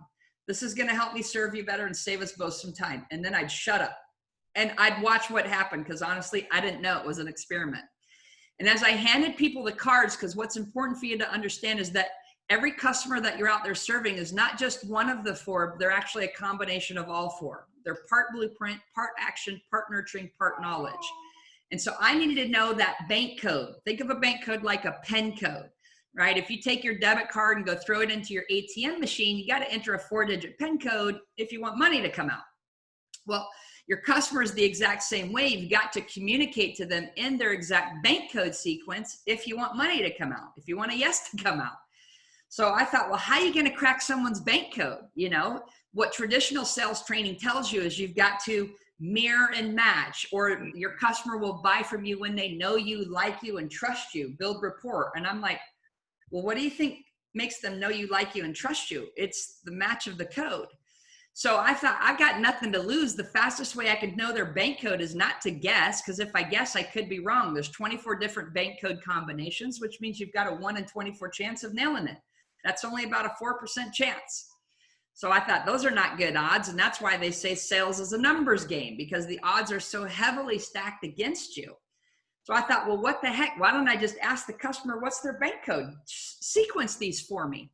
And I'd hand them to them and shut up. And the next thing you know, they'd hand them back to me in their sequence. And I thought, Eureka, is it really that simple? And so now that I knew the sequence of their bank code, I could start to communicate to them based on what I felt that code sequence needed to hear. And the next thing you know, I was getting yes after yes after yes, to the point where I felt like I was cheating. I'm like, I had to do a quick check-in, and I said, is this ethical?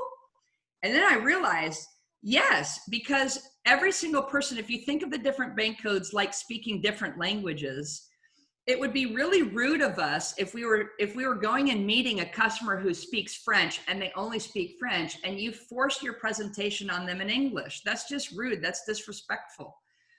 But if you actually check in with your customer and you realize they don't speak English, they speak French, all the bank system teaches you to do is just communicate differently in the listening that has them understand. In this case, there's 4 personality types, 4 types of listening. So it's like you speak French, you say, bonjour tout le monde, je m'appelle Chérie, j'avais été en France pour 3 ans quand j'étais petite, enchanté. Now, if you speak French, you know exactly what I said. And your customer will light up like a Christmas tree when you speak to them in the right code. Versus if you force them to listen to English, they're not only going to get frustrated, they're not going to buy from you, and they're going to give you a big fat no. So as soon as I could connect the dots on this and realize that every single customer had literally a different language that I needed to speak to them. What turns one on turns another one off.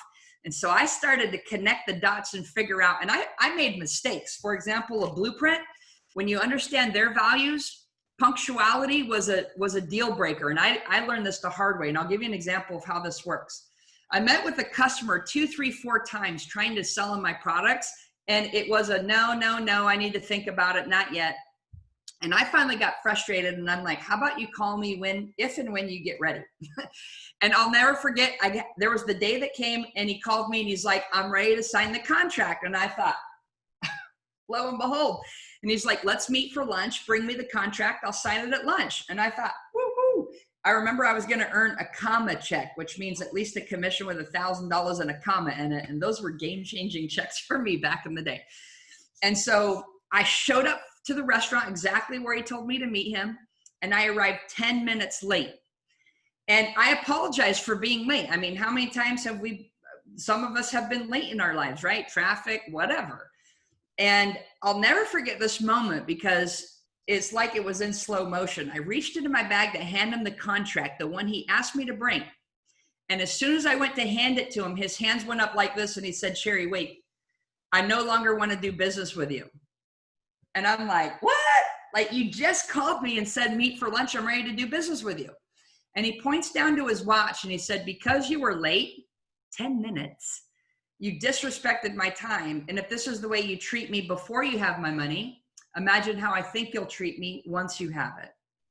And this lesson was so powerful. Like, not only did I lose thousands of dollars of commission that day, and I want you to think about what is the actual cost of a no. You lose the money on the sale that day. You also lose the lifetime value of the customer. That customer would never buy anything I offer. And I was selling an insurance product, which would have paid me residuals for the next 30 years, all of it 100% gone. I lost his entire referral network. He won't refer me to one person he knows because he doesn't trust doing business with me because I was 10 minutes late. I lost my reputation. I lost my time. I lost my marketing expenses. I lost self-esteem. I lost all of those things is the cost of a no. So when you've been programmed your entire life to go for no, I say, are you out of your freaking minds? Because the cost of a no is so detrimental to you, to your mindset, to your business, that it can literally wipe you out, which is why 9 out of 10 businesses fail. 98% of network marketers never earn more than $500 a year because they're chasing the no instead of figuring out how to go for yes. So what I'm really passionate about, and you can tell, I'm gonna go watch some football soon, is I'm really passionate about helping people go for yes and actually get the yes. I remember training this to a network marketer, just as an example. She had spent an entire year in her company trying to figure out how to recruit somebody. And after 12 months, she recruited 0 people. She saw me speak at her company convention. She got the bank system, started studying it. And in 30 days, she recruited 30 people. She averaged 1 a day. And I'm like, what got into you? And she goes, I use bank on every single appointment. And so this for me became an addiction. I absolutely love helping people win. And so, you know, our company, we transitioned from just training company to a technology company. And we started having people, you know, using these cards. They'd be holding them up to the cameras, trying to have their clients read them over the internet. And I'm like, why don't we develop technology where I can shoot someone a link and they can crack their code online? And better yet, when they crack their code online, why don't we do 2 things? Why don't we give them a free gift for cracking their code where they get a report all about them? Because if they just use the cards, there's no report attached to it.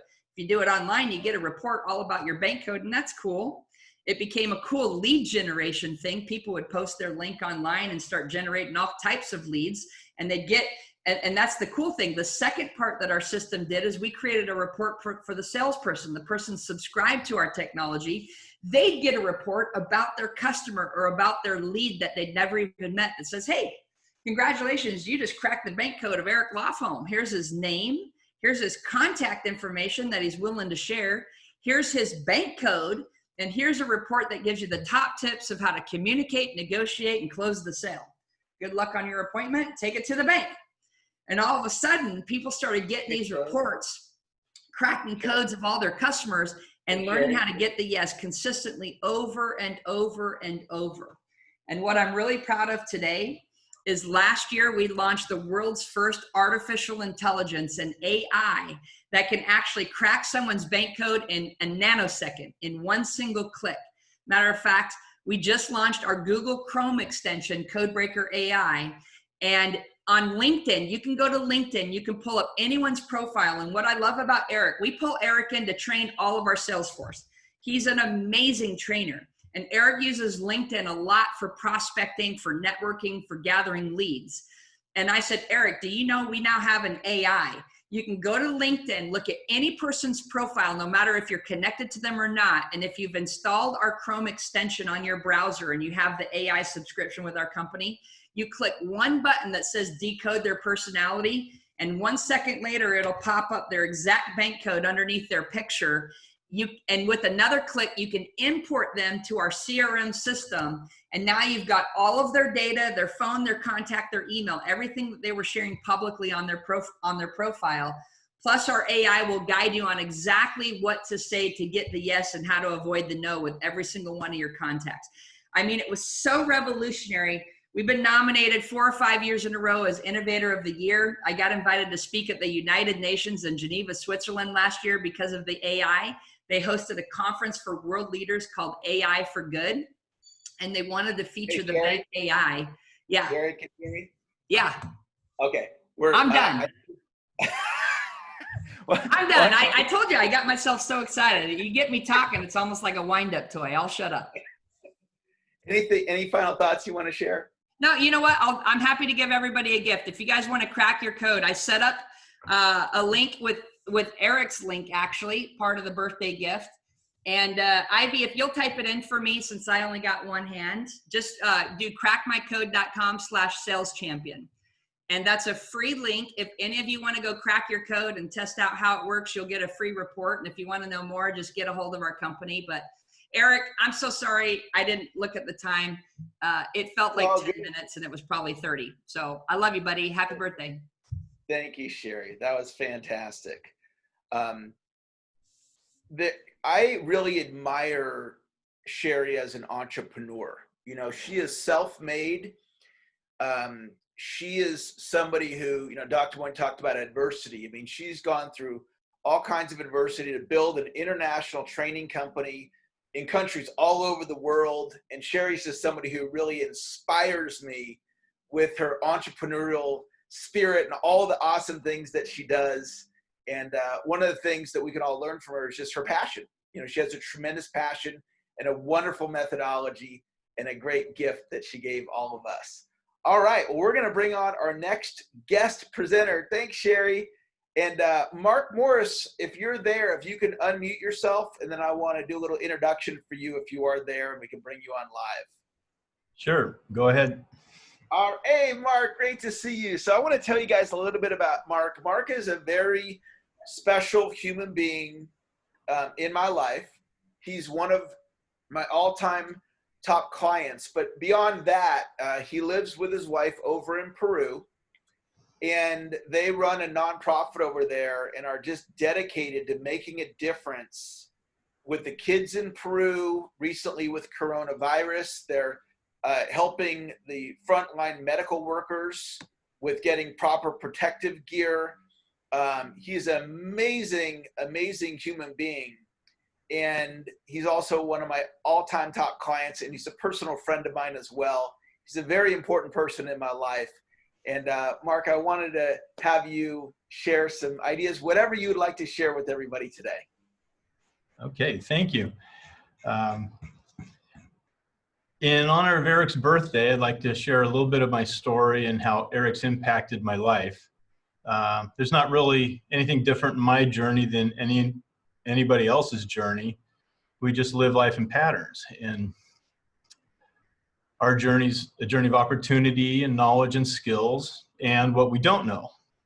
So I was introduced to Eric in 2005, and we were in a seminar room in a hotel in San Francisco Bay Area, and I took pages and pages of notes like I always do, and I signed up for his highest price package, and I didn't even know what he was selling. I just knew I needed something. But the problem was I didn't study it and I didn't implement it, and I needed it. But if you don't do it, you don't get the results. So 15 years later, so about 3.5 years ago, I decided I need these skill sets. One of my skills that I developed was I've been an software accounting programmer since I was in 8th grade. Long story, but not going into that today. And what I realize is, you know, we need mentors, and we need to learn what we don't know. And I thought to myself, you know, Eric's teaching these things that I need to know. You know, and when he's got like 25,000 students, I'm not going to be able to get any of his time. So I committed. I went to every class that I could get to. I made the commitment to my personal achievement. So I went to every class. I implemented what he was teaching at the time he was teaching it. I didn't get it perfect, but I got started and I got systems going, and I started making a little difference. There's so much content, though. You all know that. It's just, you can't master every one. So I said, okay, we'll just take one at a time. And I teach my kids, you know, the first time you try something, are you good at it? And they say, no. How about after 10 times? Yes. After 100, we got it. And it's just like, yeah. So it's the practice, like Rick said, it's okay to fail. And I've never been afraid of failing. You just keep going for it. So I'm a member of Laurel's program. I've bought into Bernie Dorman's program. So I'm typical.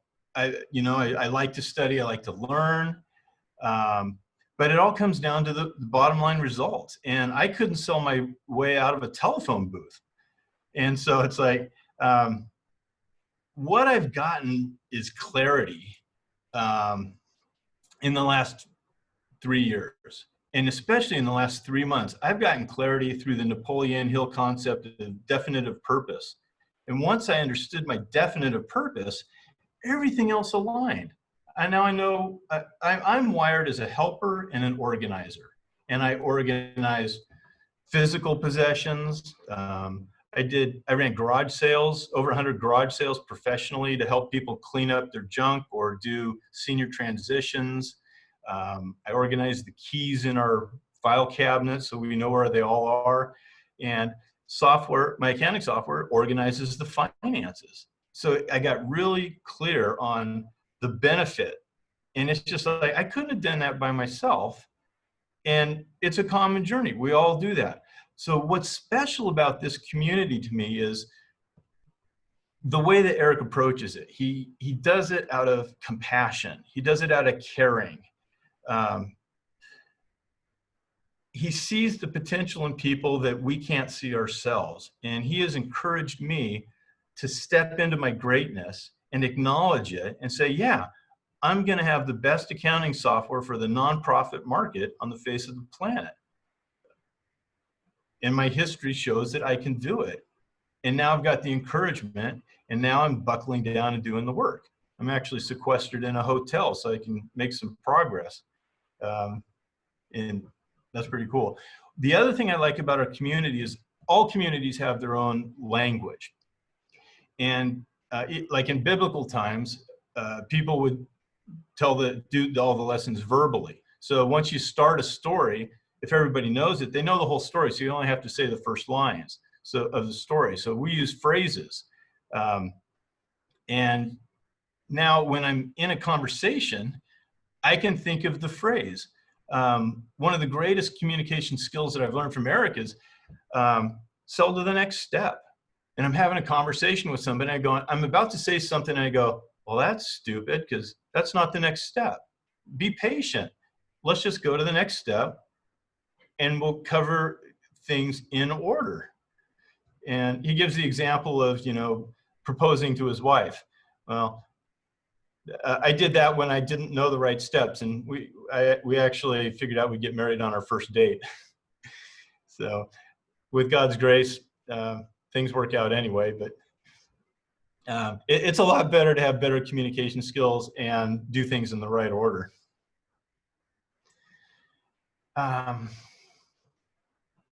So one of the benefits that I'm very much of a systems guy, and one of the things that I've realized is Eric has given me a structure. So I know now what personal development is. So if I have a mindset change, okay, I know that goes in the mindset box. In the sales, I know I've got a structure for sales. So, lead generation, appointment setting, trust and rapport, identify customer needs, share the benefit. You just go through the steps. And now I heard a webinar where this guy was teaching trust-based selling. That was his whole corner on the market. And I realized, okay, he's going to teach me about trust and rapport. He's done a deep dive into it, and I can get some really cool ideas out of that. So with this structure, it's just like, okay, I can learn this point. I can learn this point. And like he says, the weakest link in the chain, that's what you need to work on. So, but I know where to put everything. I know how to think about things. And so that's made a huge impact. And the biggest lesson I've learned is to take time to think. I forgot who just said that, but time and money, you got to have time to think. And we down here in Peru, we help so many people with food and medical and housing. We've got 25 kids in college. Our tagline is we help people break the cycles of spiritual and physical poverty. Without any time to think, it's just like you can't take a step back and get the big vision and really achieve your potential.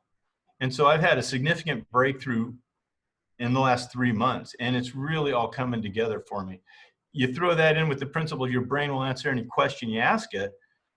I started asking a lot better questions, and it's stunning how much it has affected my life. So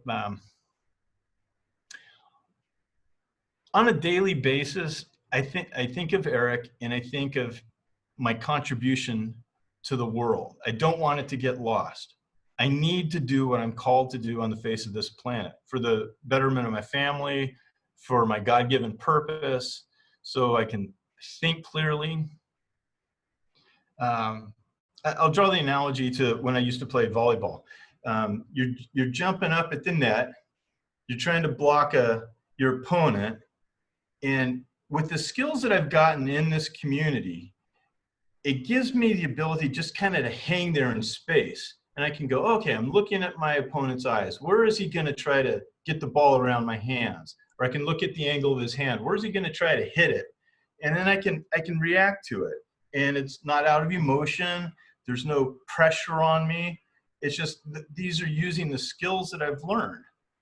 And so when you're talking with someone, you can figure out their motivation. You can figure out the perspective with the bank code. That's the first time I've heard about it, and I'm going to go research that and figure out how to use that, because that sounds really cool. But overall, I would say I'm probably Eric's slowest student. It's been over 15 years, and I'm just really getting into my prime with understanding the content and applying it.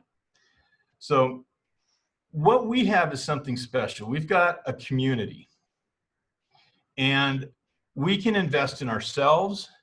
And when we reach a certain level, we can invest in others. But as a community as a whole, we have the opportunity to teach people what we've learned. So if we all grab somebody and teach them that you see the potential, somebody you want to invest in, we'll double the size of our community. And these are people that we'll do business with for the rest of our lives, next 20 years, 30 years, depending on however long we have. So I've always been about community building, and there's been just a peacefulness of heart for where I've made the transitions, and I'm very, very grateful. With the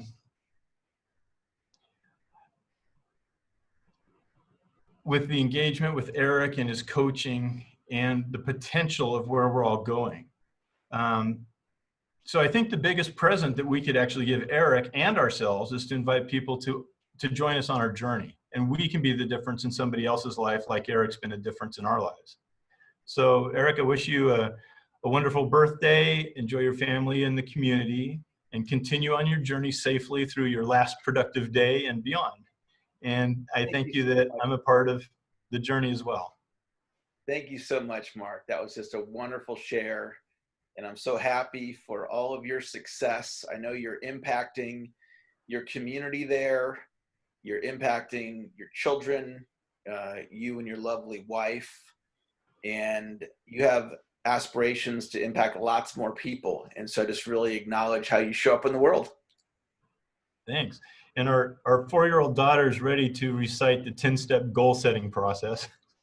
Awesome. Well, tell her I can't wait to quiz her on that. That sounds fantastic. Okay, sweet. Thank you for having me on. All right. Well, we're going to bring on our next guest presenter. And Christina, if you're there, can you unmute yourself? Yeah. Oh, sorry. All right. Hi, Christina. How are you? Hi. Thanks for having me. You're welcome. So Christina and I are meeting for the very first time. I met her over Facebook last night. And a lot of you know that I was involved with helping people from the Camp Fire back in 2018. And you also know that there are devastating wildfires in California right now that have affected a lot of people, and Christina is one of them. And so, Christina, can you just tell everybody what's happened to you and your family? Yes. Sorry. So I woke up like it was a regular day. Me and my youngest daughter, Violet, walked my eldest, Lily, to the bus. There was a little smoky, nothing too drastic, and I got a call from my fiance. He works up at the Noranda mine, and that's the water treatment plant in Happy Camp. He said there was a fire, and if I walked out on my back porch, I could see it.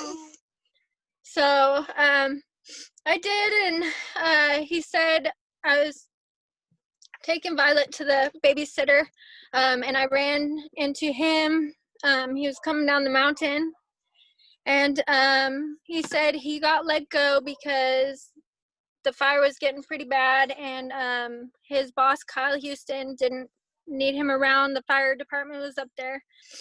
So I was gonna have him take the baby, but he said it was crazy because he was going to town to get his mom some coffee, and everything just seemed so normal. And oh God. So I went to work, and I called him because he had let me know that the fire was heading towards his mother's house, and she was just down the road from it. She was on Pine Place Street, which was one of the first streets to go. They didn't have time to pack anything. She grabbed her husband's ashes. Everything was just chaos. They let me know that they told me I didn't have to go up to my house because it was in a safe zone. So on my way down to work, I passed a couple of forestry and LEO. They didn't flag me down. They didn't stop me to let me know that if I went down creek or if I went to town, that I wasn't going to be allowed back up. So I left everything, including my 3 dogs, or more like family to me, and went to work and trying to get a hold of other family to see what was going on. I kept being reassured that my house was in a safe zone. It was up by South Fork towards Grayback. More and more family and friends kept showing up and grouping around Kingfisher's Market, which is the center of town. And they're saying, you know, they barely got out with their lives, you know. Nobody got evacuation notices. The LEO and forestry, where there was a delay, we don't know what happened. In terms of that, by the time LEO was getting to people, and the fire was like right there. Oh, it was so scary. So I remember Martha telling me her story about the Paradise Fire and having to choose between the kids because one was at the babysitter and one was at school. So my first thought was my kids. So I went and picked my daughter up from school, and then went to the babysitter and picked up my youngest and met back with family at Kingfisher's. It was just more and more people showing up, you know, people screaming down the mountain in their vehicles, saying, you know, get out of here, it's heading towards town.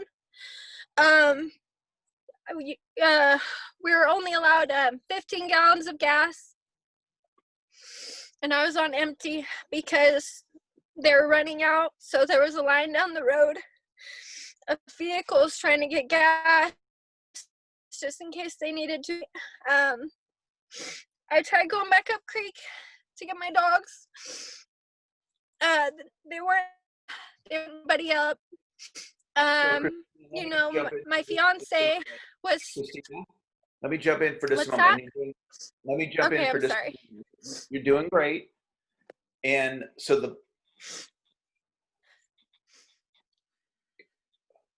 the bottom line is that you've lost your home. Is that correct? Yes. And what I pretty much found that out the first day. They sent pictures. They said they found one of the bodies of my dogs. So yeah. Okay, so I wanted to bring you on today to ask my community to support you financially.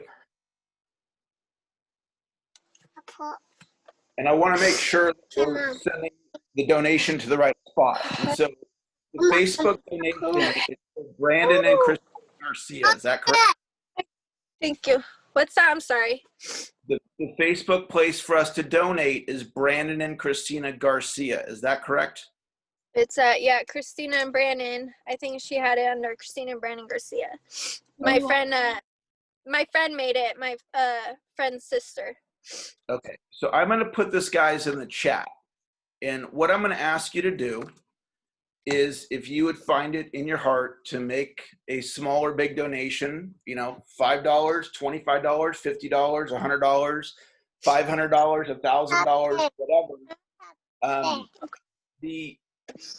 This is one of the most devastating things that can happen to any family, especially a young family. And I'm meeting Christina right now for the first time. Okay.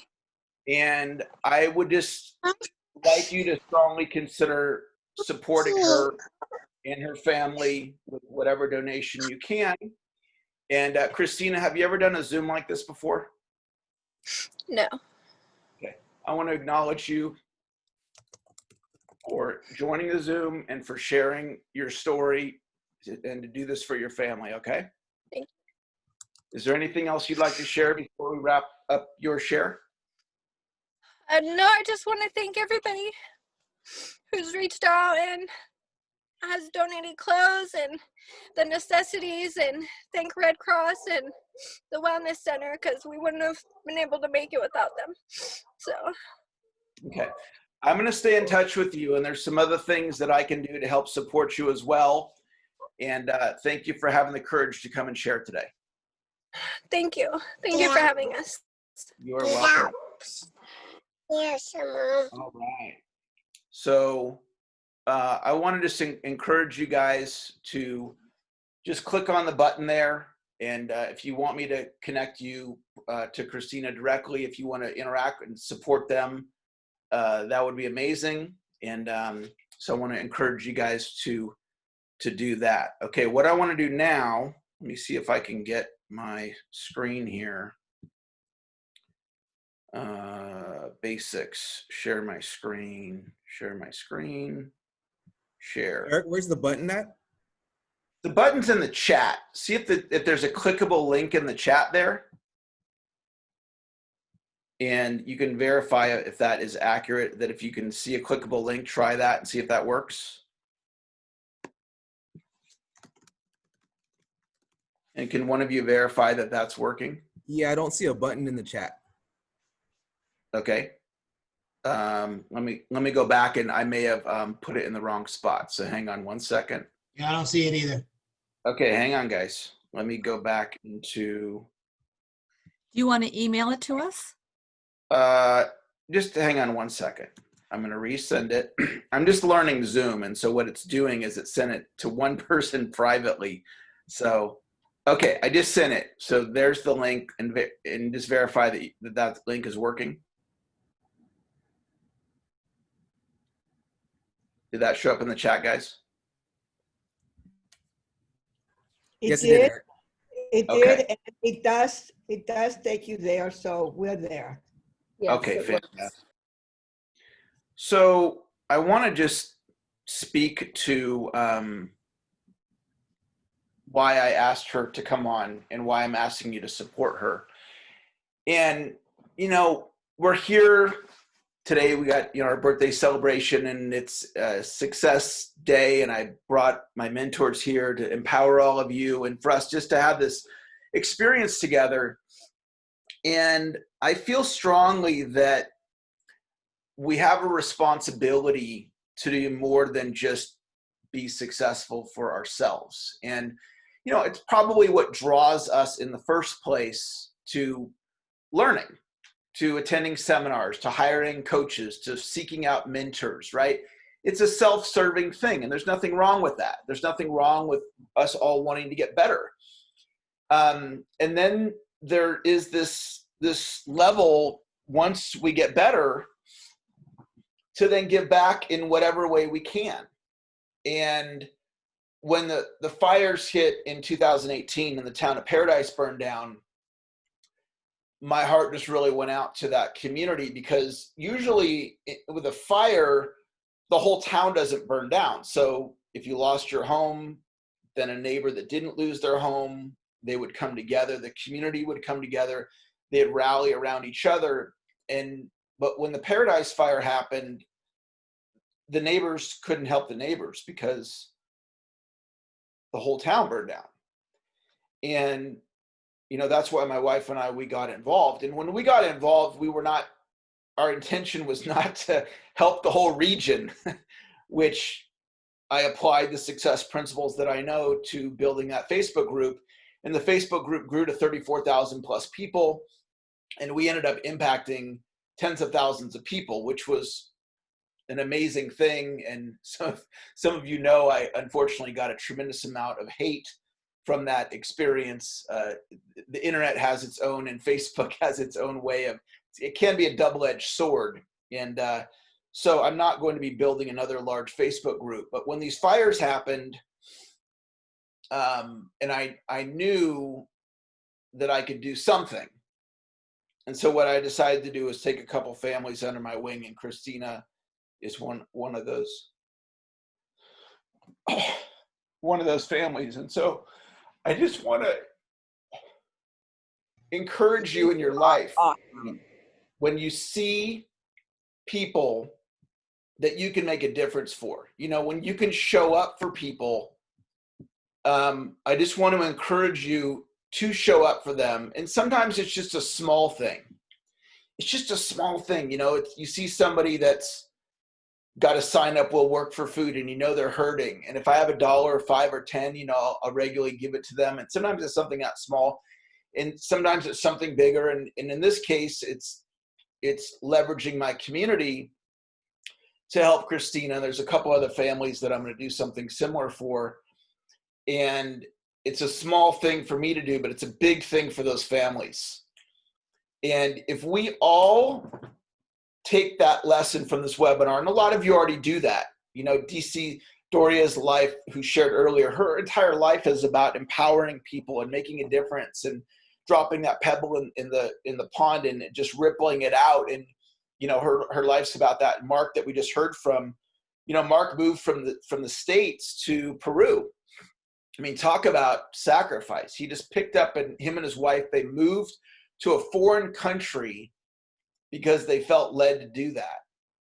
And some of you already are of this, and you donate money to causes that, or charitable causes that make a difference.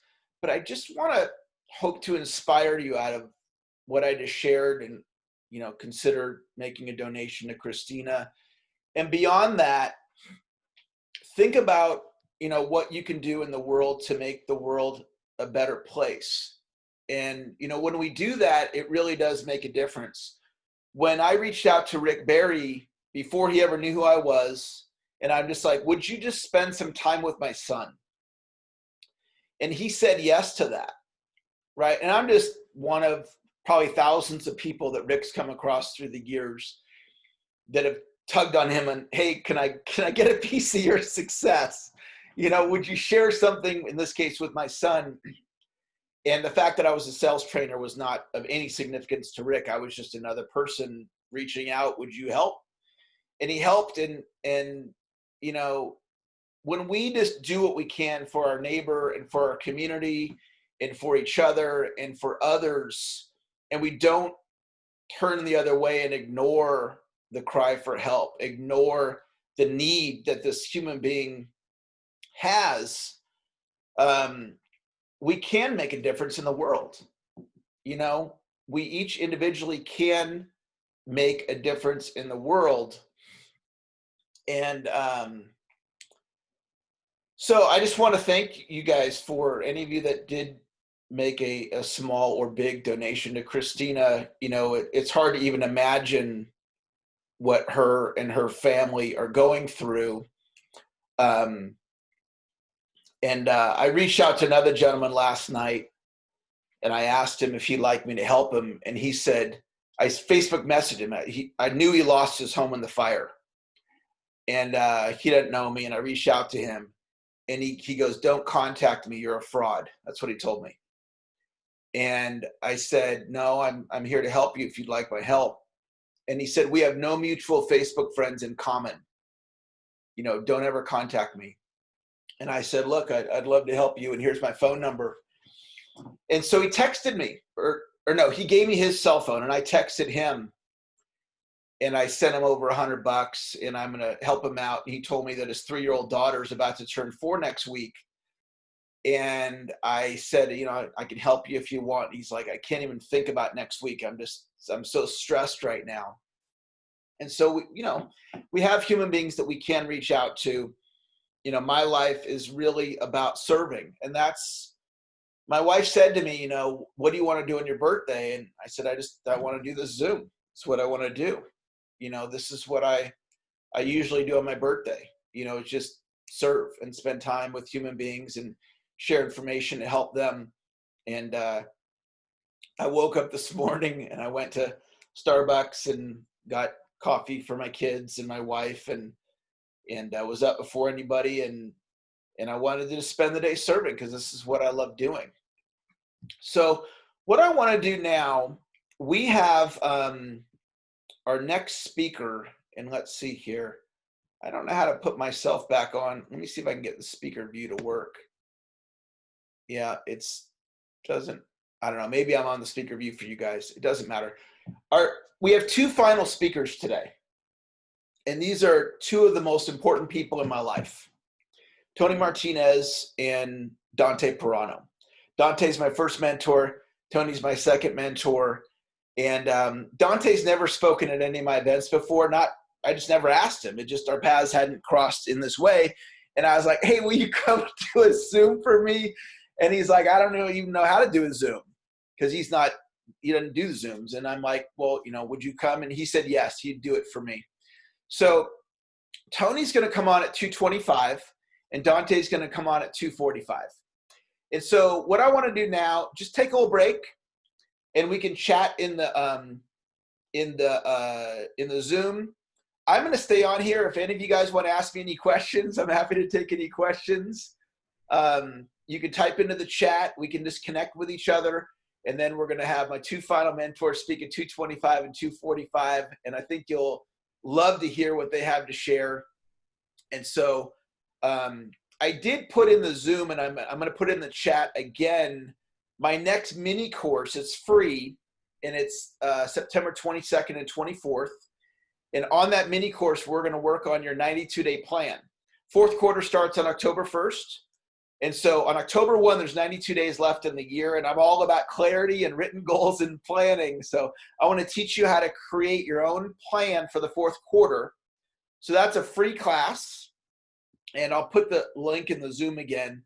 And I'll also open it up if anybody just wants to express anything, you'd like to share anything, just feel free to unmute yourself, and we can have some shares and we can connect with each other in the chat. We'll have the next speaker at 2:25. Hey, Eric. Yes, it's long. I just want to, first of all, just wish you a happy birthday. Second thing I just wanted to share with you is it's an honor and a privilege just to be on here and having you bring on Christina. And, it was very inspirational how you lead as a role model to inspire others. And, I'm very grateful to really be reconnected to you. I know we met, a while back when I was at your events, never pursued forward. Then 10 years later, we reconnected through Sherry. So, it's just looking at you and seeing what you're doing and how you're doing things is so inspirational. And I am just so honored and really blessed to have you as a role model. And I just want to acknowledge you for that.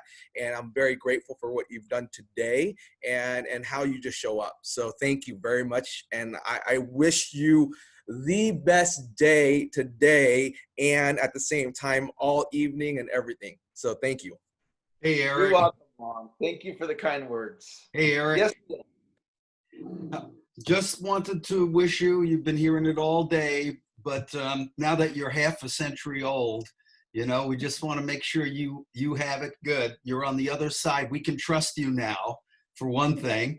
And I really love you as a person, as a mentor. I think you've helped me in so many ways that I can't imagine. Some of them you actually know about. But any case, Eric, I wish you the happiest of happy birthdays. Thank you, Neil. Hi. Oh, go ahead. Hi, Eric. It's Vicki Parker. Hi. Hi, Vicki. Hi. Hey, I ditto, of course, to what Long said. And thank you. Thank you for bridging the gap for everyday person who comes along and meets Eric Lofholm, who has the extraordinary opportunity to meet several people in the world who are out making a difference for others. And you have really given us an opportunity to expand ourselves in ways that maybe we haven't considered were possible.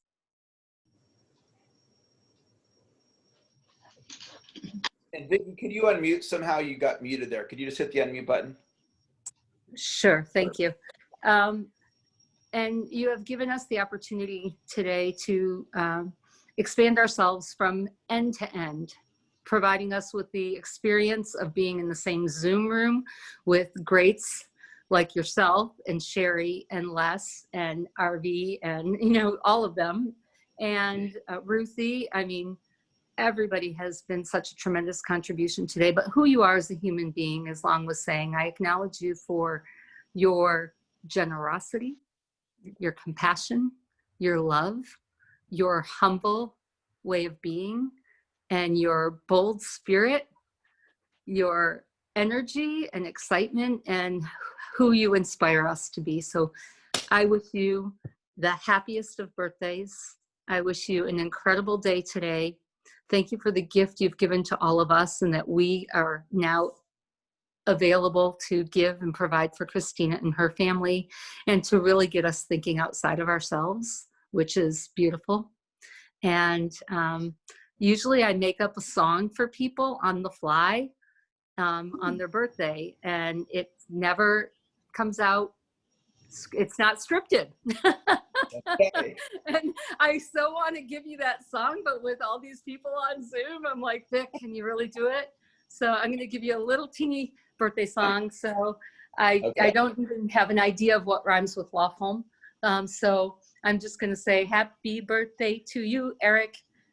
Know that this is a terrific way to celebrate your day.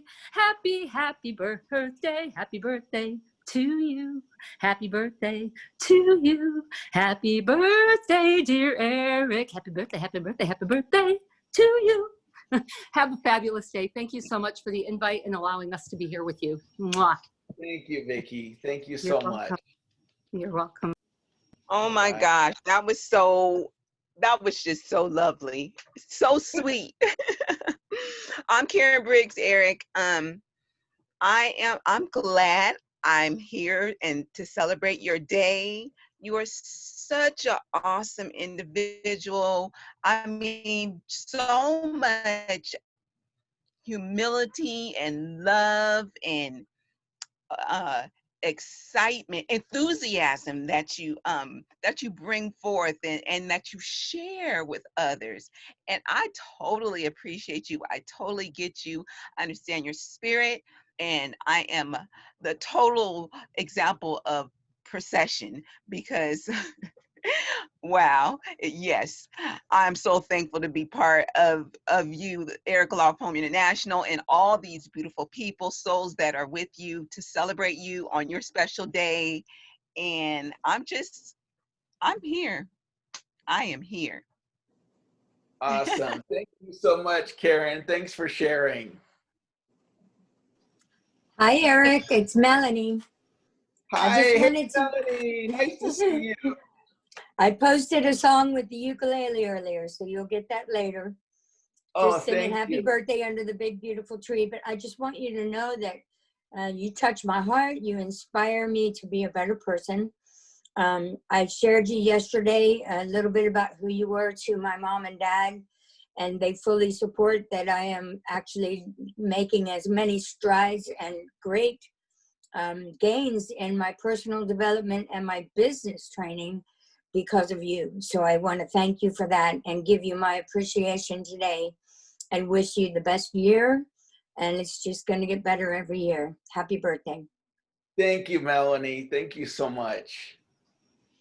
Eric, this is Lynette. I want to hop in and wish you a very happy birthday.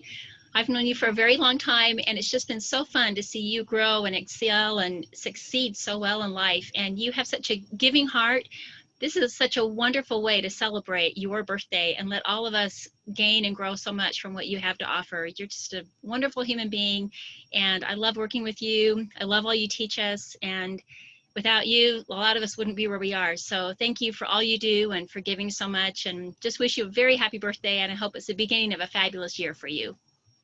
Thank you, Lynette. Thank you so much. Eric, this is Chris. Hey, Chris, how you doing? I am doing well, Eric, and I just got one word that explains this consistency. It explains you, Eric. I've watched you, and you have walked through so many processes of development in sales because I'm a giving person. I don't like to take, I like to give. And you taught me that selling equals service. And when you taught me that, that changed everything. I mean, everything I learned how to service and help people. And I could not help but to thank you because I went from the business aspect of it to the nonprofit aspect of it.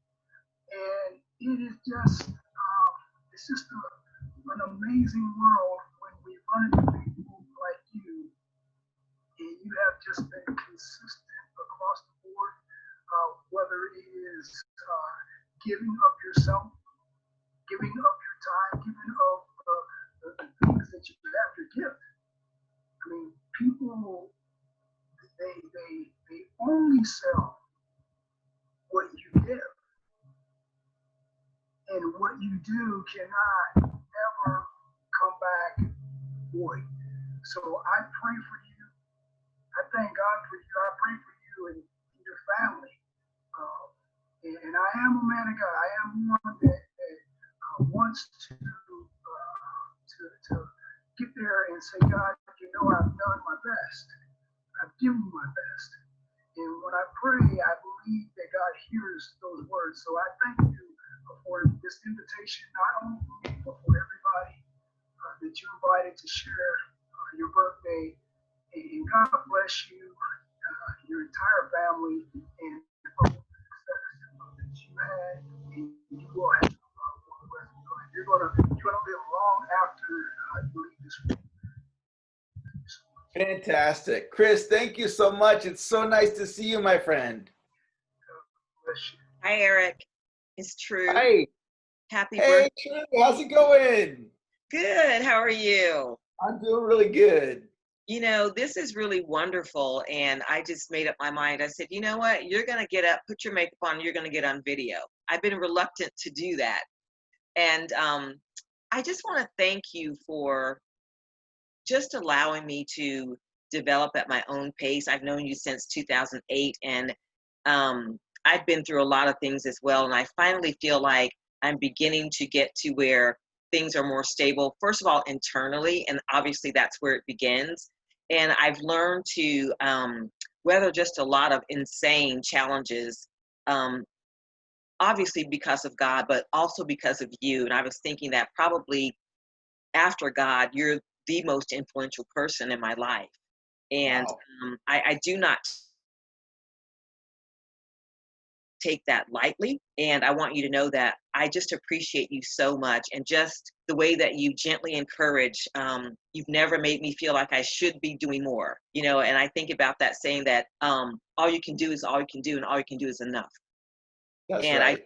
I want you to know that I really, really appreciate you more than I can ever tell you. And I wish you a very, very happy birthday. Thank you, True. Thanks for the kind words. That was beautiful. Hi, Eric. David Kreider.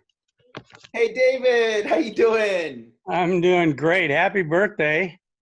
Thank you. You've got 27 more years to go to catch me. But hey, we go back to the early days when you were just getting started. I remember when you were telling me that you're going to build one of the biggest motivational sales forces known to man. And lo and behold, here you are, you're doing it. And you're achieving your dreams, and you're not only that, you're affecting other people, which is also one of your goals. Just look at this lineup here of people and speakers, and you have made a huge impact on people in your lifetime. I'm so proud of you, Eric. And I think True might know Art Williams with that quote. Yes. All you can do is all you can do. And but anyway, I do appreciate everything that you've done for me over the years, and the training that you provide has just been outstanding. I must admit, I've missed a couple because of different situations, but nevertheless, I do appreciate what you do, and keep up the good work. Thank you, David. Thank you for the kind words. Great to have you today. Hey, Eric, it's Bobby here. Hey, Bobby, how you doing? Hey, great. Hey, happy birthday. And I really appreciate the fact that I found you on the Alex Mendozian YouTube. You did a few years ago, so I'm glad I found you on that. Yeah. And, you know, what I really appreciate you is going the extra mile. I know it's a Napoleon Hill concept. When I was struggling a little bit in sales, it was about a year ago, and you came on board and went the extra mile, and I really appreciate that. A lot of you know, normal trainers wouldn't do that, so I appreciate that, and get me back on track. And I also appreciate that you acknowledge everyone who goes on your live feeds on the on your 7:45 calls. It makes you feel that you exist. So I appreciate that, and I appreciate the enthusiasm and the passion you bring every morning. Usually, I need to get a cup of coffee to get going, but you're ready, and so I need that little spark that gets me going. So I appreciate all that you've done and going the extra mile, and make it a great day today. You're welcome, Bobby. Thank you so much. Thank you. Eric, can you hear me? Yes. Hey, is it Bridget? It's Bridget from Palm Springs. Yay, nice, my text friend. Nice to see you. So nice to see you, Eric. And I would be remiss if I didn't get on this call and tell you how deeply I appreciate you. You, like True mentioned, you being a blessing. You and a pastor were brought to mind by the Lord, because I don't even know how I heard about you. Turns out I know two people who also know you, and I guess they've met you, but I had no idea who you were. And it came about 2 years ago, right after I'd lost my mom. She'd been with me for 6.5 years. So I am really reclaiming my life and my purpose and my desire to impact people. And the manner in which you give of yourself, your generosity, your integrity and obvious character has been so impactful. And every single morning, that call, whether I can be on it right away or a couple minutes late, that call really does make a difference. And I do appreciate you so much. I appreciate how giving you are and how much you give of your material. It's remarkable that you're that generous. And so this will be my year where we'll connect, and hopefully some of the finances will come, that money will come back to you as a financial blessing. But I just want to thank you so much for all that you do, and you really touch our hearts. So I know that the young woman that you met, I just interviewed, I'm grateful to know of her family, and I'm sure a lot of us will be giving. A dear friend of mine also was in that Paradise Fire, and to this day, her emotions are as raw. So what you and your wife did was a beautiful thing, and it's so great that you're claiming that as a part of your process in life and letting us see your compassion, your kindness, which will cause all of us to do the same. So thank you. Happy birthday. I'm so glad you were born. You make a difference. So I'm so happy to wish you happy birthday today, and thank you for this wonderful, wonderful day. It's been great. Thank you, Bridget. And you Thank don't look, and you do not look 50. I'm Barbara from Irvine. I love your 7:45 phone calls. Happy birthday. I sent you birthday wishes from Paul McCartney also this morning. And I just will ditto what everybody else said. You're fabulous and very an inspiration to all of us. And thank you very much and happy birthday. Thank you, Barbara. Hey, Eric, this is Got Slor from Sonora, California. Remember me? Hi, Got. Hang on one second. I want to just mute everybody, and we'll unmute you guys. You guys can unmute in a little bit, but let me just get a clear signal. And Got, can you unmute again? Yes. Hi there. Hey, Okay. I just wanted to break in for a few minutes. I've known you for a little bit. I met with you a few years ago. We've been Facebook friends for a long time, and we met in person a few years ago in Sacramento when you were doing a personal development seminar. It was fabulous. I brought my friend Sandra with me, and I just want to tell you, and right after that, that's when the Paradise Fire started, and you created a Facebook page. We all know about that. But I just watched you just step into that. You totally never done it before. You did it. You and your wife like went above and beyond. I don't know how many sleepless nights you've had. I love that it wasn't just you helping people. You inspired everyone else to help each other. You would say, okay, this couple needs a gas card, or this couple needs this and that, or whatever. You put it on the page every day, several times a day sometimes, and you gave everyone else the opportunity to contribute as well. So I love that you lead with service, you lead with integrity, you lead with generosity. I'm so sorry for all those, I don't know what weird negative, I don't know what people were expecting, because you and your wife went so above and beyond. And I'm so sorry that it ended up being, I don't know, you got attacked for no good reason for sure, because you did so much. So the only thing I can think about that is like no good deed goes unpunished, unfortunately.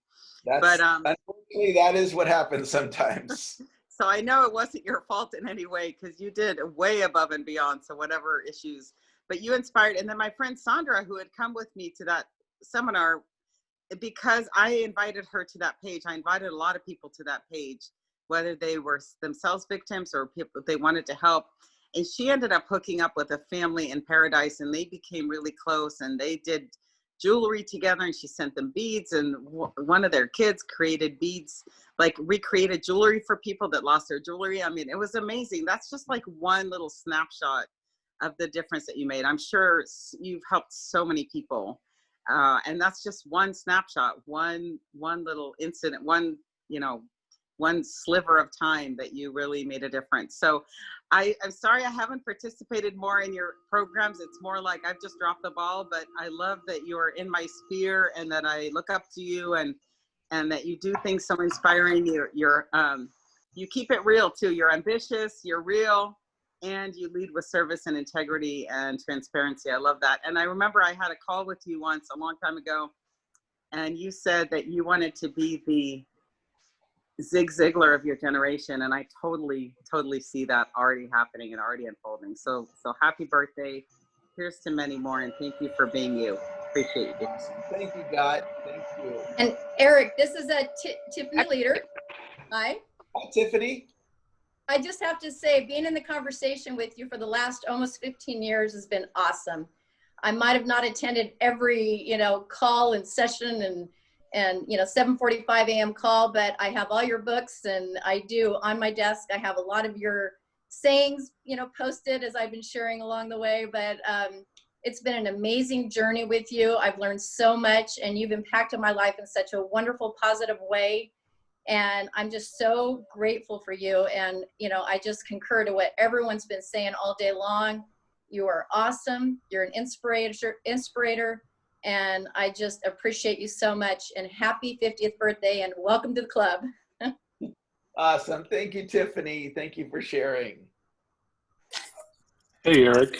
Hey, Larry, how you doing? Fantastic. Just wanted to jump on and tell you happy birthday, and we greatly appreciate you. We love being a part of the community, and we're always excited about being a part of it on a daily basis. You're the best of the best on personal development and training, and we share it with everybody here in Kansas City, and we're just grateful to spend the day with you guys and you to share your birthday, and we really appreciate you and just value you tremendously. Thank you, Larry, and thank you for being a great supporter of mine. I know you're out there championing the cause, and I see that, and it means a lot to me.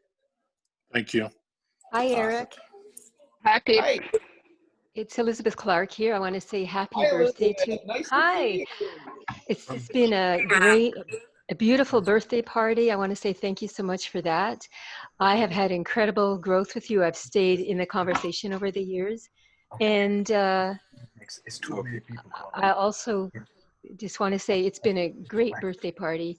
I've had incredible growth, and I've seen your incredible growth over the years. I want to thank you also for helping Christina out. And I noticed that the numbers were at about 3,800 when you first gave us the link. And the last I looked, it was over 5,500. So it's a growth of over, yeah, just a few minutes, $1,700. So thank you for that. Have a wonderful, wonderful year. Thank you. Thank you, Elizabeth. Thank you. Happy birthday, Eric. Yes, who's there? Hello. Yes, go ahead. Hi, Eric. Happy birthday. This is Stella. Hi, Stella. Can you? Okay. I feel like one of the new kids on the block. I've known you for a few months, but I feel like I've known you for a lifetime already because I was drawn to you because of your enthusiasm and positivity. And to be honest with you, what you did today have really sealed it for me, because for someone to live for others, it takes a special person to do that, and you are one of a kind. And I just wanted to let you know that we appreciate you for everything you've done for us and for the family that are hurt from the fire. So I thank God for you, and I look forward to work with you for a very long time. Thank you so much, and happy birthday. You're welcome. Thank you. Thank you for the share. Hi, Eric. This is Joseph. Hey, Joseph. Good to see you. I just want to take this opportunity to congratulate on your 50th birthday to begin with. I really enjoy your coaching and training. I get on to most of your daily call. That's the most motivational learning, really inspire us, on a regular basis. I really enjoy that. And I'm so looking forward to your upcoming book, Continuous Development. That's one of my things. I believe we all needed to on a continuous development basis. I'm so looking forward with coaching with you and Dr. Moore coming year also. And once again, congratulations. And this is such a great event. Thank you. Fantastic. Joseph, thank you. Charles in Fresno, you want to share? Yes. Coach, thank you. My beloved wife, she just left, and she wanted you to know that the person who spoke before Desiree, well, we're going to tell her that she's not able to be here, but the Amelia Free Foundation, and I have been an understudy of yours, and we would like to say that on behalf of the Amelia Free Foundation, that we're all Americans, and that we would like to let it be a testimony throughout the world that we stand in unity, and like to say happy birthday to one of the most brightest, warm person that I've had to be in the midst of. And when I visit I just got to say, I'm so wonderful blessed to be an understudy of yours. On behalf of the Amelia Free Foundation, just set a direction and we'll be there to go. You are the most awesome coach. And what you're doing, we hope that our foundation can be a sign that when the voice of Energy Eric speak, we all listen. Happy birthday, Coach. Thank from you, the Charles. Free Hello, Foundation. Eric. This is Rocky Pavone. I'd like to share. Hey, Rocky. Hey, how long have you and I known each other? My brother, I was just thinking about it. We knew each other when we were in our 20s. I came to your office, and was that in was it Long Beach? Yes, and probably even 2 prior to hours that. to come and see you. I've known you probably, it seems like the 90s. Yeah, And probably right around 2000, 2001. That's probably how far we go back. Well, I think even farther back in Anaheim. Because I went to one of your first Eric Lofholm International events. Yes. In Anaheim. Birthday. Happy birthday. When you were first starting out, and I just love the information, and we've been in touch, on via internet mostly, or your email communications, and I appreciate all that you've done.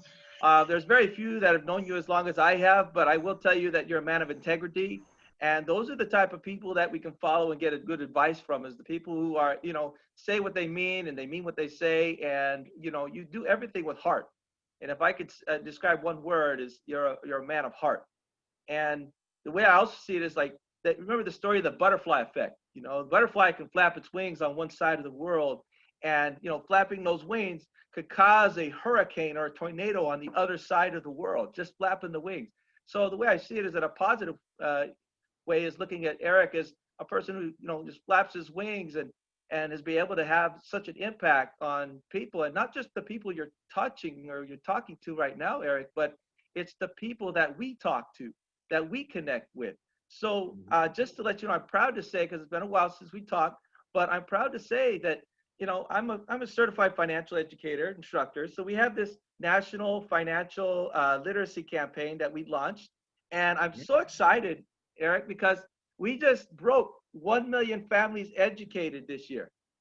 Wow. This year. The last few years, we've been working on this campaign to educate families, and we knew something was coming down the pipeline, and it just came faster than all of us expected through this COVID-19 crisis.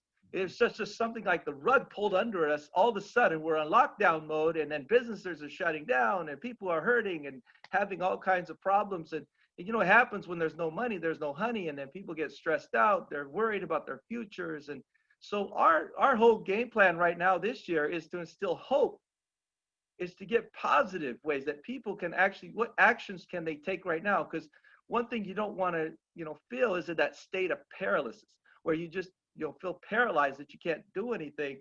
So I just want to offer to the group, everyone out there, we're doing financial virtual literacy workshops for free. Everything from increasing cash flow, getting out of debt, save for the future, starting a business, tax strategies, planning, protecting your family, just every aspect. And so our new goal, Eric, just to let you know, is, and with your help, we can do this.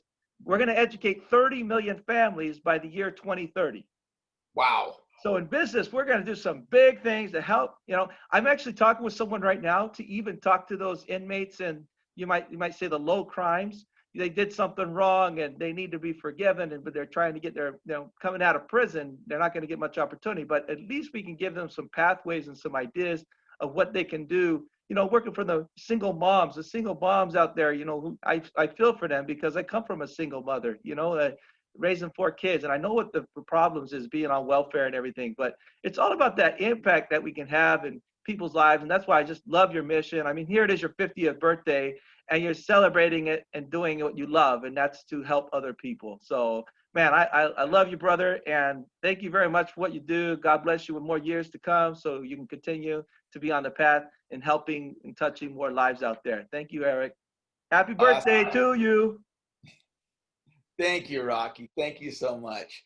All right, we're going to bring on our next speaker.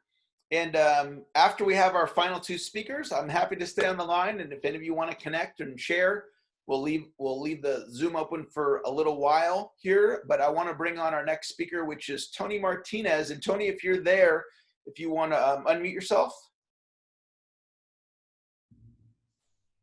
I'm here, man. Hey, Tony, let me give you a little introduction for you. All right, man. I'll have you share. So Tony is one of the most important people in my life. We go back to, let's see here, 1992, I think, 91 or 92, Tony. 91, I believe. I go back, and Tony was instrumental in teaching me sales back in the Dante days when we both worked for Dante. Tony took me under his wing and mentored me, and he's continued to be a mentor and a friend for several decades. And he's just an extremely important person in my life. And I was hopeful that he was going to be able to come and share a few words of encouragement, because he really has a depth of knowledge about life and success. And I just asked him to come and share some words with you guys. And so, Tony, with that, I'm going to turn it over to you. Thanks, man. First of all, happy birthday, bro. Yeah. Eric and I have been great friends ever since back in those days. As you guys probably know, a lot of our story from working with, about our story working with Dante. It's where I got my start, and my start is similar to Eric's in the sense that when I started working for Dante, I didn't work at McDonald's, but I did work at Blockbuster Video. So I do like to say I have a background in the movies. And so we both started, with very little to get started with. We were very fortunate to work with Dante Perano, who was very charismatic, very successful, way ahead of his time in the way he managed back then. He gave people opportunities that really, from a skill set level, from a background, from an expertise level, we really didn't have anything that anyone could point to that says, no one, let's put it this way, no one was picking us out of the crowd at the time. And so Dante was a very unique individual. And I still find him very unique from this standpoint, is he, rather than look at what we had accomplished, he looked at what he thought we were capable of doing. And that was a very, very unique, when we made mistakes, we weren't, and again, we're talking about real estate investing, we're talking about sales, we're talking about public speaking, we're talking about marketing. And, he would allow me to try things. And when they didn't work out, and maybe it did cost the company money, I wasn't fired, I wasn't yelled at, and I was given another chance, which really, if you really think about that, and you think about corporate America and how afraid people are to make mistakes, and how afraid managers are to give people opportunities to try new things. I look back at that because now that I've had my own business since 1995, 25 years now. His insights, his way of dealing with people was very unique, and I still find it to be unique. And if it wasn't for that, if it wasn't for his way of dealing with people like myself and Eric, I really don't believe I would have a fraction of the success that I've had today. And one step beyond that, so we had a very, very amazing mentor who didn't even really, I don't even know if, as he was influencing us, if he really understood the impact that he was really having. And it really shows up today when you look at Eric and the success that I've been able to have, fortunately. And then there was Dr. Moyne. I saw that Dr. Moyne spoke earlier today. Is that right, Eric? Yeah. Okay. Dr. Moyne was the first paid advisor that I had ever hired, and I hired him in 1992, and he mentored me, and I spent a tremendous amount of time working with Dr. Moyne. And when Eric and I teamed up, a lot of what I was able to teach Eric, came directly from number one, Dante, but Dante and Dr. Moyne. I had already devoured Dr. Moyne's books. I had already spent countless hours with Dr. Moyne, combing through my presentations and working with him one-on-one. He's still a great friend of mine as well. And so I'm kind of leading that up into one thing, and that is advice matters. Advice and who you get advice from really, really matters. And because I had that early experience with Dante, and because I had that early experience with Dr. Moyne, I really felt like, and for a long time, I kept Dr. Moyne as a secret. And really, I didn't want any of my I really didn't want my competition to know who Dr. Moyne was, because it had such a massive impact on my success. And Eric's probably told you a little bit about his success in sales, and he was on the cusp of being fired for not producing. And I was in the same boat, not from a sales standpoint, but from a public speaking standpoint. So I was trying to break out as a public speaker, person that sells from the front of the room, and was not doing well. Was not doing well at all, as a matter of fact, when I hired Dr. Moyne. and he literally revolutionized everything that I did.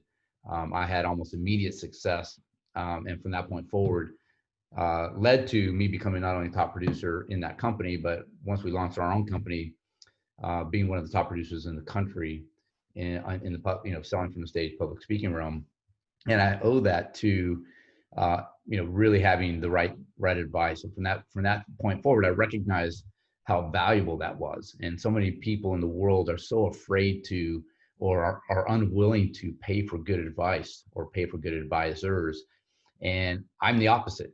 When I hired Dr. Moyne, I had to save up everything that I was making for 3 months to pay for a one-day consultation. And after saving up for 3 months, I wrote that one check, and I was broke again. That was my commitment, and that was my belief in Dr. Moyne, because I read his book and recognized how brilliant he was up front. And so from that point forward, I recognized how valuable and important good advisors, good mentors, and good trainers are. And now, most years I'll invest at least $100,000 in my own personal development with the advisors and experts that I hire for that year.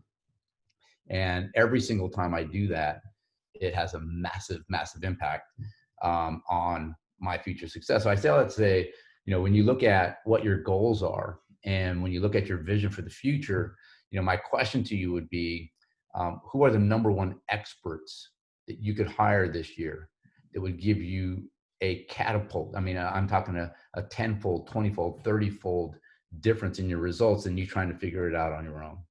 I know Eric is one of those advisors too, but I'm talking in addition to that. Health and fitness is really, really been big in my life for the last 10 years. And what I did to, again, I'm not looking for shortcuts necessarily, but I am going to condense the time to achieve the success that I'm going to want to achieve. And I've done the same thing with health and fitness. So what I want you guys to really consider is, number one, what is your vision right now? I mean, these are some challenging times, of course, and unprecedented times for all of us. Challenging, even those of us who thought we were bulletproof when it comes to personal development and focus and drive have been shaken to the core, myself included, and having to rethink, everything in our life. And so I've had to go back, right? So I teach a course, and it's called Life Masterpiece. And it's a mastermind group where I personally work with small groups, my business partner and I. As a matter of fact, it's Dante Perano, my business partner, and I. And we run these groups every single year. And it's been an extraordinary, extraordinary experience. We've been running it for about 7 years in a row now. That's in addition to the other businesses that we run. And Life Masterpiece, the philosophy of my Life Masterpiece. And I've been working on this course on some level for over 15 years now. And Eric knows my background and everything that I read and everything that I study and the advisors that I hire and the experts that I work with. And Life Masterpiece, the philosophy behind it is pretty simple. And that is, how do I live a life today so valuable so that on my last day, I look back and I go, now that was a masterpiece and I wouldn't change one thing. How do you live a life today so that on your last day, you look back and you say, now that was a masterpiece and I wouldn't change one thing. And there's only one way I know to live a life like that, and it has to be on purpose. There's no way, there's absolutely no way that you're just going to cruise through life and one day on your last day look back. If you don't design it, if you don't make it happen, if you are not on purpose, if you're not intentional about living a life that way, then it will not happen. And what I am committed to doing in my life is I will not sit on my deathbed and look back and have any regrets. I mean, when I say, and I mean zero regrets. And a lot of people can say that and say that that's not going to happen. But I'm telling you right now, in my opinion, if you don't make it on purpose, then there's always going to be regrets. And so when I look at Life Masterpiece, I've kind of broken it down into 8 categories of life. You could never break down our lives into just 8 categories. But one of them, I'll just give you an example, is, if I'm looking at my marriage, what does a masterpiece marriage look like? And what can I do today? You know, some of the things that I do in my marriage is things, you know, again, being on purpose. I'll get up in the morning and I'll say, what is one small thing that I can do today for my wife where it will make her day to day? And if I'm not intentional, right? If I'm not being that intentional, then most likely I'm not going to find that one thing. It's just not going to automatically and accidentally happen. And so a masterpiece marriage is the same. We have to be very on purpose, but think about what a difference a masterpiece marriage makes in your life. And I truly believe we can have it doesn't have to necessarily be marriage, a masterpiece love relationship, right? Where you're in bliss as often as possible. And I can say, we've been together now for 15 years, and it's, ever since I've been putting that level of intention on our marriage, people say, well, marriages are, all marriages have challenges. Ours doesn't, but it's not by accident. We truly set out every single day to have this masterpiece marriage together. When you look at your career, if I asked you, what does a masterpiece career look like for you? If you could wave a magic wand and your career was an absolute masterpiece, what does that look like for you? And if I believe there's 3 levels of, when it comes to jobs and work. And I think, a lot of us start off working a job, and then as we go through life, we end up in a career, right? And if we're lucky enough, I believe we find our vocation. And like, what is a vocation? A vocation is a calling. Like, what are you called to do? Why do you exist, right? When it comes to a career specifically, why do you exist? What is your calling? What do you feel called to do? And my belief is everyone has a calling.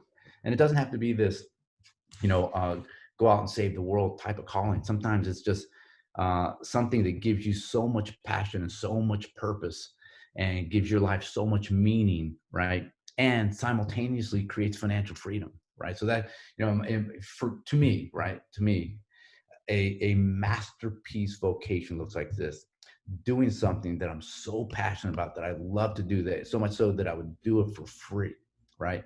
Is, what do you love to do so much that you would do it for free? That has the deepest purpose, that gives your life meaning and simultaneously creates financial freedom.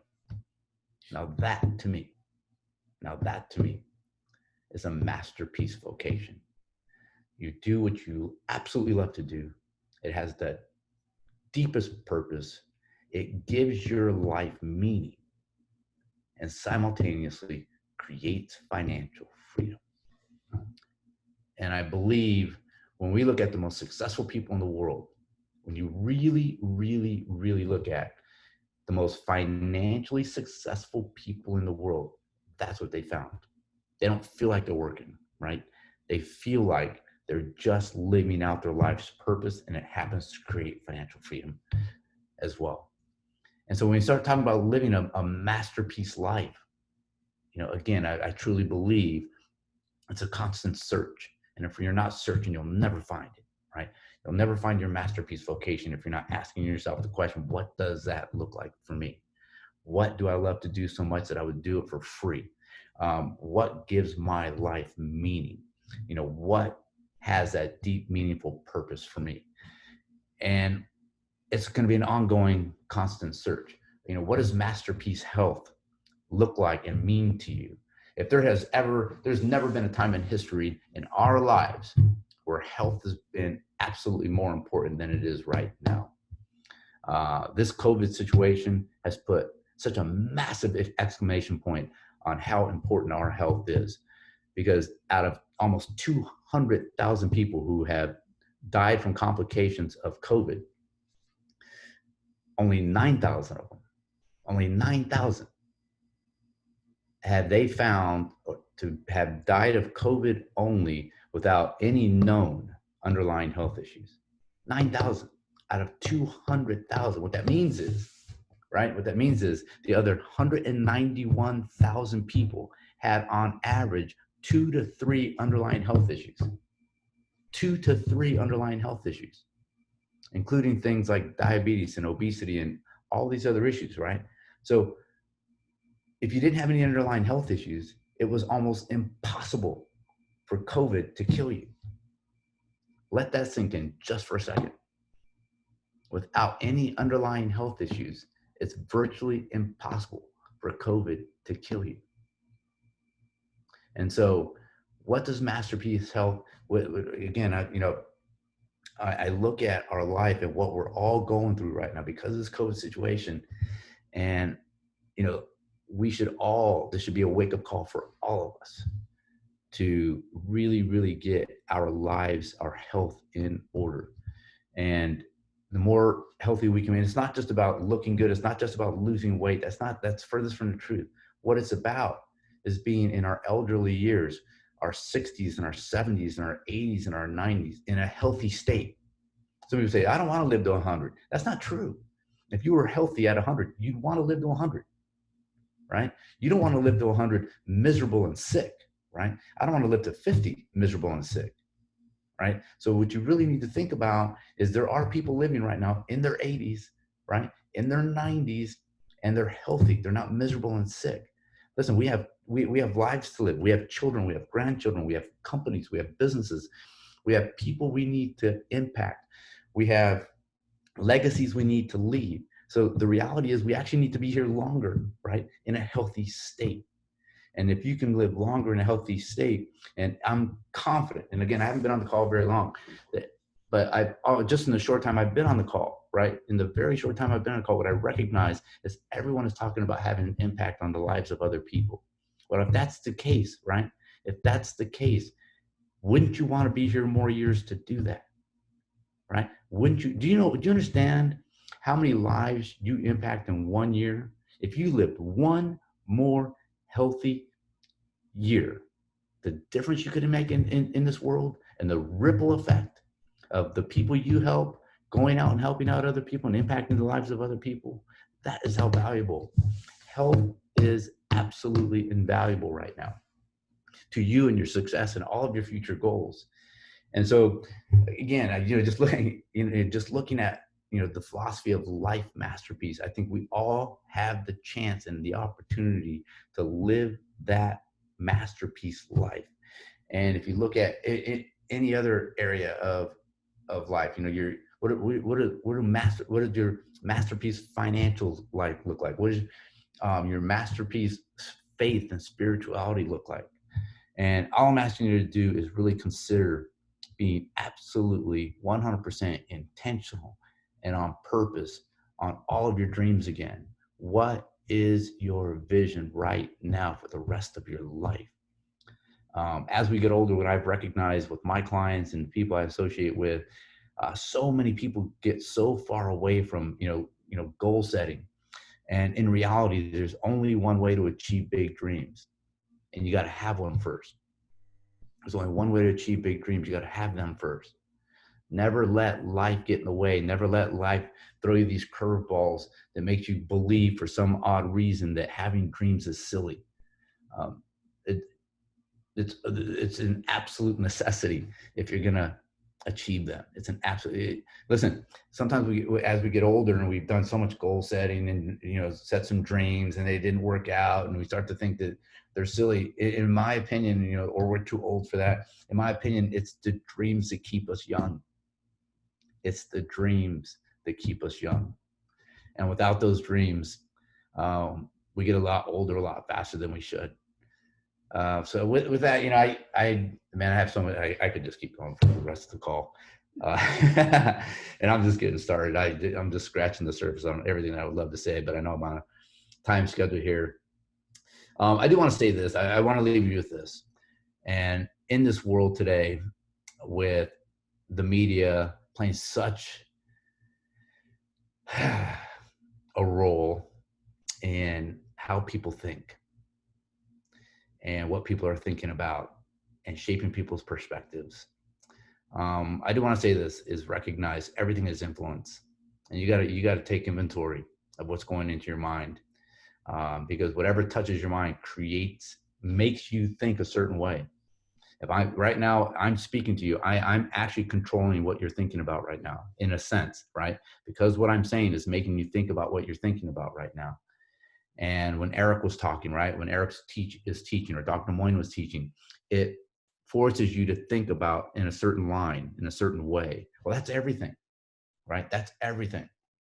And so when you're sitting there watching this mainstream media, again, I don't watch the news, but I long before COVID, I stopped watching the news. I do not watch mainstream media at all.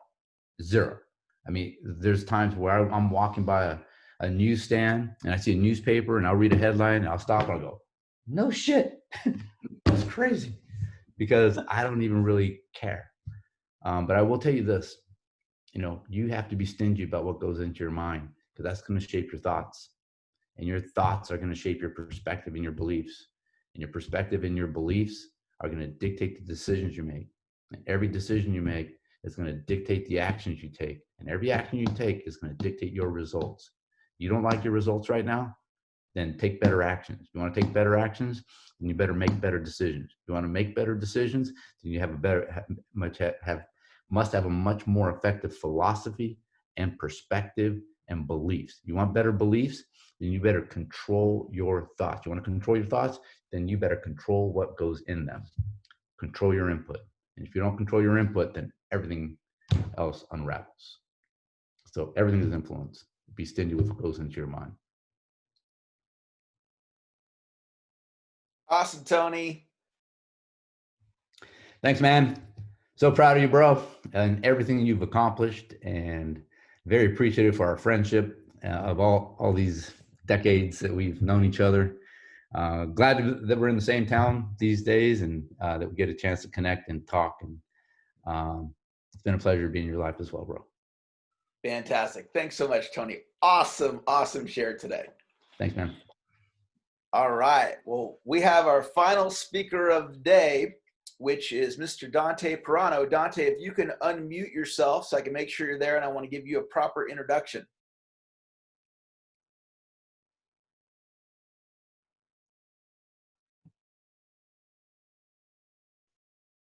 And Dante, if you're there, if you can. How's that? Testing, 1, 2, 3. Hey, Dante, how you doing? Hey, pretty good. Just learning the technology here. That's all. Yeah. Yep. Well, it's so appropriate to have you be our final speaker today, because you are the catalyst of all of this for both Tony and myself. And when I came to work for you, I quit my job at McDonald's to come work for you. And 2 weeks after I started with you, you took me on the road with you. And you may or may not remember this. You probably do, but I went and got married and didn't tell you. And so I was out on the road. You thought I was a single guy, and then I told you I was married, and I thought that might be the end of it. You were gonna not let me stay with you on the road, but you were so kind and gracious, and you just let me be me. And you put thoughts in my mind that really created the foundation for what I'm doing in my life today. And just so appreciative for how you show up in the world for so many people. And I just wanted to have you come and share whatever you'd like to share with the group today. Well, I just stopped by basically to say happy birthday. 5-0, the big 5-0, huh? Yeah. Yep. So I was thinking to myself, 5-0. I wonder if he'd like to trade. Because I crossed that little 5-0 here a while back. But anyway, for those that don't know who I am or whatever, I just wanted to kind of say that I started real similar to you in being so young when I first got in touch with somebody that really meant a lot in my life. And I went into the finance and insurance business when I was 17. And I was so young, I couldn't even be bonded. So they had to wait until I turned 18 years old before I could even be bonded so that I could go collect payments, and because I worked for Beneficial Finance Company. So then I had to wait until I was 20 years old before I could get an insurance license. So then I was in the finance and insurance business. And then at 21 years old, the guy comes into my office and says, "How would you like to be the general manager of my real estate company?" And I said, well, I don't know anything about real estate. And he said, don't worry about it, I'll teach you. And I said, really? And he said, yeah. So he scratched on a piece of paper a number and he slid it over to me at lunch. And it was more money than I could believe. And then he was going to give me a percentage of his company too. So it was like the offer you couldn't refuse.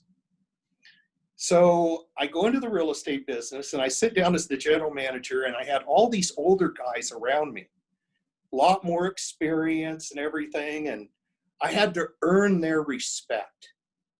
So I worked hard. I got there early in the morning, I worked late at night, and I was determined to earn their respect. I thought that was my first goal. However, I realized that it really wasn't. The goal was my happiness. I needed to be happy in whatever I was doing. In the finance and insurance business, every T's crossed and every I's dotted. And it's really kind of interesting because the real estate business is nothing like that. The real estate business is like you take this canvas and you're throwing paint at it. You know, you're not painting a picture, you're just throwing paint at it and it's all dripping down the canvas, however it's going to come out, which is amazing because being so analytical, I came from being apathetic to being analytical, and then I needed to learn how to become open-minded just to be in the real estate business.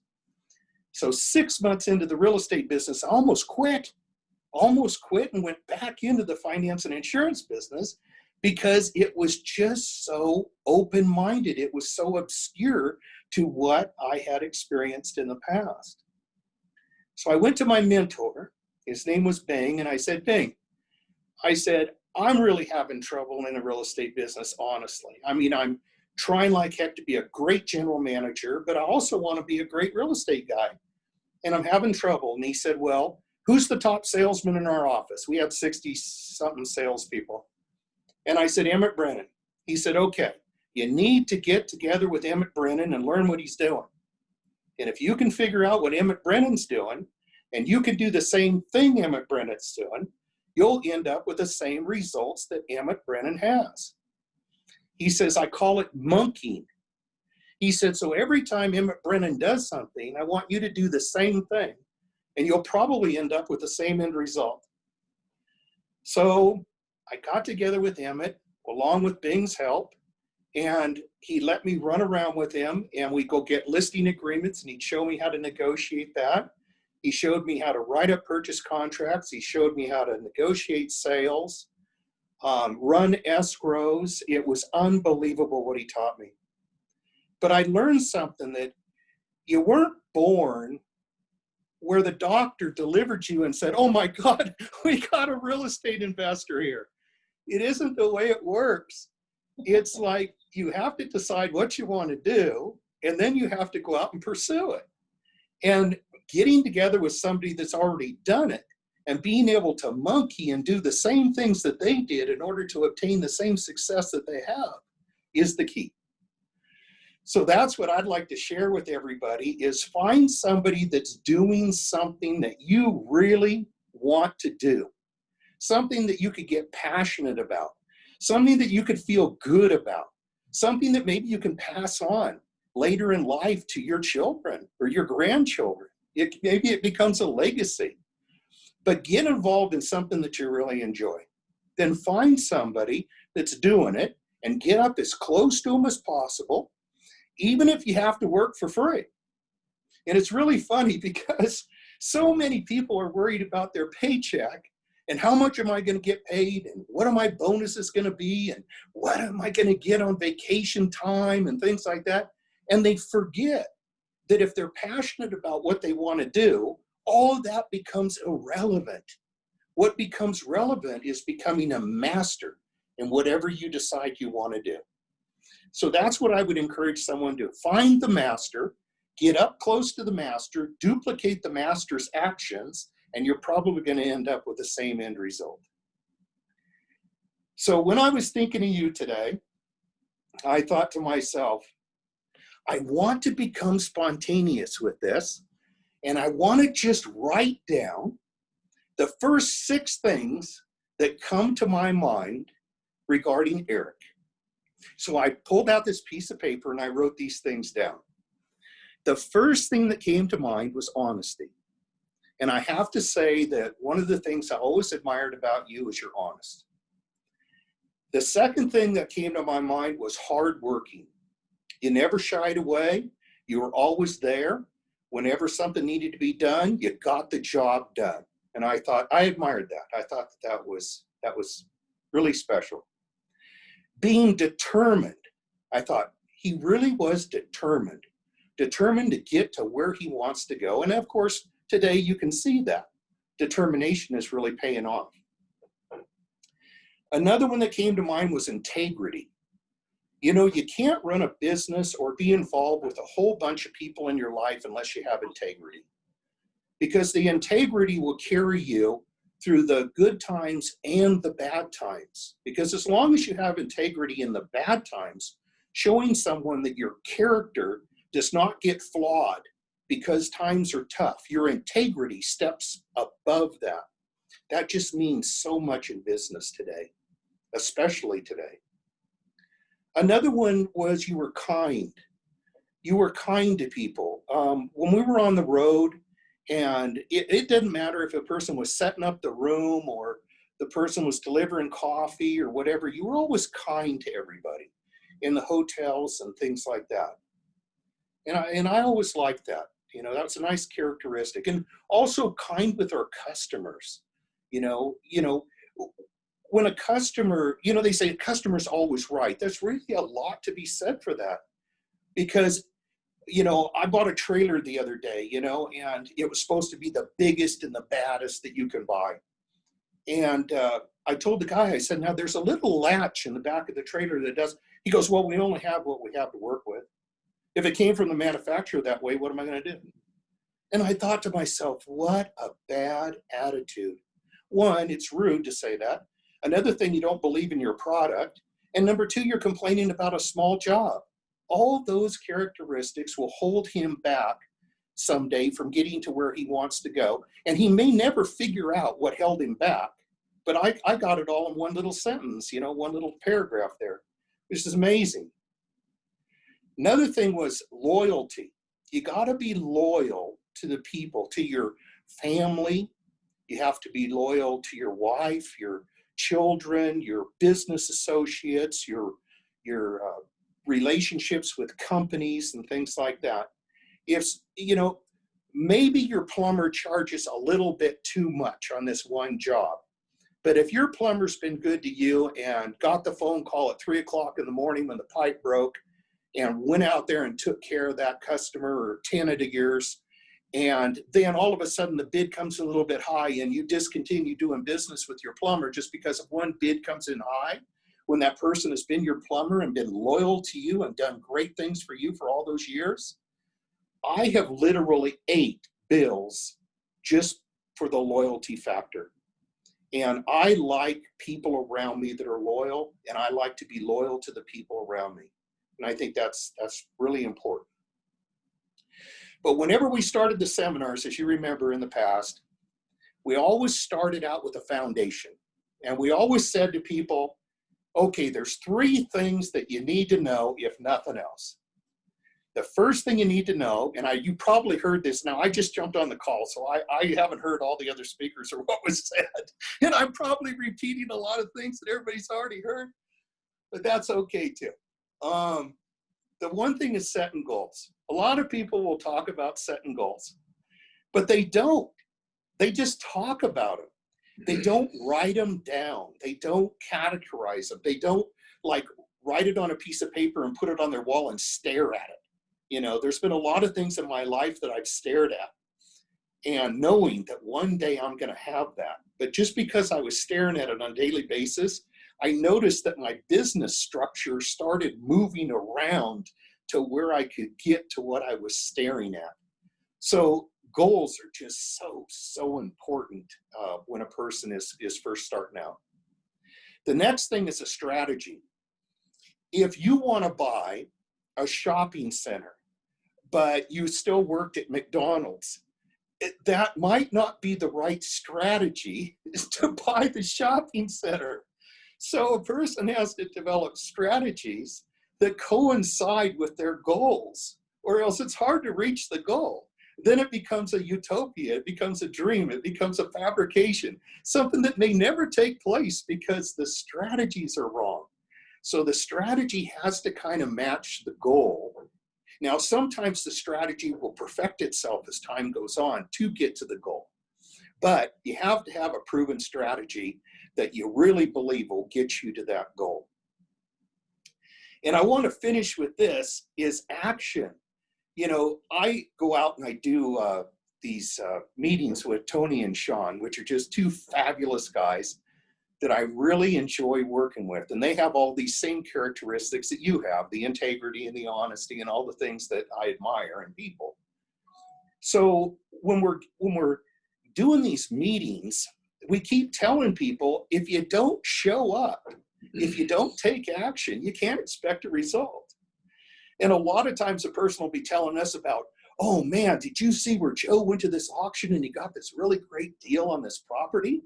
And then my first thought that rolls through my mind when I hear that is, why weren't you there? You know, why didn't you show up? I mean, maybe if you showed up, you could have got a very similar deal, or maybe you could have got a deal almost identical to what he got regarding percentages and equity positions and things like that, if you just would have been there with the right strategy. So I think taking action, even if it's wrong, you know, the byproduct of making a mistake is knowledge. And everybody's so afraid to make a mistake. Oh my God, if I did that and it went wrong, what would I do? Well, one thing you do is you learn a lot. So it's always good to try to learn. Learn from your mistakes. Learn from other people's mistakes. But don't be afraid to try things. Even if it's outside your realm of reality, you know, your realm of knowledge or whatever, still experience it. Because that little bit of experience, I've had kids graduate and they said, well, I don't want to take that job because that's not what I'm going to do. Well, now I understand that, but maybe take that job right now because you'll learn something that will apply to something in the future where that job had nothing to do with it, but it was the knowledge you got from that job that helped you with the future. Years and years ago, I invested in the grocery business. We're talking about taking action. I'm in the real estate business, and now I'm investing in the grocery business. I don't know anything about the grocery business, right? But I decided I'm going to invest anyway. So I went ahead and invested in the grocery business, and it didn't work out so well. But boy, did I learn about percentages, and I learned about stocking, and I learned about perishable goods, and I learned about personnel and all these different things just because I got involved, just because I took action. So no, I didn't make any money in the grocery business, but I sure learned a hell of a lot by being in the grocery business. The same thing, maybe real estate isn't for everybody, you know, like it's for me, but maybe it isn't for everybody. Maybe somebody will do a lot better in another field. But I'm saying that I think everybody should try everything in their life that they possibly can, because they're going to land. If you shoot for the moon, you're going to land amongst the stars, is what they used to say, right? And I still agree with that. But anyway, I just wanted to wish you, Eric, a happy birthday. I think it's wonderful that I had the opportunity of, you know, being able to talk to you once again. And I do cherish our relationship and all that we've been through together. I just cannot believe it's been all these years. I mean, we're talking, what, 30 years? I met you in 92 at a seminar. It was at the Milan seminar. And my stepmom said, hey, come to this seminar. And okay. And so I drove down to Oakland, I think is where it was. And you were, of course, the second speaker. And so we bought the Milan package and they released us for lunch. And they said, come back and we're going to have a special real estate trainer teach you how to use the package that you bought. And my stepmom and I looked at each other. We're like, I think we got enough from the seminar. Maybe we should leave. And one of us said to the other, no, let's just stay. And had we not stayed, none of this would have happened. And then when we were sitting in our chairs, you did the close, right? And everybody's going to the back table to buy. And my stepmom and I, we stayed in our chairs. And then you did this wave close and you said, for the next 10 people, you get your first property free and clear for under $1,000. I got us up out of our, we ran back there to get the piece of paper. And then we went to, you were in Stockton at the time, and we met Rodney Nelson. You remember Rodney? Yep. And so we bought the land, right, with Rodney. And Rodney says to me, you should come work for Dante. Dante looks for guys like you. Well, Dante, at the time I was in community college and I was a cook at McDonald's. It doesn't make any sense. Like, why would this multimillionaire want, but even though it didn't make any sense, it planted a seed in my mind, and that seed grew, and then I ended up getting hired. And then 2 weeks after they hired me, I was on the road with you, and my whole life changed because those times that we spent on the road, it would just, there was these things you would say to me that changed my thinking. And I just wanted to wrap with what you ended with GSA. You know, you probably remember that you used to teach that in that seminar, you know, goal, strategy, action, J. Paul Getty's formula for wealth. And that strategy, that GSA, you know, I could go on for an hour and I won't, but that changed my life, that simple formula. And it was just so appropriate that you ended with that, because somebody could be listening and just dismiss that. Oh, GSA, it's too simple. It's so profound. It's more profound than words can even express, of getting clear on what you want, developing strategy to get it, and then take massive action on a daily basis. And I took that to heart when you said those words in that very first seminar when I met you, GSA. And, you know, I'm so appreciative for the way you treated me when we first met and giving me the opportunity. And what Tony Martinez said before you came on was that you gave Tony and I opportunities that we hadn't really earned based on our resume, but you saw something in us and you're like, hey, I'm going to give you a speaking opportunity. And it was that belief, and I don't even know how you had it in us. I don't even know why you had it in us, but you did. And just, we were like these unrefined young guys that you just believed in us. And because you believed in us, you know, we're out doing the things that we're doing in the world. And so, you know, it's just amazing what you did for Tony and I. And I know there's other people in the world that you've done similar things for. So thank you for all that you've done. Yep, no problem. Well, I got date night tonight, and I know that you're familiar with what that's like. So Yep. I'll be signing off. See everybody Awesome. later. Okay. Thanks so much, Dante. You bet. Cheerio. All right. Wow. What a day. You know, if any of you need to run, we said 3 o'clock, no problem. We're a few minutes late after 3, but I also still want to stay on the line. If any of you, if you have anything that you want to share with me, if you do want to stay on the line, I'm happy to stay on the line if any of you would like to share. So is there anyone that would like to share today before we wrap it up? I just want to say goodbye, Eric. I canceled a thing to be with you, and just wanted to tell you that was such a beautiful thing with that family. And it is going up and up. You all contributing, and we all putting it in all of our social media as a gift to you, Eric. And what a beautiful network, beautiful people that you learn from. So aloha nui loa, as we say in Hawaii, and I love you. Thank you. Thank you, Doria. Thank you so Hi, Eric. It's Carmen Sandoval. How are you? Hi, Carmen. I just wanted to tell you how much you inspire me and how much more you're going to inspire me in the future. And even in my private life, you've inspired me. Thank you, Carmen. Thank you so much. You're welcome. Carmen's going to have.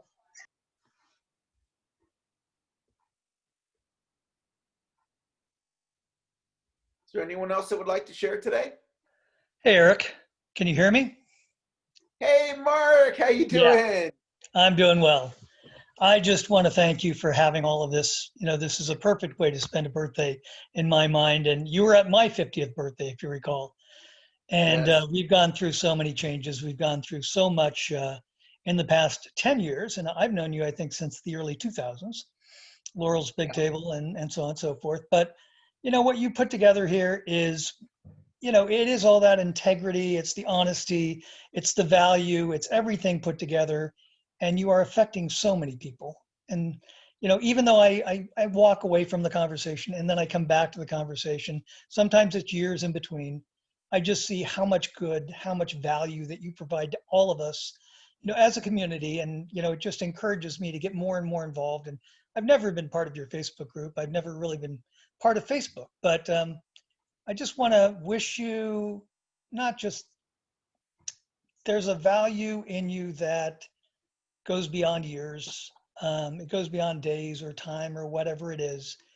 And every decision that you're making, I know comes from that place of integrity. I think that's in line with what everybody here today who came on, and I came on a little bit late. I had a total knee surgery last week, and so I woke up a little bit late and I didn't get on. And I just, there's so much love, so much goodness.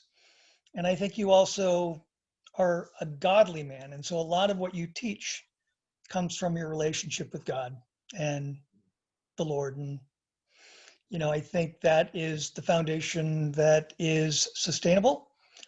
I think you're an incredible person. I'd love to have spent more time with you. I haven't had that opportunity really over the past couple of years, but I just want to, say that you are an incredible man. You are an incredible father. You're an incredible husband, and you're an incredible mentor and teacher of all of us. Thank you, Mark. Okay. Thank you so much. All right. Anybody else want to share? Yeah, I'll get on. Eric, this is Steve from Seattle. Hey, Hi, Steve. hey, thank you for this. I didn't expect to be on all day, but I had to get off a couple times. But I really enjoyed what you put on. You really have a giving heart, and your impact on me is it come through prospecting, and I've actually kept that up, and I know my prospecting.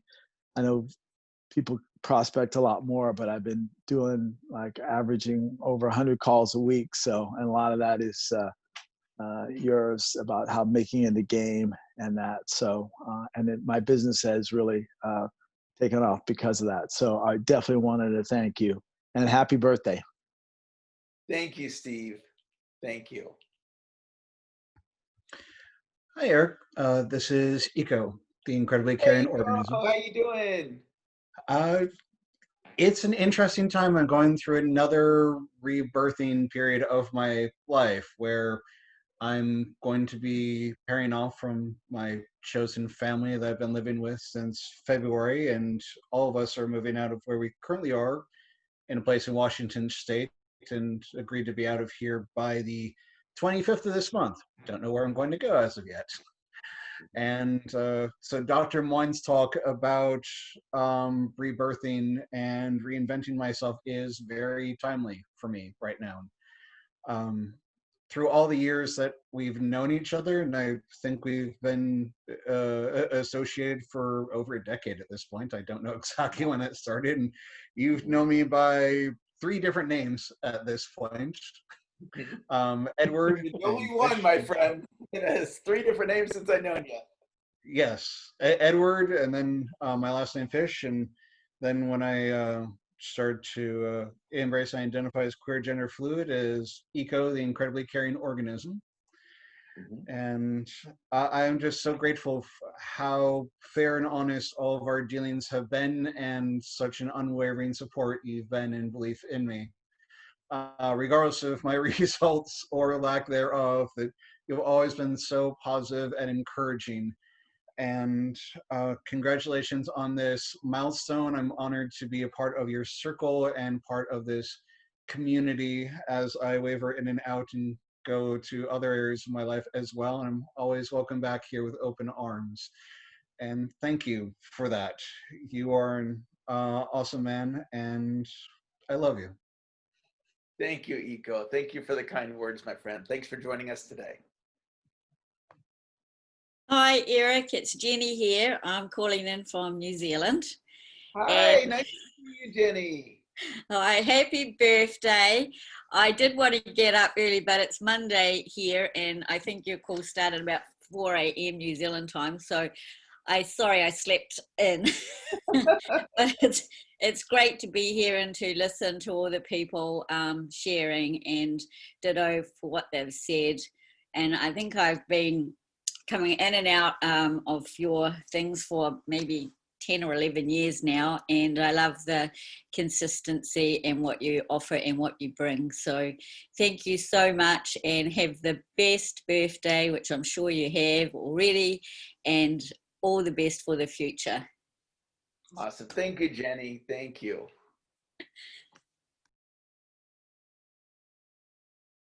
Anybody else want to share? Hey, Eric, how's it going? It's Lance out here, Lance Hey, Dutcher. Lance, how's it going? Pretty good, man. It's looking back. Let's see, I don't know if you remember, we met way back 2008, Orange County, one of your seminars there. Been in touch ever since. I mean, it's been awesome. What we've gone through and growth through you. It's just incredible. And I just want to, and I'm a big 5-0 August 4th, so we're not too far away from each other. Okay.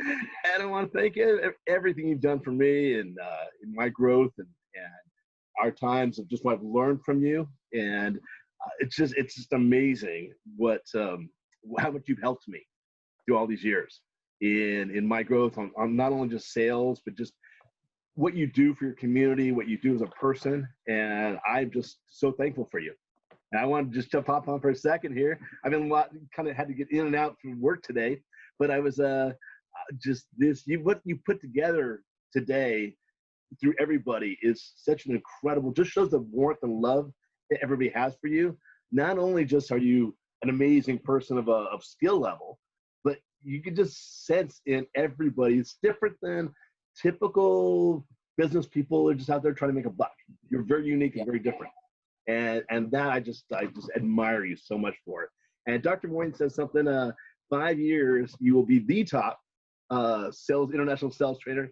And I actually 100% believe that. I believed it back in 2008, you were on that path. And in 5 years, you'll be number one. And there's some greats out there that challenge you, but man, you're going to be there. You're going to be number one. Awesome. So happy birthday, Eric. Thank you so much for everything. Welcome. Appreciate it. Thanks for the kind words, my friend. You too. Take care. All right. Oh, Eric, one more quick little thing. Another thing I just want to, I'll do a little shout out for something I'm working on your giving. Our company, I'm working with Trinot, MLM company. And we're doing something for cleaning up the communities.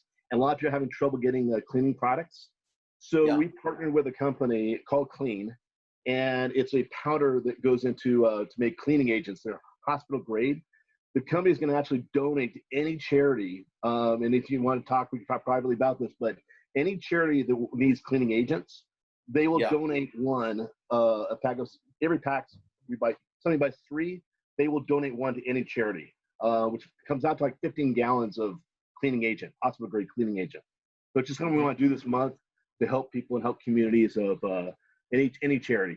So I can post a connection to that, and anybody wants to participate in any kind of a nonprofit group, we want to help. Sounds great, Lance. All right. Have a good, happy birthday, buddy. All right. Anybody else? Hi, Eric. Ron Powers here. Hey, Ron, how's it going? Good. Actually, we've never met eyeball to eyeball, but I've listened to a few of your seminars, and I just want to say, really appreciate you. Learned a lot. And happy birthday. I'm actually 66, and I'm one of those, I keep getting younger every year. I believe you will too. Thank you, Ron. Thank you for sharing. Anybody else? Hi, Eric. This is Shana. Do you hear me? Hey, Shauna. Nice to have you here. Thank you Happy for joining birthday us. to you. Thank you're, you. You're as happy, as nice as all the time. I just want to say thank you so much. I know you for many years, but you are getting like, in my opinion, you're #1 coach, because I have many coaches, I have many mentors, but I never been so comfortable and so easy connecting with other mentors I had in the past. You're #1 coach and you're #1 mentor to me and to my team. Actually, a bunch of them, they're coming on board with you as far as for your training. But I want to say, whatever I have been written my business plan over the year since 2003 or 4, it's the model I took it from you, and I have been teaching to my team all these years how to put a business plan together. I just want to say thank you so much. You're the best. Thank you, Shauna. Thank you for the kind words. We are at the hotel. I cannot open my my camera because we're at the hotel with Myrnie and her children and husband and my husband. We are kind of celebrating for her anniversary. It's coming up on the 16th. Okay, no problem. Hey, Eric, it's Tim Marquez. Hey, Tim, good to you. Hey, happy birthday, my friend. And I just hope you have the best birthday ever, which I think you are, and that you deserve all the gifts and all the presents that come your way. I'm just so grateful that we're able to work together for a couple of years now. And, you know, some of the things that have been coming to mind during this last couple of hours is that, you know, we're all just so grateful that you're like a lighthouse that just stays lit at all times. And whenever there's a storm or something coming, we always know that we can find the light and get right back on track. And it's what's given me tremendous amount of success and tremendous amount of confidence, that whenever I'm thinking about making another step or another growth, it just seems easier because we got you in our back pocket. And I just want to thank you for being that strength, that backbone, that Rock of Gibraltar. And we're all just so grateful that you do what you do, and just have a great birthday, and just thank you for giving us all the inspiration and the guidance that we need to achieve the goals that we want to achieve. So thank you for that. You're welcome, Tim. Thanks for the kind words and great to see you. Hi, Eric. Florence Calendar here. Hi, how you doing? I'm doing well. Just want to wish you a happy birthday and thank you for your simple yet profound way of coaching. May God continue to bless you. Thank you, Flo. So nice to see you. Hi, Eric. It's Joy Schechter. Hey, Joy. How's it going? Good to see you. Sorry, I had to step in and out. Family matters. That's been my business actually for the last few years, is taking care of family and those matters. And now is the opportune moment for me to step up. And what I know about growing older, because I'm just a wee bit ahead of you, is that every decade brings a new theme and something different to grow with and to learn from and to take you to a whole different level that you didn't think was going to be there. As I'm shifting my world, I've always appreciated, you're there always, and that you break things down into small bite-sized chunks. So no matter where I'm at, I can latch onto one of those or all of them.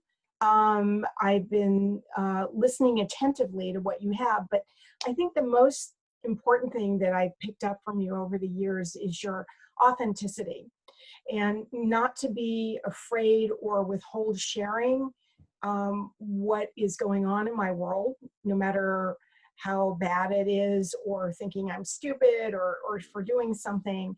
It just is what it is.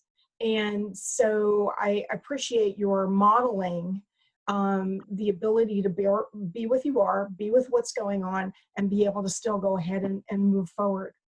And so I've really enjoyed watching you grow over the years and where you've gone in your business. So as I'm putting my business back together, I'm looking forward to stepping in and renewing those steps as well.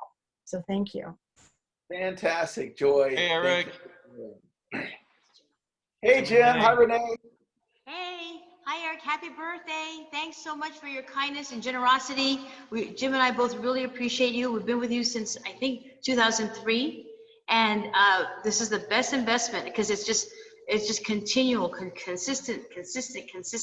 You've helped us grow as a family and as a couple, and we really appreciate you. And just the GSA that you talked about, the goal setting and action, We apply it every day. I hear your voice in the morning and at night. We hear the recordings, and it's kind of like we have morning prayers, and then we have Eric Lofholm, and it's just like it's consistent. Then we have evening prayers, but we have the recordings from the day because I'm doing my podcast. So it's our evening prayers and Eric Lofholm.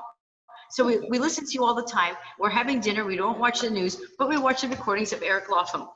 So, so we don't watch the news at all, but we watch you all the time, either on YouTube or the replays. And so you've instilled in us, you've made such an impact on not just us, but so many people in our community and the community of Eric Lofholm International, as well as your community where you live and the world.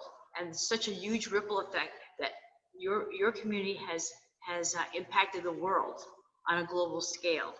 And it's affecting thousands, and it will affect millions and millions of people for the better good. Okay, happy birthday. Glad to be a part of your army of good. Oh, the Army, yeah, the Army.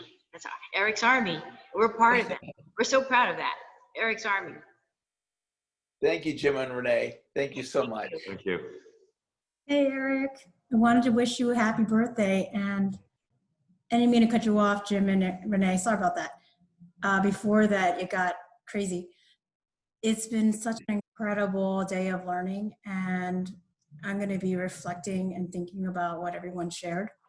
That part of myself is still digesting that, but I love the idea from your system book, and people say it all the time, is staying in the conversation. I apologize for all the background noise. That's just why I haven't said much. I'm going to do this because it's a video game and there's music. Okay, can you hear me now? Yeah. Okay, so staying in the conversation is important because this is how we all grow. And this is how relationships are made. And so that is something that you've taught all of us, is your mentors and the friendships, the relationships you made throughout the years have made such a profound impact. And then you also today drawn us all together to connect. And so I'm excited about that. And I really believe the best is yet to come, and that we have so much that we can give, and we have so much that we can share of what we're learning and inspire others. So just want to thank you for that. Happy birthday. Thank you, Ivy. It's great to have you as a client, and you have so many great things that are right around the corner about to happen. So I'm excited for you. So thank you for your share. All right, anybody else? Eric, I would like to say something. Let's go Patrick, and then who was the other person that was sharing? Kelly. Kelly. So Patrick and then Kelly, we'll have you next, okay? Okay. Hey, Eric, All just right. real quick. The timing couldn't have been better. I was lucky enough to attend your the boot camp just quite literally days before the world turned upside down. That's right. I remember that. So thank you for that. It was just very warm and inviting, and I just continued on with the morning calls, and just so appreciative. So just happy birthday, and thank you so much for all you do. Thank you, Patrick. Kelly, you're up. Eric, I am so grateful to having crossed paths with you, and wishing you such a wonderful happy birthday. And what a wonderful age to be at, having left such a big legacy that you're leaving already. And it's just like it's just a beginning in a way, in some regards. But really, essentially, what it's really meant for me is I've been a late bloomer and been wanting to reinvent my life in many ways, and come across some wonderful mentors. And between you and having come across with a few others not so long ago, I just, this was like the missing piece that I needed, which is like, the daily activities that you do with us, the 15-minute golden nuggets and things like that. It's been like my mastermind, because one of the things that I had tried to do is I tried to follow along, with and with groups and people, and I've always had a failure of keeping masterminds, being in with a mastermind group and not having it last. So that made me have to kind of step back and like do something differently. And when you came along, it was like an answer to my prayer. It was, it was another one that came along that I really needed. And so it's really helping me to build consistency and persistence, and basically daily action steps that I can take to help to build that foundation to see things. Even though there's parts of me that I'm still got some work to do to really set the stage for, you know, and my confidence in what I'm doing, that, you know, it's really leading the way for me, and it really makes me feel more empowered, and I thank you for it. Thank you for showing up. Thank you for being the example you are to all of us. You are welcome, Callie. Thank you for sharing. That was a beautiful share. Anybody else?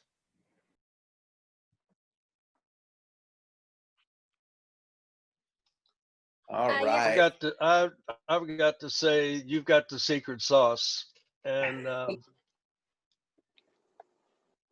people's birthday, the real focus on people's birthday is usually himself. And you did all the work to put this together, and you really did it for us. And that says it all. Thank you, Mark. Thank you. I wanted to thank you, Eric, and thank everyone else who reached out to me and my family. We really appreciate it. We feel truly blessed. Thank you. Yeah, you're welcome, Christina. And we were so happy to be able to be here for you. And you and I will be in touch. I got some other things that I want to do to support you. I want to get to know you a little bit and better understand what your needs are. And your needs are going to be changing over time, right? And so it's going to be a long journey, but you have my community here. You have my community that's going to help you, and I'm going to help you, okay? Thank you guys so much. Bless you all. Okay. Thanks for hopping on, Christina. All right. Well, that is going to wrap it up, guys. It was wonderful to spend this day with all of you, and I had such a great time. I really didn't know exactly what to expect because I'm new to Zoom, having this many different speakers. I don't even really know the technology that well and all that. And so anyway, it just ended up working out so beautifully, like way better than I could have ever even imagined. And do you know how to take a screenshot? Can you take a screenshot with all of us on there? Let's do this. Bring us all on and have a smile, and then I'll mute myself again. But I just need to see that. All right, that's cool. So I can do it on my phone, and if any of you guys know how to do a screenshot on your computer, I don't even know how to do that. But I can do it, but you all have to show your faces. Okay, all right. So let's you hit print. You should be able to. I hit have a. screen on Yeah, your can you all show your tab. faces, Kathy, Connie, Joanne, and Tim? I can do a screenshot here if you want. All right. Can you go to gallery, Eric? Yeah, I'm in the gallery. But you have to Everyone holds it on your own. Hold on. So blah blah. Half of the people. And if we don't have Okay, every so- single person, that's okay, Ivy. We'll just get as many as we can. Okay. All right. Tell us Can when you you're go ready, to Ivy. Eric? I did Can it. you go to a gallery shot? I already captured it. Yeah, we're doing a gallery shot. Okay. Yeah. All right, I'll do another one. Okay, hold on here. Okay, here, 1 sec here while I take another shot. Over here. Get it? Okay. So Ivy, why don't you tag me, then you guys can find that photo if you want on Facebook, facebook.com/Eric Lofholm. So .com/ my full name, Eric Lofholm. I'll have Ivy tag me. We'll put it there. Wow, what a speaker lineup. My goodness, the people that showed up was just amazing. And Dante's never been on my events before. I never asked him, so that was like special. And all the speakers were just incredible. My clients that spoke, wow, like what an amazing day. And I didn't have it scheduled for you guys to share, but we just ended up with that window, and that was so special for me to be able to receive all the love that you guys gave me. So that was really special. And having Christina Will you be on able to post the was special. That Will we you could, post the recording on your Facebook page? What's that? Can you put the recording on your Facebook page? What I'm going to do is I'm going to talk to my video guy about, I recorded this event and making it like each speaker, putting it up on YouTube. And so if you want to go watch any of them or watch the whole thing or whatever portions you want to watch, I'll see how my video guy can do that. I'm not sure even how the recording comes out because I'm relatively new to Zoom. The thing with Christina was just all spontaneous that happened today. And that was really neat that we could come together as a community, you know, to really help somebody that needs it right now. So that was special. So thank you guys for supporting her on that. And all I can say is, wow, like this like exceeded my way past my expectations of what was going to happen. And this is exactly how I wanted to spend my birthday, is be with a group of people that wanted to be here. So thank you guys all for coming and for participating. That's going to wrap it up. I'm going to go spend some time with my family now. We're going to have a little birthday celebration. So thanks, guys. Have fun. Thank you, Eric. Thank you, Eric. Happy birthday. All right. Bye-bye. Happy birthday. Thanks, Eric.